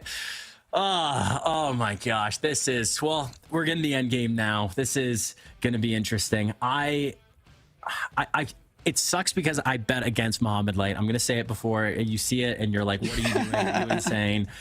He's due. JJ, he's due. He's due. He's got to lose eventually, right? Does he though? Does he? Oh my gosh. I think if there's anybody that can do it, it's Asaf. I think Asaf showcased that he knows Clash Royale. He knows what the cards do. He's not scared to pivot. I just don't know if the deck making is as up there with Muhammad Light, but I could also say that about everybody. Yeah, I mean, that's a good point. I mean, I love that you're picking someone other than Mo just to maybe try and give Asaf some confidence here. But I don't know what to tell you. I mean, $500,000 of prize winnings last year. Zero world champion. Won all 4 monthly finals this year. He's literally lost one match that I can think of this year, and that was versus Lucas in a DreamHack tournament, but every other tournament he's played in, he's won. Not to mention he's completely undefeated on the day. Not only has he not dropped a set, but not even a single match here. Betting against him is insane, but let's hop in this game. It's gonna be pretty soon. I mean, that's really all my thoughts on the matter. I mean, what else can be said? It's funny because I think everybody listening heard one thing. I heard something totally different. All I heard was he's due to lose. That's what I got from this. Okay. He's won so much. He's due. He's due. And Asaf, I don't think he's the type of player that gets scared of Muhammad Light. We talked about people maybe playing a little bit, falling for those mind games, falling for his status, the god of Clash Royale, the king of Clash Royale, all those accolades that you laid forward. I don't think Asaf is going to be scared. I think he's played against Muhammad Light a sufficient amount of time in ladder, and I don't think he's going to run away from the challenge. I think if anything, he's going to get better to the challenge, and I'm hoping Asaf can win this because I need some points on the predictions. I am very far behind. I'm not doing well. Yeah, I mean, I think that's a great call. If there's anyone in this bracket that can do it, it's definitely him. And I think you're right about him having the confidence to be able to beat him. I'm sure he's beating him on ladder before. And you have to have that mental here going into this match to give yourself a chance. Best of threes, mega draft, anything can happen. He needs to look for those crazy last pick plays with like stuff with a balloon or something like that as well to try and give himself that edge. Yes, I think this is not this time. Asaf has played maybe a little more safer. We've seen him make these kind of what Mo Light did in his match, like a Mohamed Light deck, a meta deck, a safe deck, something that he's comfortable with. I don't think that's the way he's going to win. I think the best thing that he can do is play reactive here. Be quick with his picks, be aggressive with his picks, see what Mohamed Light picks, see where he's going. Okay, well that doesn't, how do you counter a Ice Spirit? Okay, you know what, Asaf, play safe, just take the Fireball. Thank you, Asaf. Take the Fireball, and I like the arrows here as well. Just locking up Fireball arrows, it gives you a lot of options for the remainder of your deck. Is there anything else that I'm missing here? Is there another card? I like arrows because guards are there as well. Maybe it's too simple. Rascals are there as well. Goes with the knight. So, interesting. I don't love it. I don't love it. Because there's Golden Knight, there's Monk, there's Giant Skeleton. There's better cards than the Knight, no? Yeah. I don't know. Maybe it's just kind of a panic situation. Mohamed Light does go for the Inferno Dragon, maybe preparing a Monk pick. Because the Monk. I mean, look at the board. What else is there that can counter the Monk? Maybe bats, I guess, don't get reflected, but Mo can easily take a zap or a snowball to deal with those. And he just goes for the Golden Knight. What? Why? Not what I expected. Not what I expected. Okay, is there something that we're missing? Is Asaf maybe going for a Royal Hogs deck? I guess there's Dark Prince. There's not really the best answers to Royal Hogs, but also maybe I don't mind the Royal Hogs actually. I like that he picked the Flying Machine. His opponent does have access to poison, but it's not immediate taking that Flying Machine out of the arena. It takes a couple. Great card. So, but what? Okay, we were talking about a soft stack. What is Mohamed Light cooking right now? He's going with Rascals. He's going with arrows. Wait, there is no graveyard. What is he making? I mean, he's got. Oh, he doesn't. Wait. I thought he used to take arrows. Wait, now Asaf just takes arrows for the Rascals. I guess now he's got triple spells, so it's kind of awkward. You're right about not having the graveyard. Let's just think. What are the win conditions? We have Pigs, Hog, RD, Loon. There's also Lumberjack on the board that could pair with the Loon. I mean, I guess a Pigs deck looks good, decent for both players. I'm not sure. Yeah, because there's no Bomb Tower, there's no Bomber, there's no, it's weird to say this, but Wizard. There is the Dark Prince, but the Dark Prince is kind of clunky in a soft stack. Yeah, no kidding. He goes for the Hog Rider. Interesting. I mean, there's no good buildings, there's no Fisherman, there's no NATO. I love the Hog pick here. I'm still a little bit confused about that Gold Knight, though. I feel like the Monk in front of a Hog Rider would be 100% better, deflecting the Flying Machines and the Fireball. Maybe he just goes for the Golden Knight in preparation for like these guards. I guess it will be good to dash alongside maybe a zap to take out them completely. Both these decks seem so unique. Instead of going Lumber Loon, we're seeing Lumber Hog. Asaf is going to grab the Goblin Cage to defend, add more additional defenses to this Hog Rider. But Asaf still needs a win condition, and I don't know what he takes because he can't go Balloon. Royal Giant, I don't think is the answer. Maybe Pigs? I guess. He goes for the Giant Skelly Hog combo. Fair enough. Asaf. Last pick. This is where he can win here. He could win with this pick. We could look back at this and be like, if he picked this, he can win this game. He might win this tournament. And I just don't know what the pick is. And he goes for the Loon? Okay, I mean, he's got the Rascals and the Inferno Drag, but Asaf does have a Snowball and a arrows to deal with that. And a Fireball. And a Fireball. And Mo doesn't have a building. And Mo's deck is pretty clunky in the same way. He's got the Giant Skelly, Lumberjack, and Monk. Maybe this Balloon is exactly what you're saying. Maybe this is the pick to play here that will make all the difference. Yeah, it's just there will be an opportunity for the Balloon to come down if Mo Light, he's not that type of player. Why is this off leaking? Awkward. He's leaking. He lagged out. Oh no. He lagged out, bro. No. That's twice now against Mohamed. Wait, no, the first one wasn't Mohamed Light opponent. It was Aslan versus Lego. That's heartbreaking because beating Muhammad Light's already a challenge, and now you have to go up against your Wi-Fi as well. It's 2v1 right now. It's a 2v1, JJ. It is a 2v1. As Asaf has already leaked over 2 Elixir here, giving Mo the damage lead and the Elixir advantage. He's going to try to come back here. I really love the snowball to try and knock this back, but this Inferno Drag will still have some health for the counter push, and he just goes Giant Skelly at the bridge to double down. And the Inferno Dragon's getting tanked for by the Giant Skeleton. This is terrifying. Guards come down, which should be more than enough, but Muhammad Light does have more Elixir. And I don't think he's going to need to defend this Goblin Brawler. Yeah, the Goblin Brawler is going to be taken out. So Muhammad Light does have the Elixir lead. Goes in with the Hog Rider. There's no cage in cycle, so the Knight has to come down on defense, but 1 Hog hit, 2 Hog hits, almost a 3rd Hog hit, and Muhammad Light, yes, there was an unfortunate... Oh. Look at this play. The Lumberjack predicting the balloon at the bridge, allowing the balloon to go in front, and now Poison plus Ice Spirit to fully counter it. Those are the plays that the world champ is making day after day that sets him apart from the competition. Huge idea there. Well played. He doesn't ever take his foot off the pedal to the metal. You can never catch him off guard. Yeah. I would not. I would have been coasting. I have the lead. I'm just going to be la-di-di-da-da, hanging out, playing the game I love. I wouldn't be thinking about the opponent doing something like that and having to do something to counter that. But that Flying Machine got a lot of damage as well, and the Death Bomb. So this game is way closer. And Asaf, he was behind. Without Wi-Fi issues, he would be... What was that Golden Knight dash? It goes to the Knight. Tower. Sorry, it goes to the cage, then to the Knight, then to the Brawler, then to the tower. Great block once again from Mo here as well. And he does defend quite well. There's a bit of a counter push at the same time. Uh-oh. Does he have cage in hand? Cage does not come down. He has to go with the guards. Hog Rider gets 2 big shots, and the Golden Knight does its dash. It gets on tower again. That is damage every single time. Poison comes in, and now it's just a spell cycle situation for Muhammad Light. It's over. There's no counter push. I'm because at the beginning of this draft, I said, wait, why would he take Monk?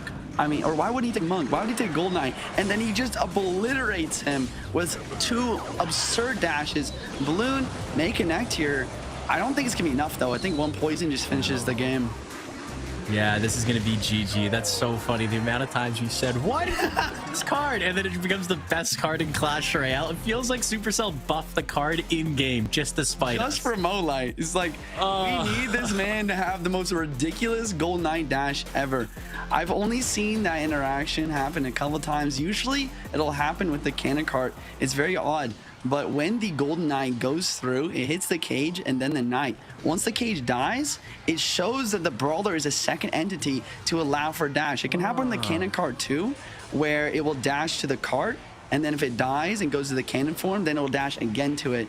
And that's what allowed it to get to the tower here, just barely. 2 Gold Knight dashes, some Hogger connects, along with that unfortunate lag at the beginning from Asaf is going to allow Mo to take a very clean game 1 here. And this is, I'm still laughing at those replays. I was looking at both the opponents. Okay, we're looking at the decks right now. Look how ridiculous these decks look. They look like a deck that belongs in Arena 5, 6, maybe 7. Those are mid-ladder Menace decks. And we just saw the best of the best use these decks in ways that I couldn't even fathom. These players able to utilize all the cards in the manner they do and figure out ways to win with the Golden Knight, with the Hog Rider, timing-wise, defense-wise. It's incredible, but the mental game scares me because is Asaf, do you think he's going to be a little tilted after that one? I mean, I think it's hard not to be, especially with the mind games from Mo. Once again, just mentally kind of putting himself over his opponent here with the beautiful predictions of the bridge, blocking the bridge, always making that balloon go in front. Asaf's got to completely reset his mindset here and make it through for this game 2. He has to win this game to force to game 3, or Muhammad Light is going to be the Mega Draft champion here. I think there's a world where I love that Asaf arrows pick. If he can take...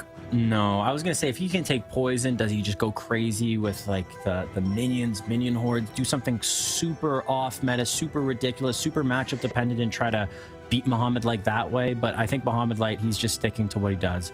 He's making a Muhammad Light. Yeah. He knows how to play it. He's got a solid building. He's going to get some quick cycle with the Skellies, maybe a Fire Spirit here. And he's just going to play solid. I love the EQ pick too.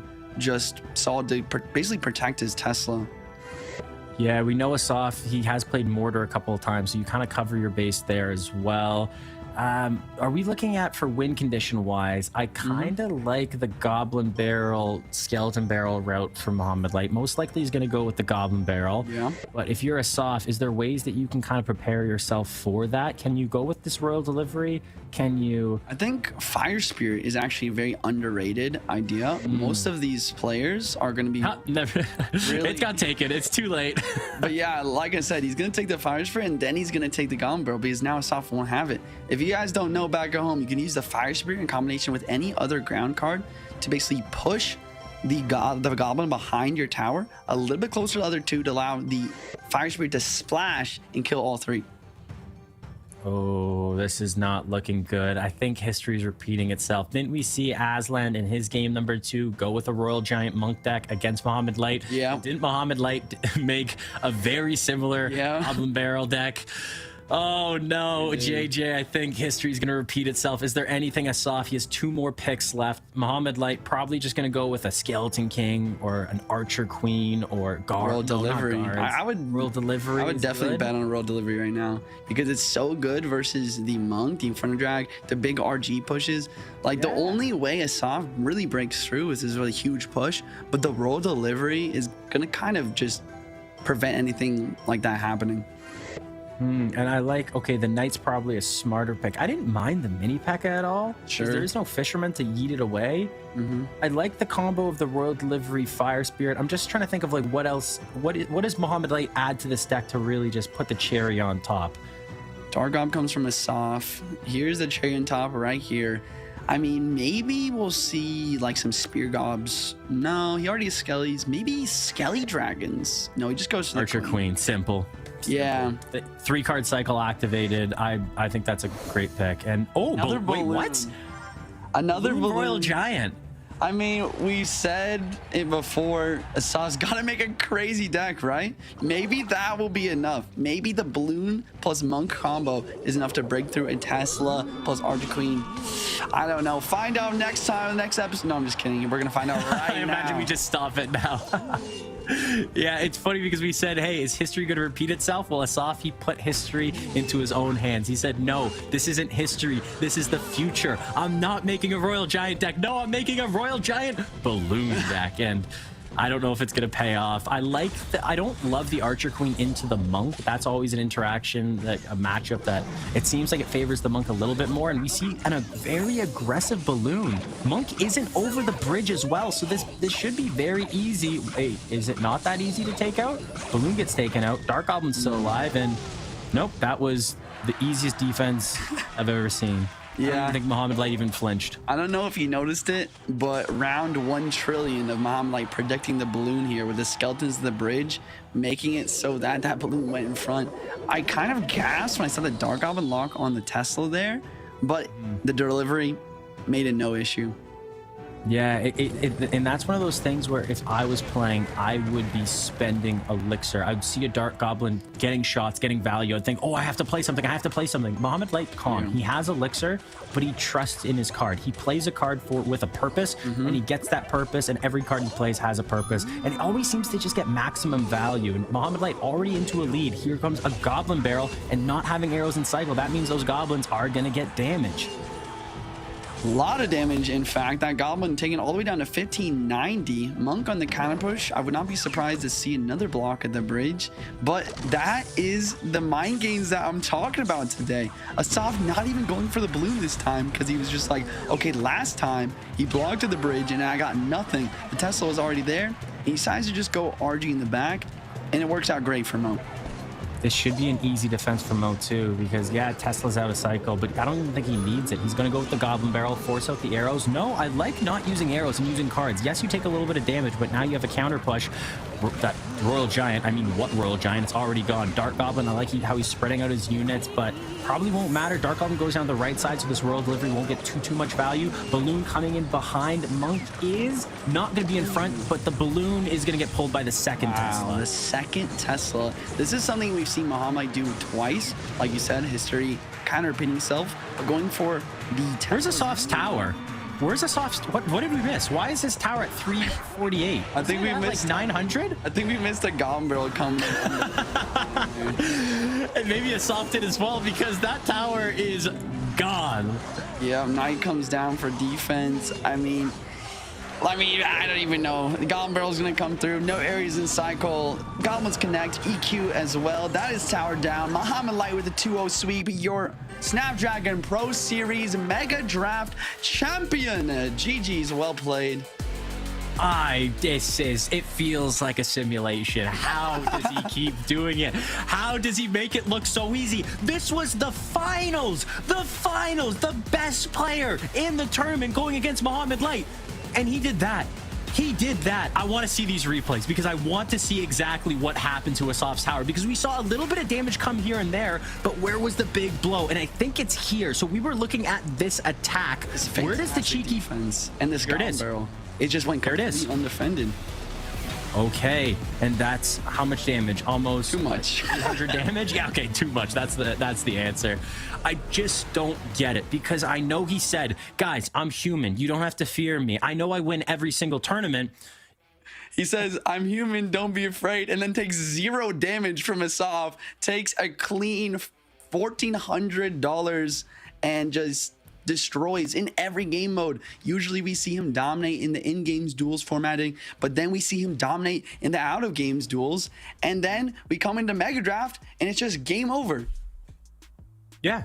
Like, it doesn't seem like it's like a luck thing. It's just no matter if we had a touchdown tournament, he would probably win, which is insane to think of. And also, Muhammad Light, if you saw, I didn't predict you to win this.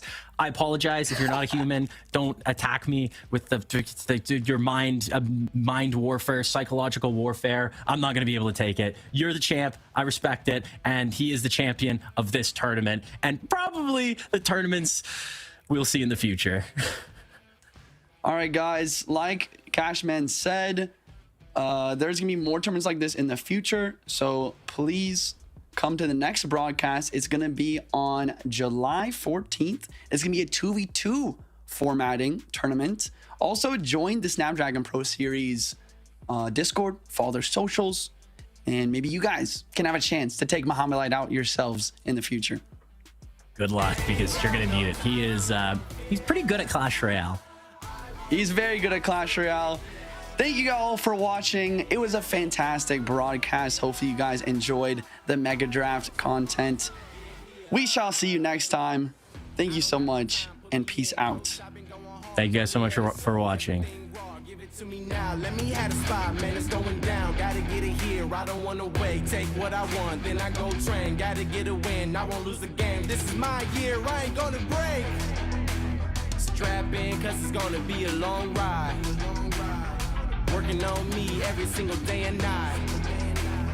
There comes a time when your worlds will collide. If it's holding you back, push it right to the side. Another level, I will never settle. Mind over matter, get the gold medal. On another level, I will never settle. Mind over matter, get the gold medal.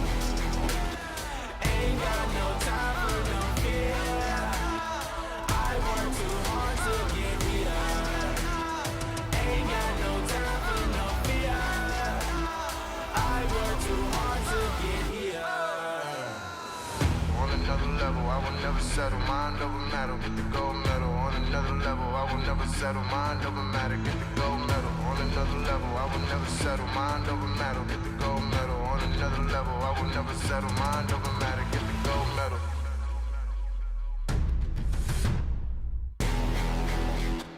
Ain't got no time for no fear. I work too hard to get here. Ain't got no time for no fear. I work too hard to get here. Ain't got no time for no fear. I work too hard to get here.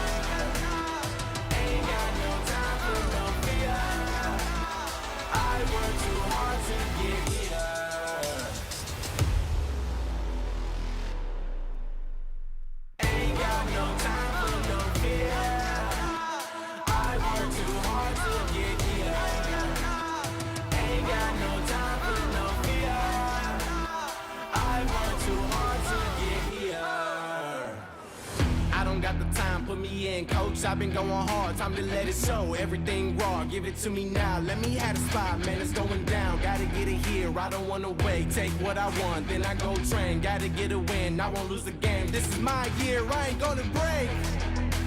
Strap in, cause it's gonna be a long ride.